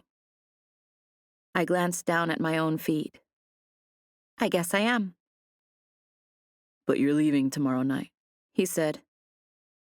I felt like I'd do just about anything to keep him from walking out of that hallway. Yeah, but right now, I'm here. You're literally standing in front of me. You're blocking my way. I'm right here in your way, I agreed, nodding in an unsympathetic way. You know what happens to people who are in my way? He asked. He was staring at my mouth, so I knew what he was thinking. You know what happens? He repeated when I didn't answer. Their mouth is forced to come into contact with your mouth? I asked, whispering tentatively. Yes, he said. I thought about it for a second and then shrugged. I guess I'm in your way. Chapter 14. I could still feel Cub's kiss on my lips a few minutes later when we were on our way to his house. I reached up and absent-mindedly touched my fingers to my mouth, but put them down quickly once I realized what I was doing. The day had passed too quickly. The sun was beginning to set while we were in the truck, and the reality of leaving the next day really started to sink in. Are you going to be okay without that dog? Mia asked. She and I had talked about it when we were first starting to clean up after the reception, and she knew I was planning on taking Tess. She thought Cub might be offering just to be nice, and she voiced her concern about it, but I was dead set on taking her with me. It wasn't just because I wanted her as a pet, which I did. It was because it felt like I'd have a small piece of Cub. He had said the same thing to me about it, and I completely understood what he meant by that. Tess was coming with me. That's all there was to it. The gift was an expression of love between Cub and me, but I didn't bother trying to explain that to Mia, so she was still trying to give Cub a way out of it. I'll be fine, Cub said, answering her question. I'll go to the pound and get another one just like her. I pushed at his leg. No, you will not, I said. There's no more like her. I glanced at him, and he smiled and shrugged. I knew he was just acting tough, and he'd miss her like crazy. I can't believe y'all are going to go through with it, Mia said, since she had no clue. Is your mom okay with it? Her question made me feel like a little girl at a moment when I was trying desperately to be a woman. I'm a grown-up, I said. I live with my parents by choice. But yes, to answer your question, Dad was excited when I told him about Tess. He loves her. Logan was too. She needs to meet Samson. I guess y'all know what you're doing then, Mia said, shrugging. Cub put his hand on my leg and gave it a quick squeeze, and I rested my head on the edge of his shoulder for the remainder of the ride to his house. The four of us, plus Tess, stayed up late that night to make the most of our dwindling time together. It was crazy to think that we'd all be going our separate ways. Cub would stay there, Mia would go home to Charlotte, I'd go to California, and Evan, well, who knows where Evan would go next. We laughed and told stories, cutting up like crazy until we were all too tired to do anything but put on a movie. It was well past midnight, and my eyes were getting heavy. Cub was lying on one couch, and Evan and Mia were sitting on the other. I had been sharing the couch with Cub earlier in the evening, but Tess asked me to sit on the floor with her, so that's where I was at the moment. We were in the middle of watching the movie, and her head was in my lap when I felt Cub's hand touch my head. I could have turned to glance at him, but I didn't want the movement to draw attention to us. His fingertips traveled under my ear to the sensitive spot right under my jaw. He gave a little push just at the spot where I knew he could feel my heartbeat. I took a slow, deliberate breath as I reached up gently to place my hand over his. I tried to make it look like I just had my hand up there in a casual, comfortable position as I watched the move, but his fingers were trapped under mine, and my heart continued to pound like crazy because of it. "I'm going to bed," I said, realizing I could take no more after a minute of that.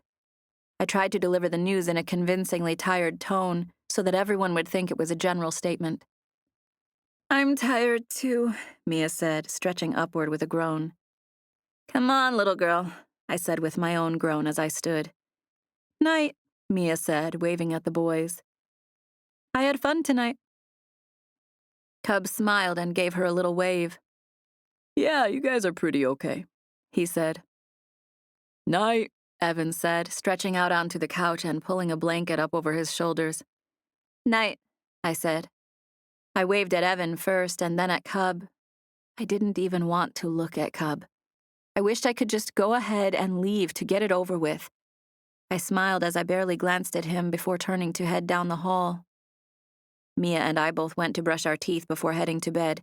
Tess was already in her spot and didn't even move when I came back from brushing my teeth. I'd been thinking about writing Cub a letter. I didn't want to be too gushy or to harp on what could have been, but I felt like it was important to thank him and tell him how fondly I thought of him. Fondly. I tucked the word in the back of my mind, hoping I'd remember to use it in my letter.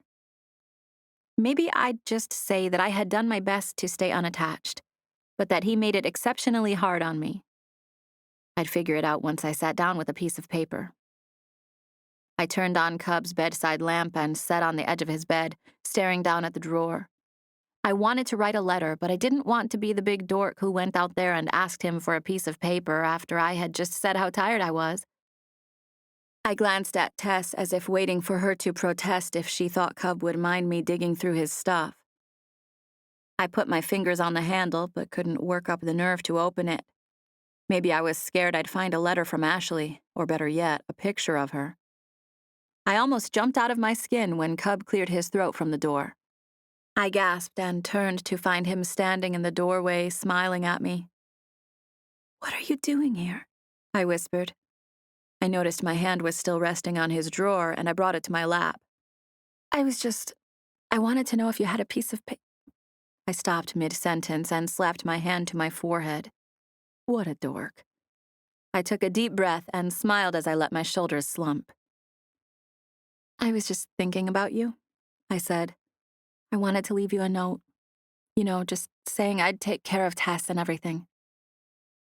"You can do better than that," he said, smiling confidently at me as he slowly began to cross the room to stand closer. "I really was looking for paper," I said, thinking he didn't like my excuse for digging in his drawer. "I meant you could do better than that on the note," he said. "I already know you'll take care of Tess. Tell me something I don't know."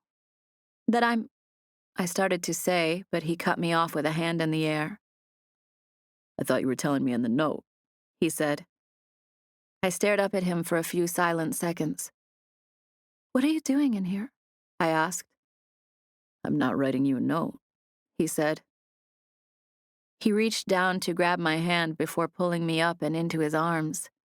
He caught me and held me there tightly. I felt like I wanted to laugh and cry at the same time. Totally delirious. "Charlotte, I feel like if I don't come right out and say it before you leave, I'll always regret it," he whispered. "So stay in Africa. Please stay with me." There was nothing I could do to stop tears from springing to my eyes. His voice and the words he spoke touched my ears in a way they'd never been touched. My heart was actually breaking at that very moment. I rested my forehead on his collarbone with a defeated sigh. "I can't, Cub. I'd freak out over here without my family." It was obvious by the way I spoke that it was killing me to say it. I had fallen so hard for him that it made me nauseous to think about leaving. He squeezed me and kissed my head before releasing me. I felt naked without his arms wrapped around me. He smiled at me and reached out to tap my cheek lightly with his knuckle. I had to try, He said. I would have never forgiven myself if I hadn't tried. I'm glad you did, I said. It makes me feel better to know that the feeling's mutual. I really hope I've made that clear, Cub said. Me too, I said. His lips tightened and he shook his head with an almost regretful expression. I don't mean to bring God into this, but I thought he'd help me know when I thought I found the one. He will, I said. That's what I'm saying, Cub said. I thought he did. I stared into his eyes. I know, I said sadly. We could really be something if you lived in California. Or if you lived in Africa, he said. I don't want to be another Ashley, I said as I glanced away from him. He reached out to pinch at my arm. Don't compare yourself to her ever again. I was a kid and she was nothing like you. Do you compare me with that guy, your teacher? I shook my head instantly. There's no comparison, I said. I glanced away shyly. I didn't know there could be a you. Well, I didn't know there could be a you either, he said. That's why I'm wondering why God brought you over here to me just to let me get a little taste and then watch you go away. I don't know why either, I said. Seems like a lot of trouble. He nodded, regarding me with a serious expression. It's a lot of trouble, he said. Tons of trouble. I guess I should go to bed, he said. I nodded, knowing it was the right thing to do. Cub, I said when he started to walk away. He stopped and looked at me. I could do nothing to stop the tears from welling up in my eyes and falling out onto my cheeks. I didn't even pay attention to them. I just let them fall. If I wrote a letter, it'd probably say that I'm a better person because I met you. You changed the way I look at love and family and charity and God. The whole world should just watch you and learn how to be a good person. His eyebrows furrowed slightly as he stared at me. Charlotte, you cannot, absolutely not, say things like that to me. He was completely serious. Why? I asked. Because I will kidnap you and keep you locked away in my house forever. I will not be able to let you get on that plane tomorrow. I sank my head in my hands, and before I knew it, his arms were wrapped around me again. He held me as I stood there and quietly sobbed. I was overwhelmed with emotion. There was absolutely no way I could commit to staying in Africa, yet there was no way I could leave Cub. For the next few minutes, he just stood there and held me as I got out a good cry. I needed it. I had been holding it in. Come on, Ladybug, he said once I caught my breath. I'll tuck you in. I stretched out into the bed, and he sat beside me, using his hand to stroke the hair over my ear. You said I'd get attached, and you were right, I said. I knew we would, Cub said. I should have known better. I felt something the second I met you. I should have made you stay at the center. He who says it's better to have loved and lost than to not have loved at all must have never lost, I said, quoting him from when we first met. I still don't regret it, he said, smiling down at me. I returned his smile. Me neither. I paused before I said, Cub? Yeah. How'd you get your name? Cub spent the next 15 minutes telling me a grand tale of how he got his name. This one involved time travel and had me smiling for real by the end. He stooped to kiss my forehead before he left. He almost stood up, but decided to kiss me again. This time, he put his mouth down right under my jaw in the spot we always touched each other. I tilted my head to give him better access and stayed there, barely breathing, as he left his lips on my neck long enough that I knew he could feel my heart. Night, he said, finally standing up. Night. There's paper in that drawer if you need it. Are you giving me permission to dig? He smiled. My house is your house. Thank you, I whispered. He lifted his chin at me and smiled as he turned away. I wanted to say, I love you. The words were on the tip of my tongue. I said it over and over again in my head as I watched him walk out the door. Chapter 15. I dug in his drawer, found a piece of paper, and penned the following letter. Cub. I was going to skip writing the letter because I thought it would make things easier for both of us. But then I thought about something I should tell you. It's not that I love you, if that's what you're thinking. I do love you, but that's better left unsaid. I wanted to tell you about my teacher. I know what I have to say will make you feel differently toward me. Consider it my parting gift to you. My teacher was married the whole time we were together. I was his mistress, the homewrecker. I'm the villain in the story. Anyway, I'm not going to tell you all the things I want to say about how great you are and how much it hurts to leave you. I just wanted to leave you with that little piece of truth, in hopes that it will make saying goodbye easier. All the best, Charlotte. I went through about 20 different ways to close the letter, but left it at that and drew a picture of a tiny ladybug near my name. I folded the paper and put it into his drawer before I went to sleep. We had several small projects to finish the next day, and we all wanted to spend some quality time with the kids, so time passed quickly.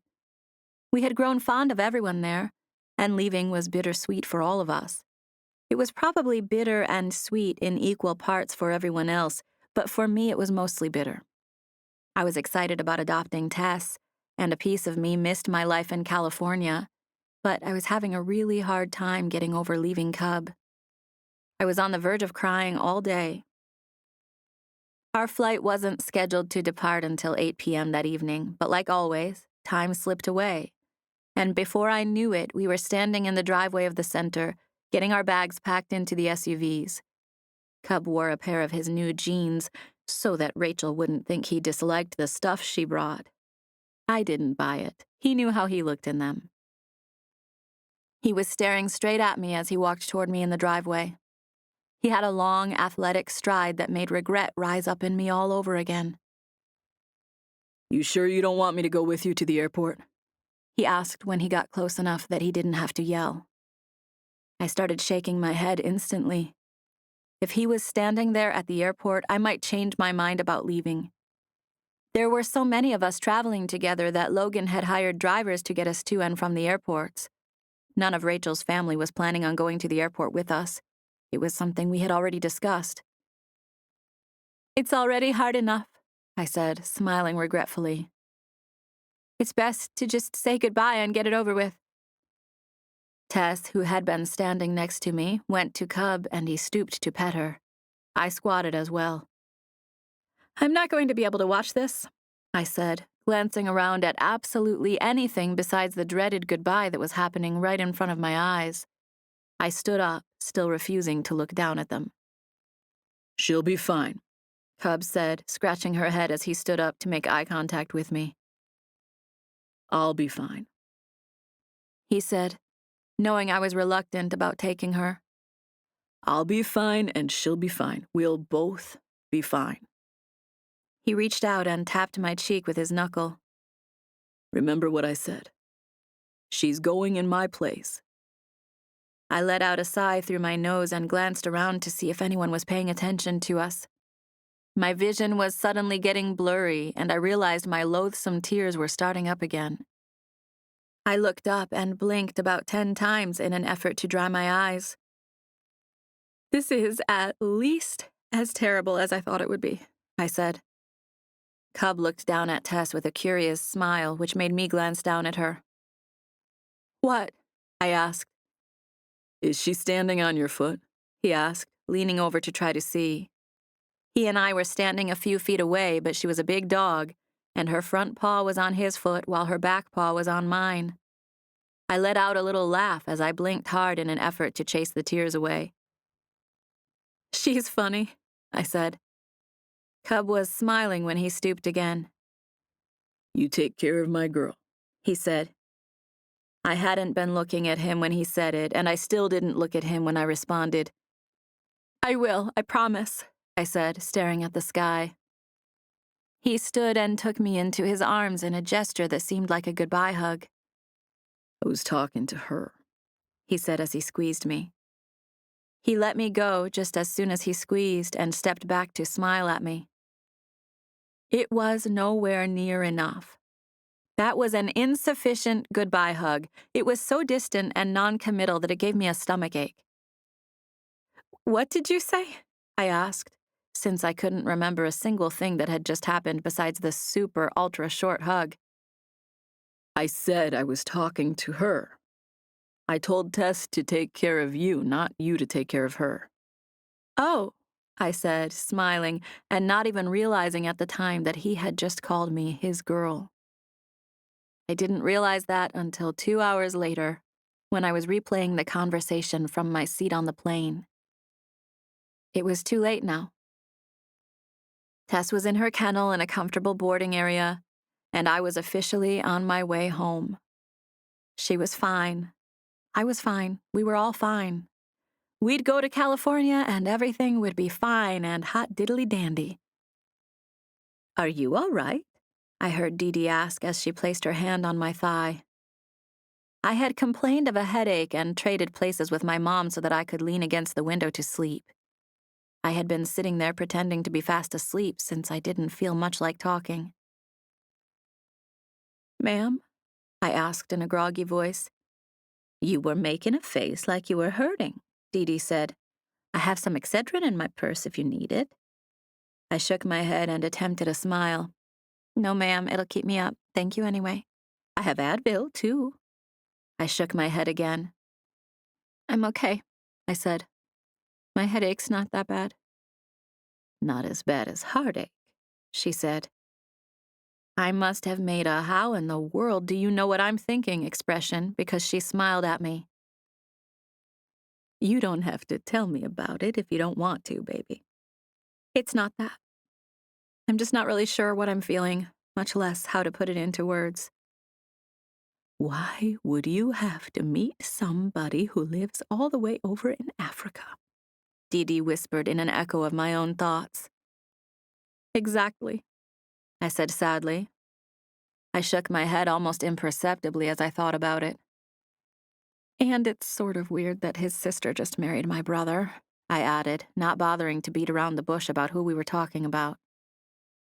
"Why's that weird?" she asked. I shrugged. "I don't know, really. Maybe it's not. I guess the Africa thing's more of the issue." She let out a chuckle. "Did you talk about options for making it work out?" she asked. "Who, me and Cub?" She nodded, and I shook my head in response. "I'm not moving there, and he's not moving to the States. Neither of us could move." "Did you ask him?" she asked. "To what?" I asked. "To come with you to California," she said, as if that was obvious. Of course I had asked him to come with me. Hadn't I? I nodded to answer her question as I tried to think back about what Cub had said about moving to California. All I could remember was Rachel telling me she had been trying to get him to move for years. I knew I had talked to Cub about it myself, but couldn't remember exactly what he said. I knew when you told us he was giving you the dog that there'd be tears, she said. I hate tears, I said numbly. Dee Dee squeezed my leg. Everyone does, she said. I don't know anyone who enjoys them. The sad sort, at least. She paused before adding, they do make the happy ones that much sweeter, though. One day you'll look back at this and it'll all be okay. When's that day? I asked. She gave me a half smile. I guess that's different for everybody, she said, and different for each valley we go through. This one seems really big to me, I said, still feeling dazed. I know it does, sweetheart, she said. But this, too, soon shall pass. My mom says that, I said. Who do you think your mama learned it from? Dee Dee asked. And we say it because it's true. Just keep reminding yourself of that. One day you'll have a family, and you'll have built a beautiful life. This boy will seem like a distant memory. She gave my leg another squeeze. Believe it or not, you'll probably have trouble remembering his name. That's probably not going to be the case, since his sister just married my brother, but good try, Dee Dee. She laughed and put her head in her hand as if wondering where her brain had gone. She made a groaning noise. This one may be a little trickier, but I promise, sweetheart, things will get better. We went straight through from Nairobi to London to Charlotte and then home to California. Of course, the Hunts got off in Charlotte, but the rest of us continued until we reached LA. I sat by Nico on the flight from Charlotte to LA, and that was good for my spirits. He and Logan had been friends since I could remember. He was like a brother to me, and it was good for me to joke around with him and not bring up Cub or Africa at all. Tess was nervous when we made it home, but who wouldn't be after 3 long plane rides and a bunch of being jostled around? I let her out of her kennel the second we got outside at the airport. Our driver had an SUV, so Tess and I got in the very back together. She stayed glued to me, panting the whole way home. Every once in a while, she'd let out a whimper, which I hated. Rachel and Logan were in the seat in front of us, and she turned around to pet Tess as we drove. Oh, no, Logan said a minute later. He put his fist up to his nose and glanced back at us with an extremely offended expression. Windows, please, he said, feeling around on the door handle while still looking at us. Who farted? I narrowed my eyes at him. She's had a rough day, I said. She has a bellyache. Oh, my dad said from the front seat. That's terrible. You stink, dog, Logan said, looking back at her like she should be ashamed of herself. I knew Logan well enough to know he loved her and was just giving both of us a hard time. I pointed at him. She does not stink, I said. She's probably been holding it in the whole trip. And she wants to let it out now that we're Dutch ovened in this car? I put my arm around her. Don't listen to him, I said. He doesn't know how to talk to a lady. I watched as my brother glanced at Rachel to see what she had to say about that. She reached up and put her hand on his face, staring at him adoringly. Yes, he does, she said. She looked like a woman in love, and I felt a stab of jealousy. I groaned, but it was at myself for having jealous thoughts. What? Logan asked. She's supposed to take up for me. I wasn't groaning at that, I said. What were you groaning at then? Myself, I said. Why? Because I farted, I said. It was the stupidest excuse I could have possibly come up with, but for crying out loud, it worked. Logan shot me a disappointed look before he cracked his window and turned around to leave us alone. We might need to stop and get these ladies some Pepto, he said. I didn't bother defending myself or saying anything contradictory to his suggestion to stop at a drugstore. I knew no one was taking him seriously anyway. I have some Pepto at home, my mom shouted from the front. Does someone need it now, or can it wait until we get home? We're fine, I yelled. I rubbed Tess behind her ears. We're just ready to get home, huh, girl? Rachel smiled and reached back again to pet her at my words. I'm so glad she came home with us, she said. I honestly can't believe Cub let this happen. The sound of his name made my stomach tense and my chest tighten. I seriously stopped breathing for a second. I can't believe it either, I said, since I thought she might be waiting for a response. I can't believe you're married, I added. She gazed at my brother like he was the apple of her eye. I can't believe it either, she said. He turned to her and placed a quick kiss on her forehead. I can, he said. Chapter 16. I'll skip ahead to the part where I got to see Cub again. It was on a computer screen, but I was missing him so badly that I'd take what I could get. I had access to photos from the wedding and from the trip in general, but there was something to be said for seeing the way his mouth moved when he spoke. It had been over 2 weeks since we got back from our trip, and I hadn't heard from him at all. I had composed and sent 2 emails since I'd been back, but he hadn't responded. It doesn't seem like that big of a deal when I put it simply like that, but believe me, waiting to hear back from him and having it not happen was torture, especially when I completely poured my heart out in the first email. What's even worse was that I did some of my best writing on it. I had time to sit and compose my thoughts. I chose my words carefully. I prayed and really put some thought into what I wrote.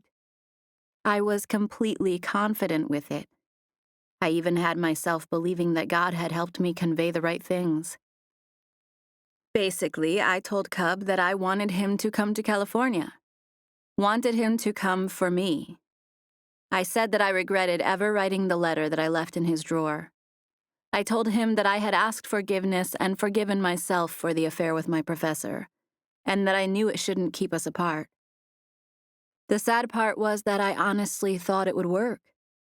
I had myself believing 100% that he'd read it and come for me. In my head, there was music playing in the background and everything. That had not happened. In fact, the total opposite had happened. I had written the first email 3 days after we got home, and a second one 3 days after that. There had now been more than 10 days of terrible, hideous silence. I tried to tell myself that he wasn't able to respond or hadn't gotten my message, but I knew he had access to his email on a fairly regular basis, and the fact that he wasn't responding made me sick. I literally felt sick from it. I went on with my life, but I carried around this heaviness. It was worse even than Lance. I was in the middle of laughing at one of Nico's stories, thinking about how much I didn't want to laugh, but had to since everyone was expecting me to be normal.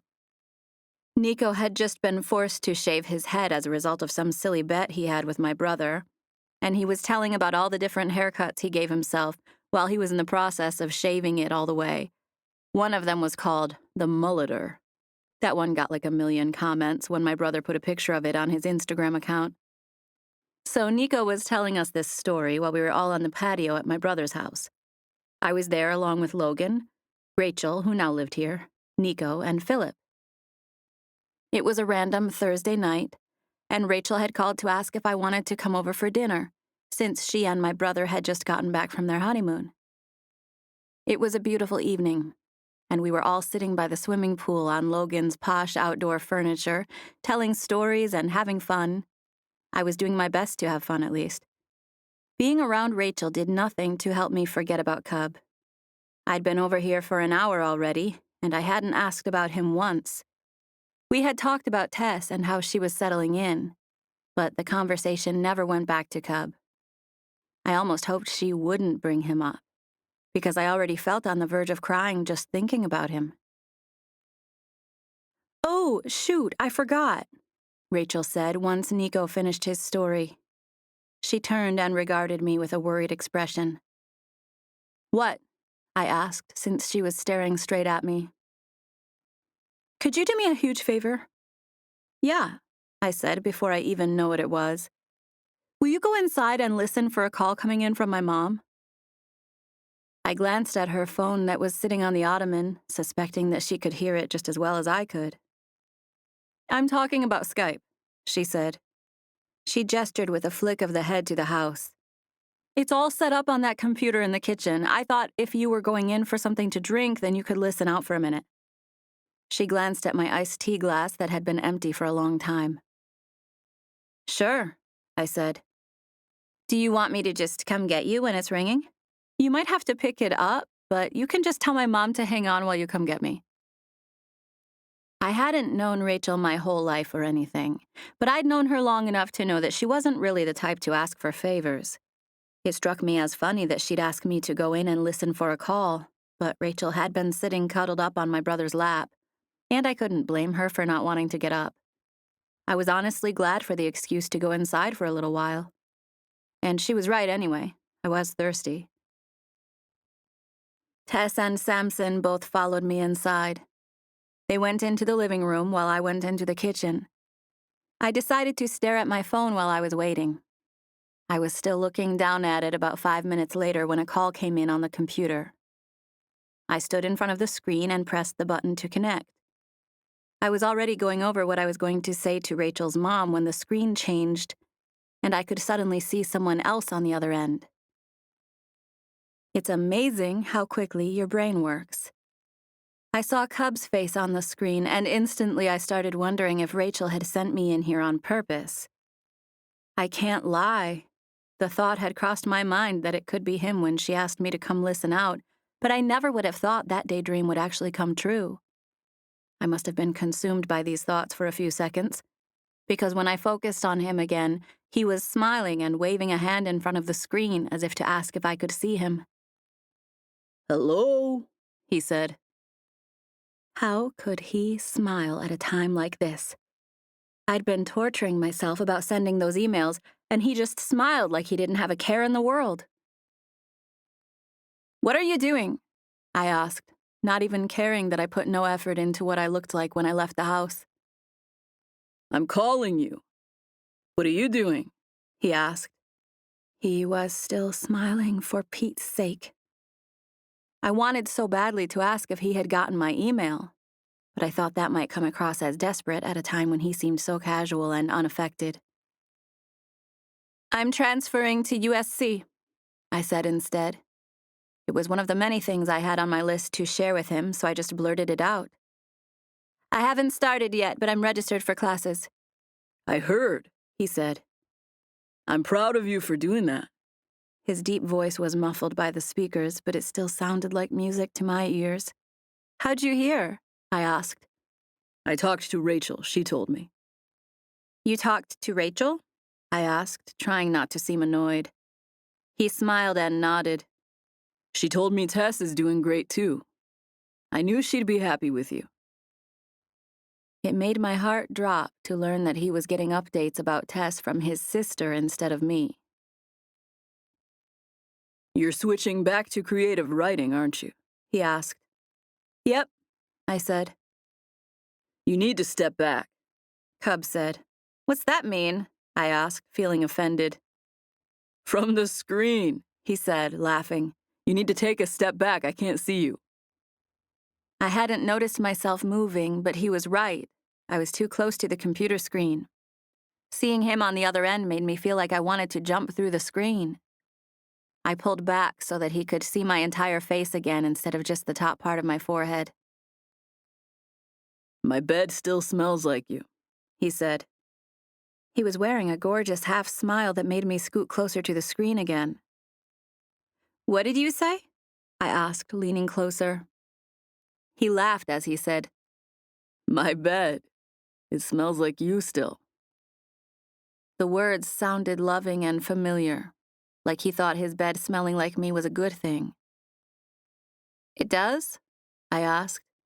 "Scoot back, Ladybug," he said. "I can't see you at all." I moved back a foot or so, never taking my eyes off of him. "I have an Africa shirt," I said. "Oh, yeah?" he asked. "Yeah, one that still smells like your house." "Oh, like my house?" he said, looking amused. I knew by his smirk that he wanted me to say it smelled like him specifically, but I wouldn't give him the satisfaction, especially after he ignored my emails. So, your sister already told you Tess was doing great? I asked, changing the subject. Yeah, she said you're both really happy. She said that? I asked, wondering what would make her label me as happy. Yeah. Aren't you? He asked. I smiled. Oh, I'm thrilled to have Tess, I said, skirting the question. Are you happy? He asked. Yeah, I said, even though I sounded uncertain. It was on the tip of my tongue to ask if he had read the email, but I was just too embarrassed. Why do you look sad? He asked while I was in deep thought. I'm not, I said with my best imitation of a smile. I just expected your mom to be on the other end. You surprised me, that's all. The glass door that led to the patio opened, and Nico came into the house whistling. He headed in my direction with an empty glass that apparently he intended to refill. I looked at him and waved so that Cub would know there was someone else in the room. Hey, Nico, I said, spelling it out for Cub. You got Africa on the line? Nico asked, coming to stand over my shoulder so he could see what I was looking at. Cub smiled and gave Nico a loose salute. Hey, Nico said. It's Cub. Hey, Nico, how's it going, brother? Nico shrugged confidently. You know, killing it with the ladies with my new haircut. He reached up and scratched his head, showing Cub how it looked shaved. I see that, Cub said. It looks good. Nico shrugged. I lost a bet, but it's a good weapon. I cringed and leaned back the second he said that. He had been trying to rub it against me like sandpaper all afternoon. He'd been chasing me around with it like a 12-year-old. I had managed to evade him all afternoon, but this time I couldn't. He was standing right over my shoulder when he said the word weapon, and my cringing didn't put enough distance in between us for me to get away. He held my head still and dug the top of his head into my cheek, wiggling it around against the sensitive skin on my face. Molitor, he growled as I screamed. He only got me a little bit before I reared back to punch him. I did it pretty hard, and he laughed and stood up, holding his shoulder where my fist had landed. This type of behavior was not at all odd for Nico and me. He was constantly irritating me. It was part of the brother-sister thing we had going on. He leaned in slightly, but not far enough for me to take another shot at him. Bye, Cub, he said, waving at the screen. Good to see you. I glanced at Cub, whose expression was unreadable for a second before he shifted his attention to Nico with a cautious smile. Bye, Nico. Good to see you too. I watched Nico walk into the kitchen and stick his head in the fridge before turning to face the computer screen again.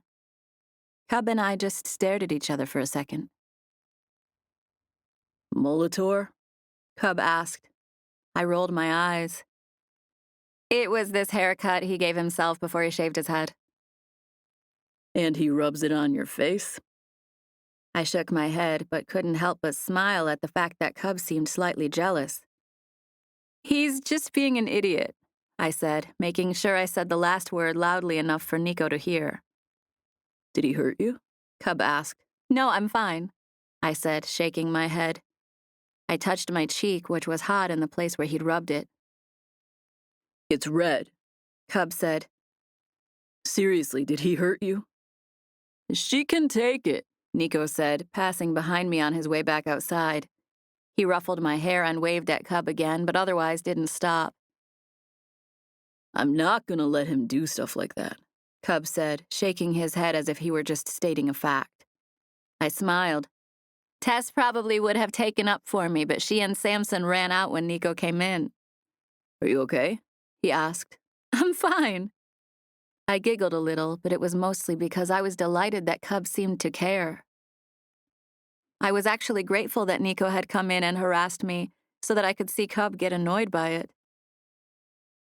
Are you okay? I asked. The hint of a smile touched his lips. I'm better now that he's left you alone. Chapter 17. I was staring at Cub on the computer screen, unable to come to terms with the wave of emotion that had overtaken me. The one question I really wanted to ask was whether or not he got my email, but I couldn't make myself do it. If he wanted to talk about it, he would bring it up. The proverbial ball was in his court. "What time is it over there?" I asked. He glanced down at his watch. 5:40. He said. "In the morning?" I asked. He smiled and nodded. I'm just getting ready to go to the center. "You've got something in your hair," I said.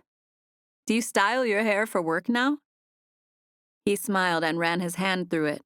I saw the muscle on the back of his arm when he made the motion, and I breathed a shaky breath that he, thankfully, didn't catch.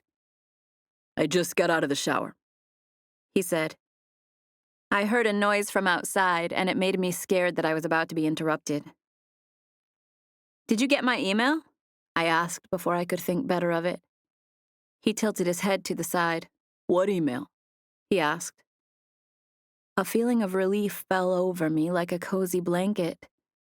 Of course, he hadn't gotten the email. It had obviously gone to his spam folder. I slumped and let out a sigh of relief. I'm just kidding, he said. I got it. Them, I should say. I got both of them. The feeling of relief screeched to a halt as I realized that he not only got the emails, but that he was making light of them. I smiled stiffly as I stared at the screen. "Maybe I should go get Rachel," I said as I continued trying to smile. "She was expecting your call." No, she wasn't, Cub said.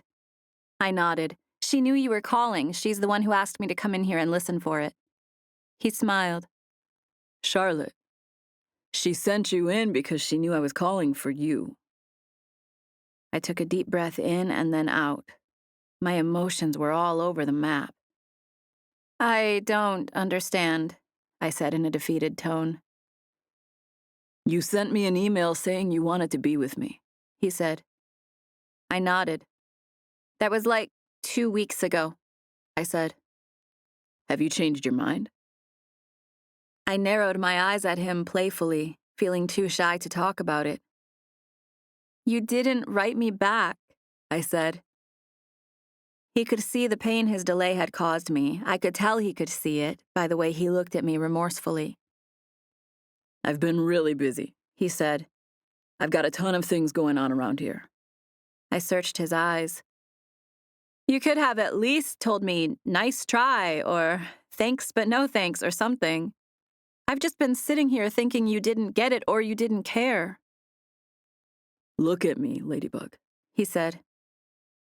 I had glanced to the side as I was speaking, but I looked back at the screen when he told me to. I care, he said. I got your letters, and I care very much. I was just about to ask, "So why didn't you write me back?" when Rachel came through the door wearing a huge grin. She was hunched over in a pose that said she was excited, and she also didn't want to interrupt, but couldn't stand it. She tiptoed in my direction, shrugging and dancing excitedly as she crossed the living room heading toward me. I smiled at her, but I felt annoyed that we were being interrupted at this crucial moment. That's not Molitor, is it? Cub asked, seeing me turn to the side as I watched her approach. "It's your sister," I said, glancing at him for a second before regarding Rachel again. She looked so excited to talk to him that I knew our private conversation had just come to an end.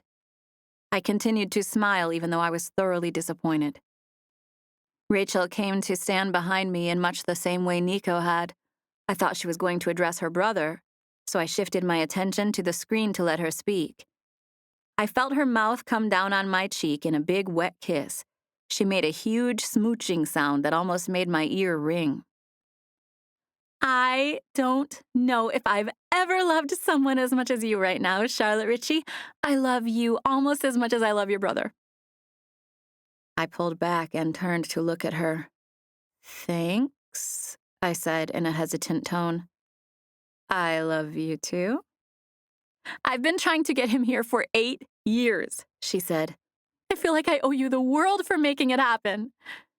Cub cleared his throat loudly, and we both looked at the computer screen. We hadn't actually gotten to that part yet, he said, somewhat awkwardly. Rachel gave him a confused expression. Nico said you were talking when he came in here a few minutes ago. We were, Cub said. Her expression grew even more confused. I still hadn't told her. Rachel's head whipped around to look at me. He hasn't told you? My heart was pounding out of control as I stared blankly at Rachel. Told me what? I asked. She was quiet as she shifted her attention to Cub with a regretful expression.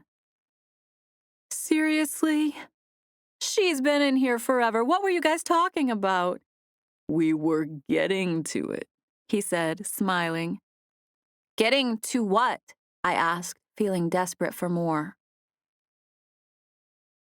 Rachel said she owes you for life, I heard from the other side of the room. I turned to see my brother coming in wearing a huge smile that faded when he saw Rachel. What happened? He asked. Nothing, she just doesn't know yet, Rachel said. Doesn't know what? I begged. She knows now, I heard Cub say. I turned to stare at the screen. He and I looked at each other as if there was no one else in the room. Knows what, Cub? I asked. He gave me a tiny smile. Knows what? Rachel was so amped that I could feel her wiggling and jiggling behind me. I just stared at the screen, not caring what was going on back there. What do I know? I asked. Ladybug. He stopped after he said it, and I just sat there with my heart ready to beat out of my chest, waiting for him to continue. You don't think I could leave you hanging, do you? Bam, bam, bam, went my heart as I stared at his perfect face. What are you saying? I asked, feeling a bit like I was standing outside of my own body. I'm saying you asked me to come to California, and I'm not going to leave you hanging. William James Stevenson, I said, putting my face about 6 inches in front of the monitor to stare at him. Are you telling me right now that you're coming here? He smiled, shaking his head at the fact that he could no longer see me since I had gotten so close. Are you coming to California? I asked again before he had the chance to answer. I felt Rachel's hand on my shoulder, squeezing over and over again, like she just couldn't contain herself. Can you believe it? She blurted out before Cub spoke. I turned to look at her. Is he coming here? I whispered hopefully. She smiled and nodded. For vacation? Or to live? When's he coming? I turned to Cub. Are you seriously coming here? He nodded. How long are you staying? I asked. He shrugged. I guess however long you're staying, he said. My heart nearly leapt out of my chest. I actually felt something leave my chest and get thrown out into the air in front of me. Maybe it was just the heaviness disappearing, leaving me all in one fell swoop. I reached out and grabbed the sides of the computer monitor as if Cub was standing in front of me and I was taking him by the shoulders. When is this happening? I asked. When are you coming? I've been working on tying things up around here since I got your letter, he said. I had a lot of things to do before I could take off. When are you coming? I asked. It was like I could already feel his arms around me. I had never looked forward to something so much in my life. My flight leaves tonight, he said. I'll be there tomorrow. Rachel squeezed my shoulder. We wanted him to surprise you, but he said we needed to tell you so he could make sure you still wanted him to come. I turned instantly to stare at Cub. If I still wanted you to? I asked, raising my eyebrows. We told him you'd been moping around for the last 2 weeks, Logan said from over my other shoulder. I glanced up at him with narrowed eyes.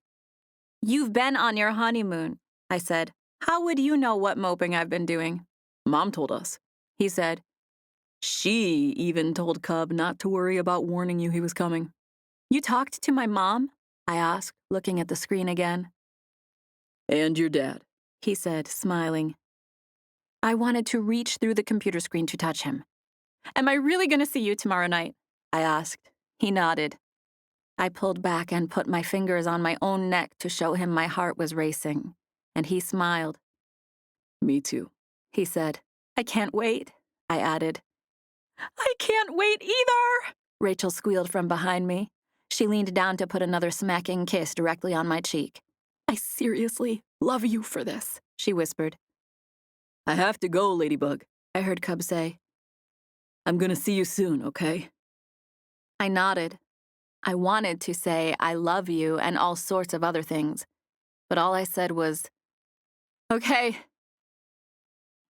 He leaned forward with the posture of someone who was getting ready to switch off the computer. I'm signing off. I love you guys, and I'll see you tomorrow. Love you, Cubbers! Rachel yelled. At the same time, Logan said, See you tomorrow. There was so much noise with them yelling out that my mumbled, love you too, wasn't heard at all.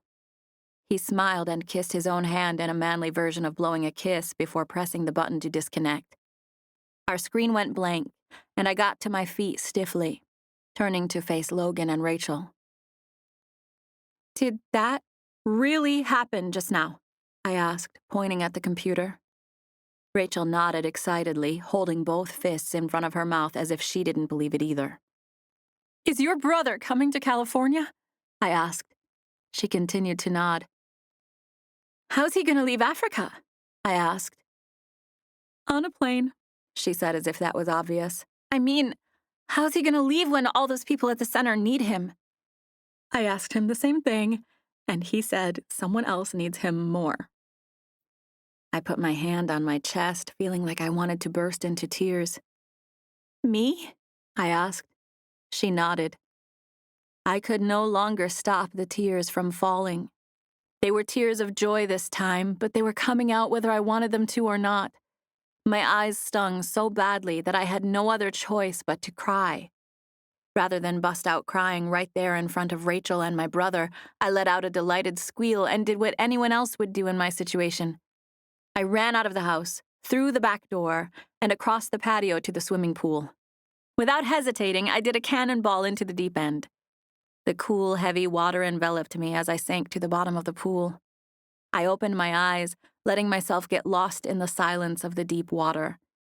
My heart was still pounding, but I was overflowing with joy at the news that Cub was on his way. Everything was so surreal that the cool, crisp water was just what I needed to shock my senses. I hovered at the bottom of the pool until I needed air, at which point I swam to the surface. Oh, thank you, Lord Jesus, I heard Rachel say when I came out of the water. I opened my eyes to find her and Logan at the side of the pool. He had his hand out as if holding her back from jumping in. I lifted myself out of the water and hopped up onto my feet, wringing the water out of my hair and clothes. I told her you cannonball when you're happy, Logan said to me. What, did you think I was drowning myself or something? I asked, tugging at my shorts as I smiled at her. She just stared at me like I was nuts. I wasn't sure, she said, shrugging. I've never seen anybody stay down at the bottom like that. I laughed. The cool water was just what my burning eyes needed. I no longer felt like I needed to cry. I was just spacing out down there, I said. I'm happy your brother's coming, I said. I jumped in because I was happy. She's crazy like that, Logan said. I scrunched up my face at him like I always did when he was teasing me. You're crazy too, I said. He made a wild-eyed face at me like I was in big trouble for saying that, which made me start backing away cautiously. I had no time to react before Logan grabbed me and jumped into the pool with me in his arms. We went in with a huge splash, and before I knew it, Philip, Nico, and Rachel jumped in with us. Chapter 18. I had been in the best mood ever since the moment I got the news that Cub was on his way. This translated into me miraculously having tons of energy. I cleaned the house and everything. I could barely sleep that night. I thought about all the possibilities. Would he like it here? Would he stay forever? Would we get married? I didn't want to be exhausted the next evening when he arrived, but it was almost impossible to make myself fall asleep that night. I think the last time I looked at the clock, it was 3:30 a.m. Cub's plane was scheduled to arrive at 8 p.m. the following day. It was difficult for me to think about anything but what it would be like to see him. What are you thinking about? Rachel asked from next to me in the back seat of the limo on our way to pick up Cub. Logan had originally said we could take his SUV to the airport, but after thinking about it, he decided to hire a limo. It was a nice gesture and would have been an awesome surprise, but the only problem was that there had been an accident on the 405 and we were now 30 minutes late. Cub had expected us to be there to pick him up when his plane landed, and instead we were stuck in traffic. That wouldn't have been such a big deal if we had a way to get in touch with Cub. One of the first things on his list was to get a cell phone, but for now he didn't have one. I actually had his new phone with me. It was one of the things I took care of in my hyperactivity. Logan didn't seem worried about it at all. Nico and Philip were with us as well, and all the guys seemed to think that Cub was a man and he'd be just fine waiting for us without a phone or any way to reach us. Rachel and I, however, weren't quite so optimistic. We were both stressed and felt terrible about being late. Her phone rang while we were sitting there in slow-moving traffic. "It's an LA number," she said to us before picking it up. "Hello?" I could tell by the way her face morphed into a smile that it was her brother.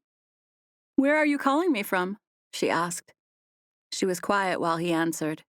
I wanted so badly to hear what he was saying that I felt the urge to wrestle the phone away from her and put it to my ear. Put it on speakerphone, at least. "We're on our way," she said. "We got stuck in some traffic." "Welcome to LA." She paused and then laughed at something he said. "Hang on," she said. She leaned over and pushed the button to talk to the driver. Yes, sir? The driver said, assuming it was Logan who was calling. "Do we have an ETA?" Rachel asked. The driver hesitated like he was calculating. "Hopefully about 30 minutes, he said. "Thank you," she said, settling back into her seat. He said 30 minutes. "I'm so sorry. We had planned on getting there early. There was a bad accident. We're past it now, though." She paused while he spoke again on the other end. I imagined myself punching Rachel out in cartoon fashion to get that phone away from her. Cub was in my town. He was here. And I felt like I wanted to jump right out of my skin to get to him. I looked out the window to see how close we were to the airport, just in case running the rest of the way was an option. "We'll be there as soon as we can. Love you." She pressed the button to hang up the phone, smiling at all of us when she finally looked up. "He borrowed some guy's cell phone," she said. She smiled and shook her head. "Thank goodness he had my number memorized." "Even if he hadn't, he would have been fine," Logan said. He flexed his bicep. "He's a man," he said in some accent that made him sound like a mobster. "He said he had a good trip," Rachel said, looking at me and ignoring Logan's silliness. "What else did he say?" I asked. She smiled. "Not much. I could tell that guy was standing right next to him while he used the phone. He was just making sure we had the times straight." It was a good thing we had music playing in the limo, because I could barely contain my nervous energy. I hoped my twitchy movements came across as dancing. The driver was correct in his estimate. It was right at 30 minutes later when we pulled up to the loading zone at LAX. Who knew the airport could be this busy at night? Traffic was barely creeping along as we entered the crowded area where everyone was meeting their rides. People were everywhere, and cars in the two right-hand lanes were stopped completely as they loaded luggage into their trunks and picked up their passengers. "What is this, Grand Central Station?" I asked, feeling frustrated that we were already running late, and now it was impossible to see Cub in the midst of all these people. "You're just used to flying private with your brother," Nico said, pushing at my leg. "This is how us commoners have to get picked up."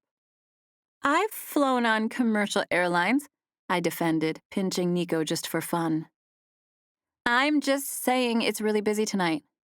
"I forgot to tell him we'd be in a limo," Rachel said, as she and I peered out of the window trying to see her brother. "This is probably the last kind of car he'll be looking for." The driver's voice came over the speaker. "Do you have a certain place you want me to pull over?" he asked. "I forgot to ask him about that," Rachel said. Just pull over anywhere if you don't mind, and we'll get out and look for him. 10-4, the driver said. I felt him get over one lane as soon as he said it, and it became apparent that he was jockeying for a place to park as we crept along. Rachel and I continued to peer out of the window looking for any sign of Cub. I see him, she said. She pointed through the crowd, and I followed her finger, trying desperately to find him. He's got on a blue shirt, she said. Right through there, he's talking to another guy. I put my head next to hers in an effort to see what she saw. I see him, I said when I finally caught sight of him. He was about 5 or 6 car lengths ahead of us, sort of standing toward the back of a huge group of people. He was indeed talking to someone. They were both smiling as they carried on a conversation.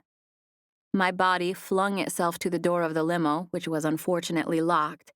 I searched around for the button to unlock it, but couldn't find it right away. Char, you can't open it while we're moving, Logan said. Why not? I asked. We're barely going anywhere. I could walk faster than we're driving. I reached up and pushed the button to speak to the driver. Can you please let me out? I asked. I'm in a huge hurry, and I can't get this door open. I'm waiting for this parking spot right here, he said, still creeping to the lane on the far right. That's fine, but I need to get out right now, this very second, I said. Can you please just stop and unlock this door or whatever you need to do? We'll be parked in like 30 seconds, Logan said. Then you can wait 30 more seconds, I said, staring at my brother like he was out of his mind. I'm getting out now. He smiled at me and held his hands up in surrender, as if I was overreacting. I didn't care. They could laugh at me all they wanted.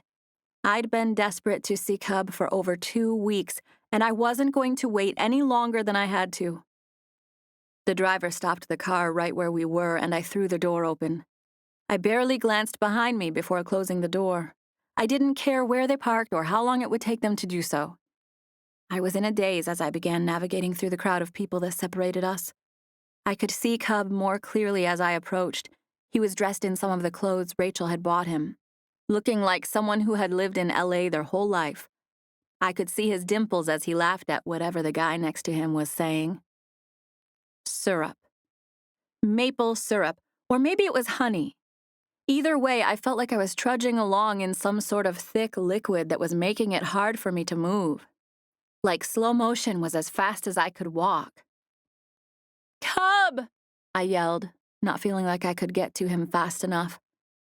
I must have been close enough for him to hear me because he looked around curiously when I yelled his name. Cub! I repeated, still moving toward him as quickly as I could. By the time he caught sight of me, I was already throwing myself into his arms. I barely saw him look at me and smile before he caught me up into his embrace. I could care less where we were or who saw us. I sank my face into his neck and wrapped myself around him, holding on for dear life. I squeezed the living daylights out of him as I breathed in the smell of his neck.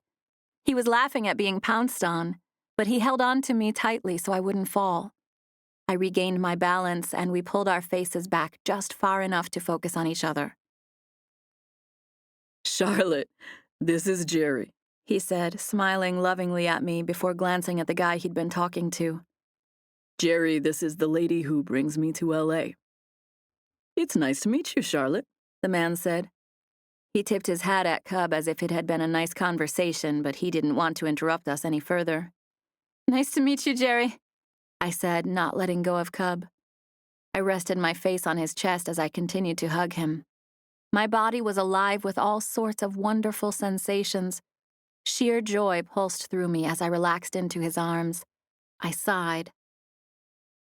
What in the world are you doing in Los Angeles? Rachel's voice said from behind me. Are you lost or something? Cub's chest shook as he laughed at her. I'm looking for a place to stay if you know of anything. My ear was resting on his chest, which made his deep voice sound even deeper than it normally was. I guess you can come stay with us if you don't have anywhere else to turn, Rachel said casually.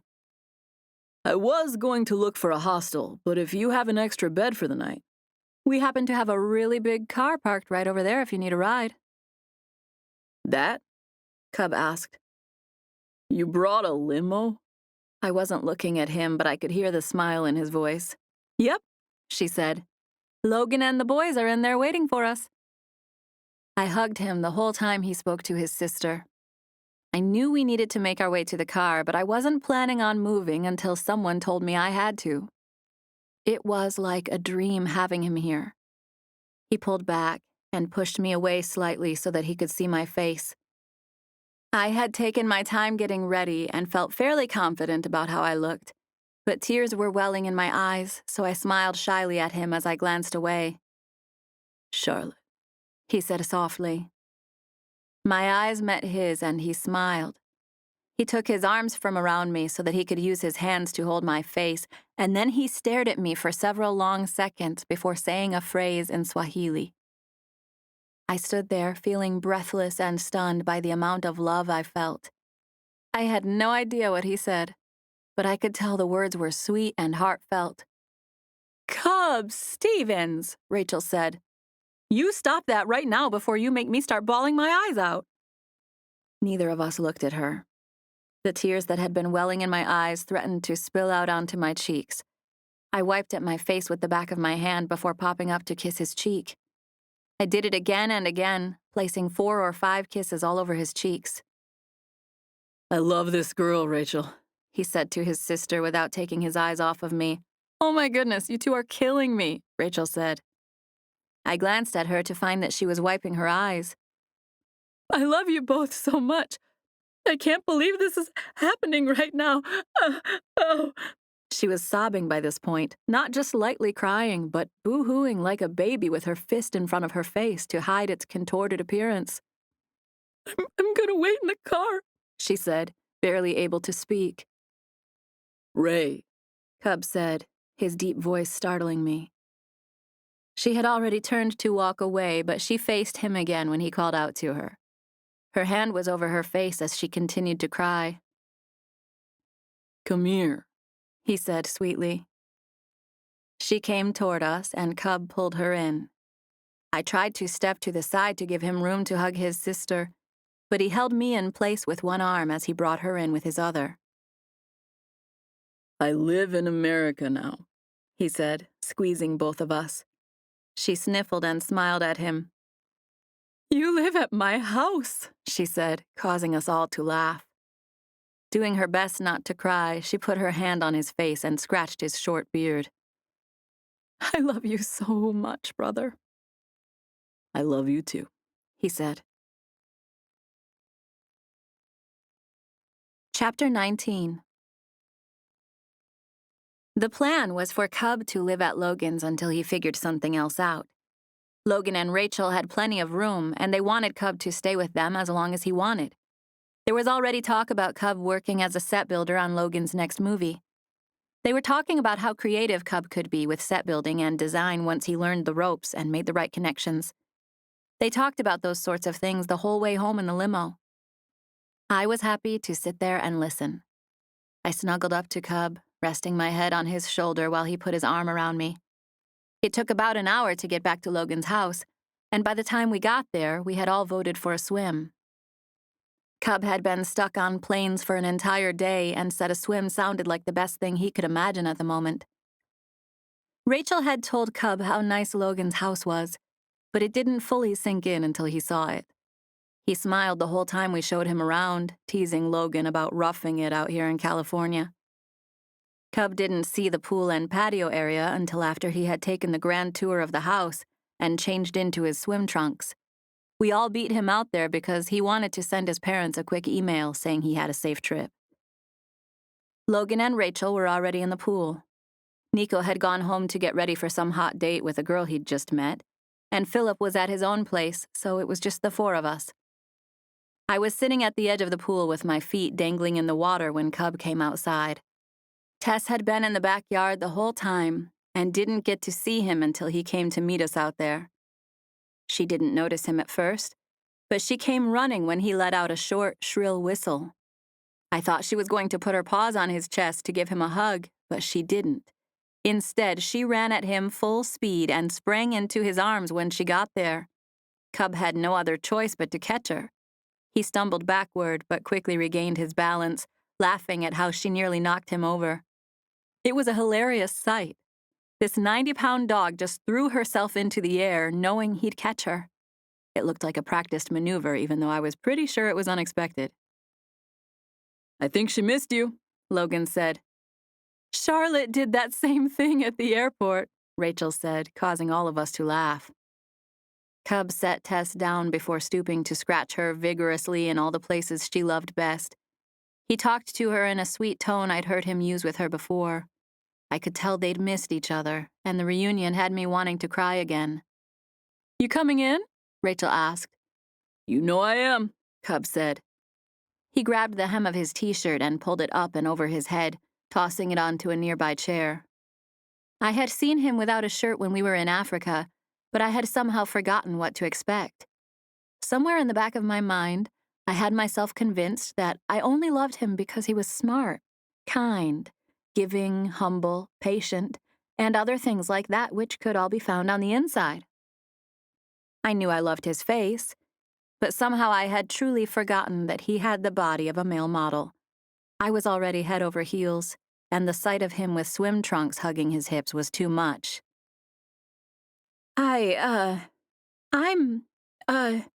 I stood, dusting off my bottom absent-mindedly. It was so hard to believe that the amazing man standing 3 feet away was actually in California for me. I wasn't sure if I had bargained for what a package deal he was. It was overwhelming. I felt oddly like I didn't deserve him, and I said a quick prayer, thanking God that this moment was actually happening. I forgot that I had been stuttering and was about to say something until Cub said, You're what? Like he was waiting for me to finish. I glanced at him and again got lost in his abs. I was staring straight at them when I said, I'm gonna use the restroom for a second. I dazedly took off for the house, hoping I could get myself together enough to stop gawking at him. Keep it together, Charlotte, keep yourself together, I whispered, making almost no sound at all as I walked into the house. My heart was so full that it translated into extreme nerves. I was shaken and found it difficult to get a good breath of air. It's crazy how your brain works. It was like I was so happy that I was in turn terrified of one day not being that happy. Thank you, Lord. Thank you, Lord, I said several times in a row, since I felt like he was the only one who could have delivered me this brand of joy. Ladybug, I heard Cub call from behind me. I was halfway across the living room when I glanced back at him. He smiled. You okay? He asked with a curious tilt of his head. We both stopped and stared at each other from across the room. I nodded and returned his smile. Fine. I was just coming in to use the restroom. Are you glad I'm here? He asked. There was mischief in his eyes, which made my smile grow bigger. I tilted my head at him and narrowed my eyes slightly, telling him he already knew the answer to that question. I'm so happy I feel like I might spontaneously combust. He smiled as he took a few steps closer to me. Don't do that, he said with a teasing grin. I think it's the shirt thing, I said, pointing at his chest. I forgot you looked like that under there, and you've got me feeling all ooey and gooey. I wiggled my arms, demonstrating just how ooey and gooey I was, which caused him to laugh. It's the dimples, too, I said, shaking my head as if it was a crying shame. I like you ooey and gooey. I want you ooey and gooey, he said, taking another step as he reached his hand toward me. I was helpless to do anything but go to him. By the time we each took a few more steps, our hands connected. Cub, I said breathlessly as I stared at him. Charlotte, he said. I want you to never leave, I said. He smiled and tugged me into his arms, catching me when I fell forward willingly. I want you to never leave either, he said. I live here, I said. It's you who's got to get used to it. I'm so happy that it's sort of scary. I guess I'm just scared you'll get homesick or whatever. I knew I was babbling and regretted saying any of it, but it was too late. The words were already out of my mouth. Cub wrapped his arms around my waist, and I put my hands on his bare shoulders. I loved the feeling of his muscles under my fingertips. The thought of touching him made me remember to check his pulse. I pressed 2 fingertips under his jaw. It's through the roof right now, he said, smiling at me. Out of control, I agreed. How about you? He asked, taking one hand off my waist so he could touch my neck. Like a wild animal that just fell into a trap, I said before he even had the chance to touch me. A wild animal, huh? He asked. He closed his eyes as he found the area on my neck where he could feel my heart racing. I closed my eyes, relishing the feeling that my heart belonged to him. He replaced his fingers with his lips, gently pressing his open mouth to the most vulnerable place on my neck. Cub, I said. I whispered, but the urgency in my voice was unmistakable. He knew I was saying it was too much. He took his mouth off of my neck, kissing my cheek before he pulled back to stare at me. He smiled and I returned it, biting my lip shyly in the process. I didn't know how you'd feel about me kissing you in the pool right in front of everybody. So I figured I'd follow you in here just to make sure I got one. One what? I asked. I came all this way, he said, shrugging. Seems reasonable that I get to kiss my girl when I get here. And I'm your girl? I asked, feeling short of breath. He cocked his head and smirked with narrowed eyes. What? I'm just making sure, I said self-consciously. You, Charlotte Ritchie, are indeed my girl. He bent to kiss my cheek, hesitating with his mouth next to my ear. You're my girl and no one else's. Cub pulled back and I focused on his face, staring into his hypnotizing blue eyes. He squeezed my waist. This is it, you know. He meant we were it. That I was his and he was mine, and that's just how it was gonna be from now on. He was absolutely right. Everything that had happened in our lives was meant to bring us together at this very moment. I nodded. I know, I said. I'm gonna kiss you now, he said. I nodded and whispered, yeah. He was smiling as he tilted my chin up so our lips could meet. He licked his lips just before he put them on mine, and when we touched, he felt warm and soft and slick. The sensation made me stand on my tiptoes to get more leverage. Cub took this as encouragement and wrapped his hand around the back of my head so he could pull me closer. He held a handful of my hair, bringing my lips to his in a way that seemed more urgent than ever before. He sucked my lip into his mouth, and the feel of part of me being pulled into him made me let out a tiny, uncontrollable whimper. This only caused him to deepen the kiss. He turned his head to the side and let his tongue dip into my mouth. I lost myself in the deepness of the kiss for several seconds as our tongues mingled. Cub pulled back and kissed me softly several times before breaking the kiss altogether. I shook my head, smiling at him. I'm just crazy about you, I said, since I was at a loss for words. He gave me a stunning, confident smile. Good, he said.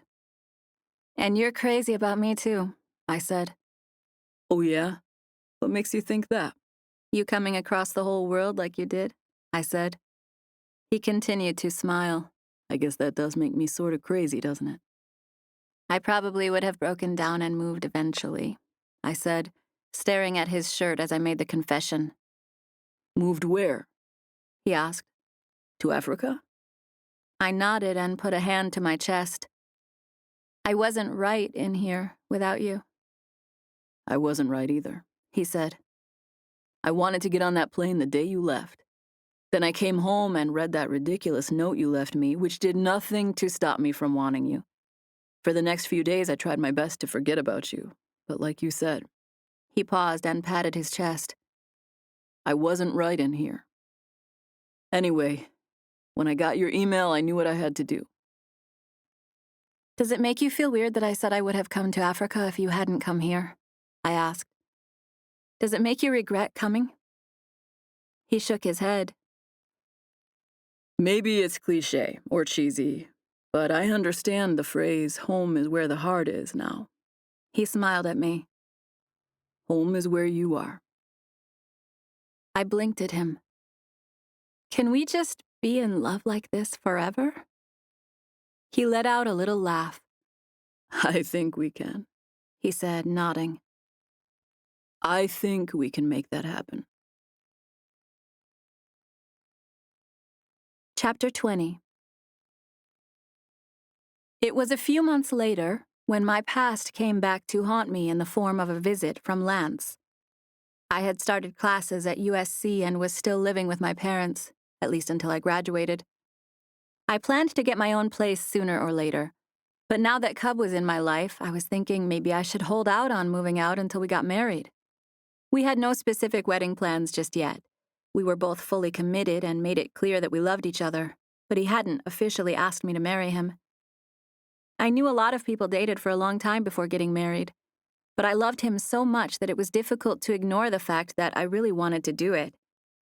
I was trying to wait a little while longer before bringing it up, but it was difficult. Cub was living with Logan and Rachel, and I was living with my parents. Our houses were close, and even though we each had our own things going on, we made plenty of time to see each other. There was no doubt in my mind that Cub was the one God had chosen for me, which was why I was thrown for a complete loop when Lance showed up on my parents' doorstep one afternoon. My mom and dad were in the kitchen, and Cub and I were sitting on the couch watching a movie when the doorbell rang. I wonder who that could be, my mom said as I got up to answer the door. I could tell by the way she said it that she really wasn't all that curious and wouldn't be following me to the door. I was glad no one had followed me when I opened it to find Lance standing there. He had his hands tucked in his back pockets and was staring downward as he waited for someone to answer. He looked up when he heard me open the door, and our eyes met. There was still a glass door between us, so I didn't say anything right away. I just made a "what are you doing here" expression as I leaned forward to open the glass door. Lance smiled sincerely as if he were truly relieved to see me. Charlotte, it's so good to see you, he said. It's for me, I yelled over my shoulder as I stepped outside. I'll be right here on the porch for just a minute. Lance held out his hand like he was expecting me to reach out and take it, like he wanted to escort me somewhere. I'm good right here, I said, refusing his hand. I gave him a little smile afterward because I didn't have it in me to be all the way rude even after everything. Why do you transfer? He asked. I shrugged and stared at him with my arms crossed in front of my chest. Part of me wanted to make him run to his car and leave, and the other part wanted to sit him down and tell him just how great my life was now, no thanks to him. I left her, Charlotte, he said. He let out a defeated sigh and stared at my feet for a second before looking at me again. He smiled. I wanted to talk about us. I tilted my head at him. There is no us. Lance smiled and took a small step closer. There could be, he said. I could tell he was totally confident that he would show up here, and I would drop everything for the chance to be with him. His confidence was over the top, and I stared at him wondering what I ever saw in him. Cub was infinitely better. Don't say that, he said, referring to my "there is no us" comment. You should probably go, I said. I smiled. It was nice seeing you and everything, but I need to get inside. Seriously? He asked, smiling and holding out his hands like he couldn't believe it. Seriously, I answered. Charlotte, don't tell me you don't remember everything we had. He was still smiling like he knew he had this in the bag once he said a few more things. I felt annoyed and offended by his confidence. Lance, I'm thankful for what you did to me, I said. I wasn't thankful then, but I'm thankful now. I'm glad I was allowed to experience the heartache you caused me, so that I would know the truth when I found it. I hesitated. And I found it. What do you mean you were allowed? I mean, God let me feel the pain you caused, so that I'd know what I didn't want in life, what I didn't want in a marriage. It took you happening to me to help me realize how much I appreciate what I have now. You met someone else? He asked, frowning for the first time since he arrived. Yes, I said. I did. At that very moment, I saw Lance look over my shoulder, and I turned to find Cub standing in the doorway. I smiled instantly at the sight of him. We had just gotten back from the gym, and he had on some fitted sweatpants that I picked up for him the other day. He was fun to dress since everything looked good on him. I caught myself feeling proud of the way he looked as he stood there. He stared at Lance with a cautious but curious expression. He glanced at me and could tell by my smile that I didn't mind if he came outside. He opened the door and took a step outside, looking at Lance and assessing the situation. I knew his wheels were turning. You good? He asked me. I nodded. Cub Stevens, He said, extending his hand to Lance to give him the benefit of the doubt. Lance Moss, Lance said, shaking Cub's hand. Lance, huh? Cub asked. He tilted his chin at Lance in a gesture that said he was familiar with the name. I guess you already know Charlotte and I have a history together, Lance said. Cub shook his head casually like he had no idea what Lance was talking about. She said she had a teacher named Lance once who was a real jerk. He paused and tilted his head at Lance. You wouldn't happen to be the same guy who was a jerk, would you? Lance hesitated, not knowing what to say. Cub gestured to his own face and glanced at me with a sincerely confused expression. He must not be the same one, because I pictured that guy bigger and with a better face. My eyes widened as I watched Lance bow up to Cub. He had obviously lost his mind as a result of the insult. Otherwise, he would never have done that. Say that again, punk, Lance said, getting all up in Cub's face. Cub regarded him calmly. I thought you would have been bigger and with a better face, He said dryly. You know, better looking. Charlotte must have thought I was pretty good looking when she... Cub put his hand on Lance's chest, causing Lance to cut off his sentence, taking a step back in the process. Charlotte has no thoughts about you, Cub said. He glanced at me. Do you? No, I said instantly. No, I repeated, just because it was worth saying twice in this instance. She doesn't, Cub said. Take care now. Take care? Lance said, frowning at Cub and looking down his nose at him. Yeah. Take care. We'll see you later. Charlotte didn't ask me to leave, Lance said. He was still puffing up his chest like he could actually do something to Cub. I was sort of embarrassed for him. I definitely think you should leave, I said. Lance stared directly at me with a beseeching look on his face. Can we talk about this? He asked. No, I said, shaking my head. You heard the lady, Cub said. We were fine out here before you came, Chief, Lance said. He flinched at Cub like he might hit him, but Cub just stared at him calmly. Cub pointed toward the driveway. If you're not headed in that direction within the next few seconds, I'm gonna be forced to let my fist come into contact with your face. Lance squinted at him. This isn't your house, he said angrily. Cub looked at me and said, Can you please tell him that I'm serious? And that I'm looking forward to hitting him if he doesn't leave. I focused on Lance, whose face was completely flushed. He's serious, Lance. You need to leave. I'm not scared of him, Lance said. He reached out and pushed Cub hard enough to knock him over. Cub was expecting it, and he stepped to the side, mostly missing the blow. Because of the way Lance was moving forward, and how Cub stepped to the side, Cub was in an ideal location to deliver a punch to Lance's side via a hook to the body. I heard a grunt and a whoosh of air leave Lance as Cub landed the hit. Lance stumbled backward, holding his side and looking at Cub with a fearful, wide-eyed expression. "It's time to head that way," Cub said, pointing at the driveway again. "Or you could just stay, but next time, I'm aiming for your jaw."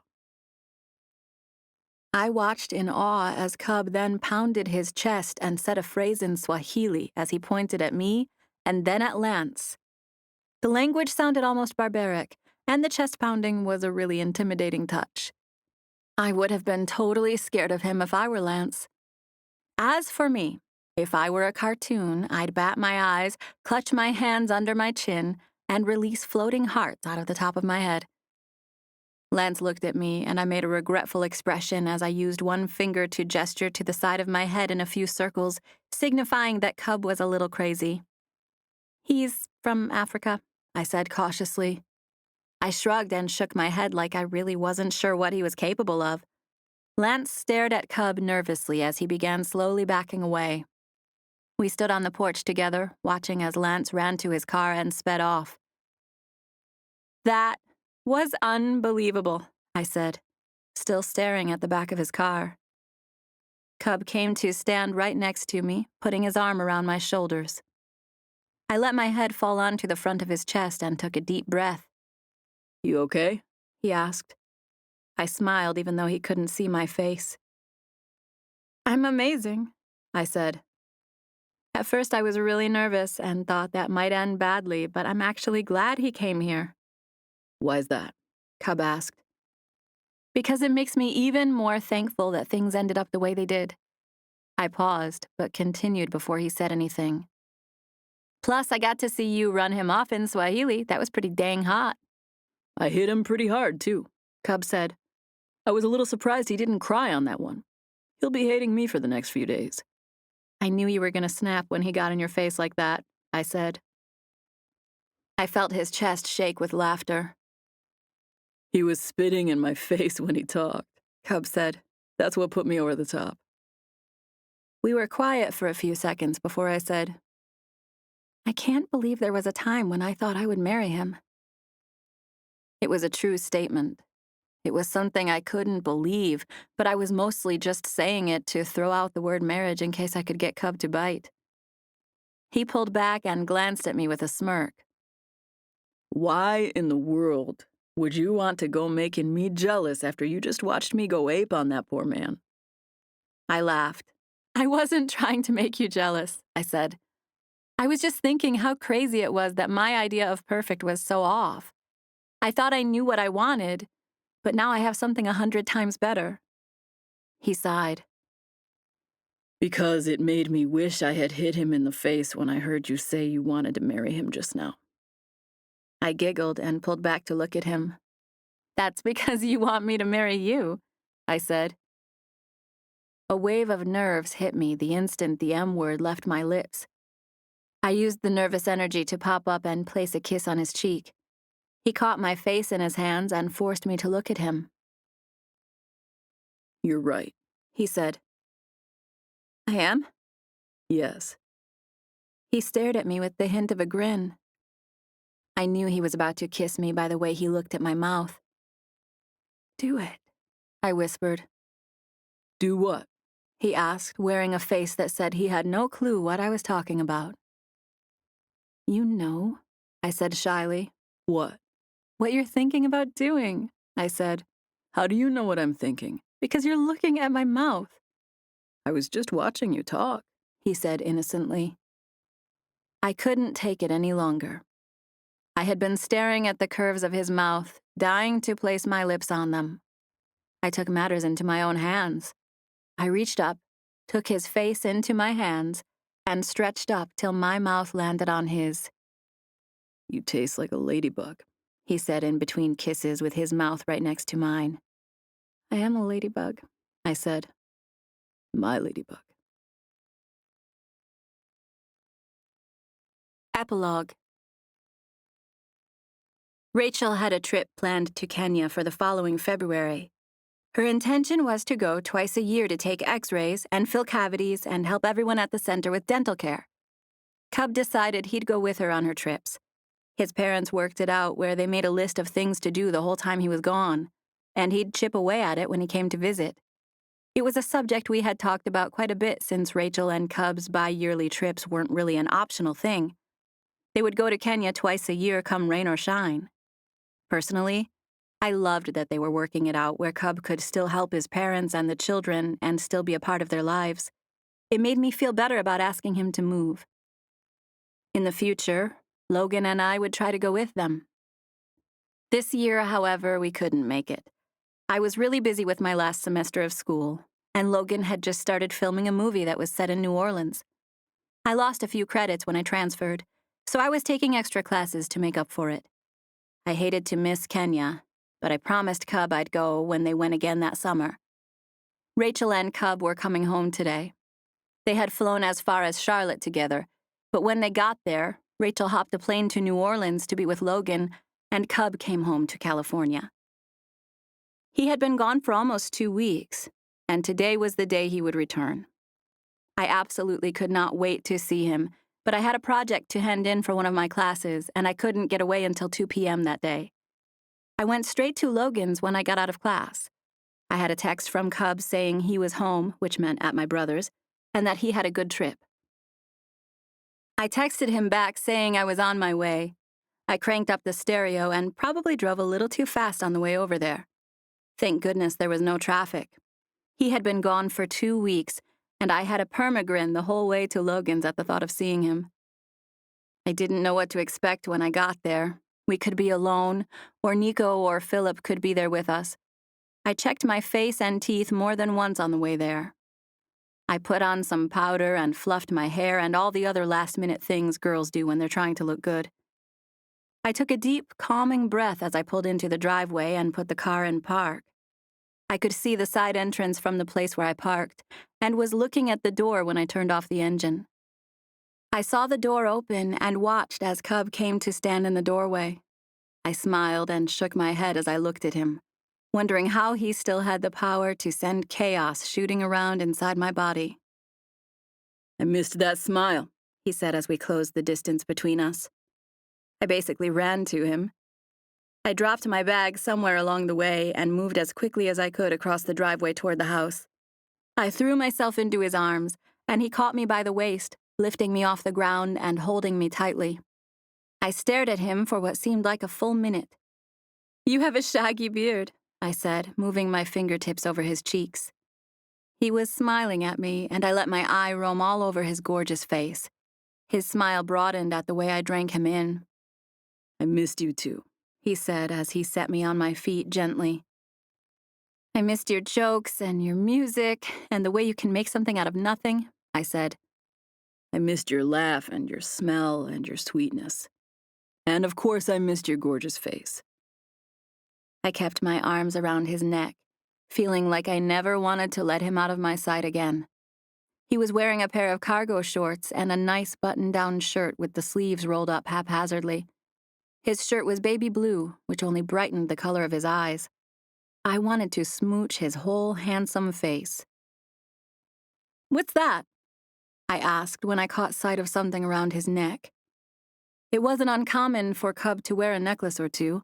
He liked leather and hemp and other things that looked beachy, and he normally had something tied around his neck. Usually it was something one of the kids had made and given to him. This was different, though. There was some sort of pendant hanging from one of the strands. I pulled back far enough to focus on it. It rested at the very top of his chest, near that little indentation at the base of his neck. He had gotten some sun in Kenya, and I smiled at how good he looked with a suntan. "I missed you so much," I whispered, staring at that little indentation absent-mindedly. I missed you too. "What is this?"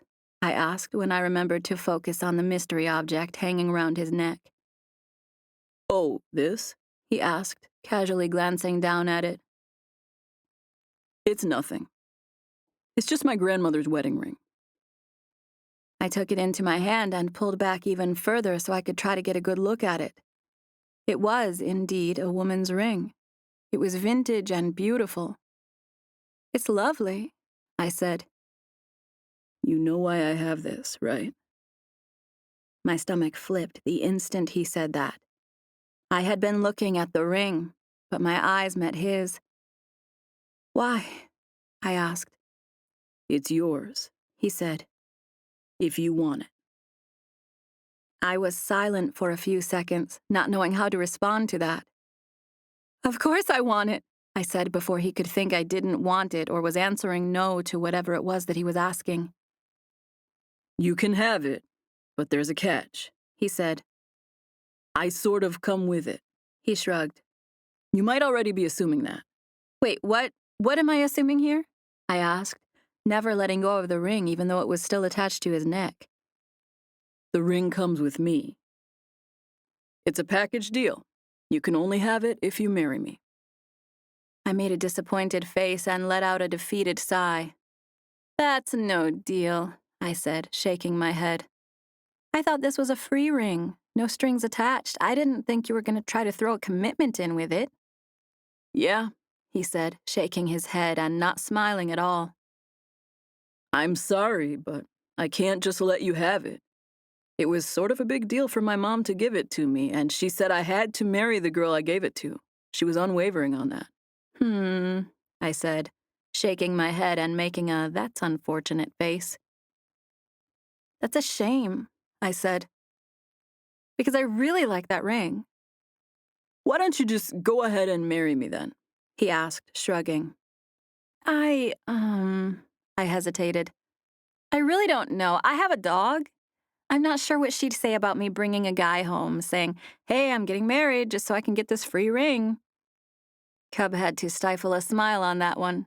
He looked away for a second while he regained his seriousness. He shrugged. All right. Well, I love dogs, but I see you're not really willing to make it work, so never mind, I guess. I don't know, I said reluctantly. I mean, maybe if you like dogs. I love dogs, He said. Can you sing and play piano and build things and cook and tell jokes? I could try my hand at any of that, I guess. I smiled and shrugged. I guess we can do it then. You sure? He asked. Because I don't want this to be just about the ring. My expression was still serious as I shook my head at him. Nah, I said. I think it's going to be pretty good marrying you. Oh, so you want to marry me? He asked. I think I might, I said. Let's do it, He said. Really? I asked, smiling and breaking character for the first time by speaking to him in a different tone. Yes, really. I've already talked to our families. It seems we have their blessing. Is this really my wedding ring? I asked. I turned it over in my hand. You don't have to wear this one if you had something else in mind, He said. Are you kidding? I asked. This is 10 times more special than anything you could buy me. My eyes started to burn when it sank in that I was staring at my ring, and that Cub was officially asking me to marry him. I blinked several times at it before focusing on Cub. I love you, I said. He smiled. I love you too, Ladybug. The end. This has been California's Calling, Hunt Family Book 3 by Brooke St. James, narrated by Kate Rudd. Thank you for listening.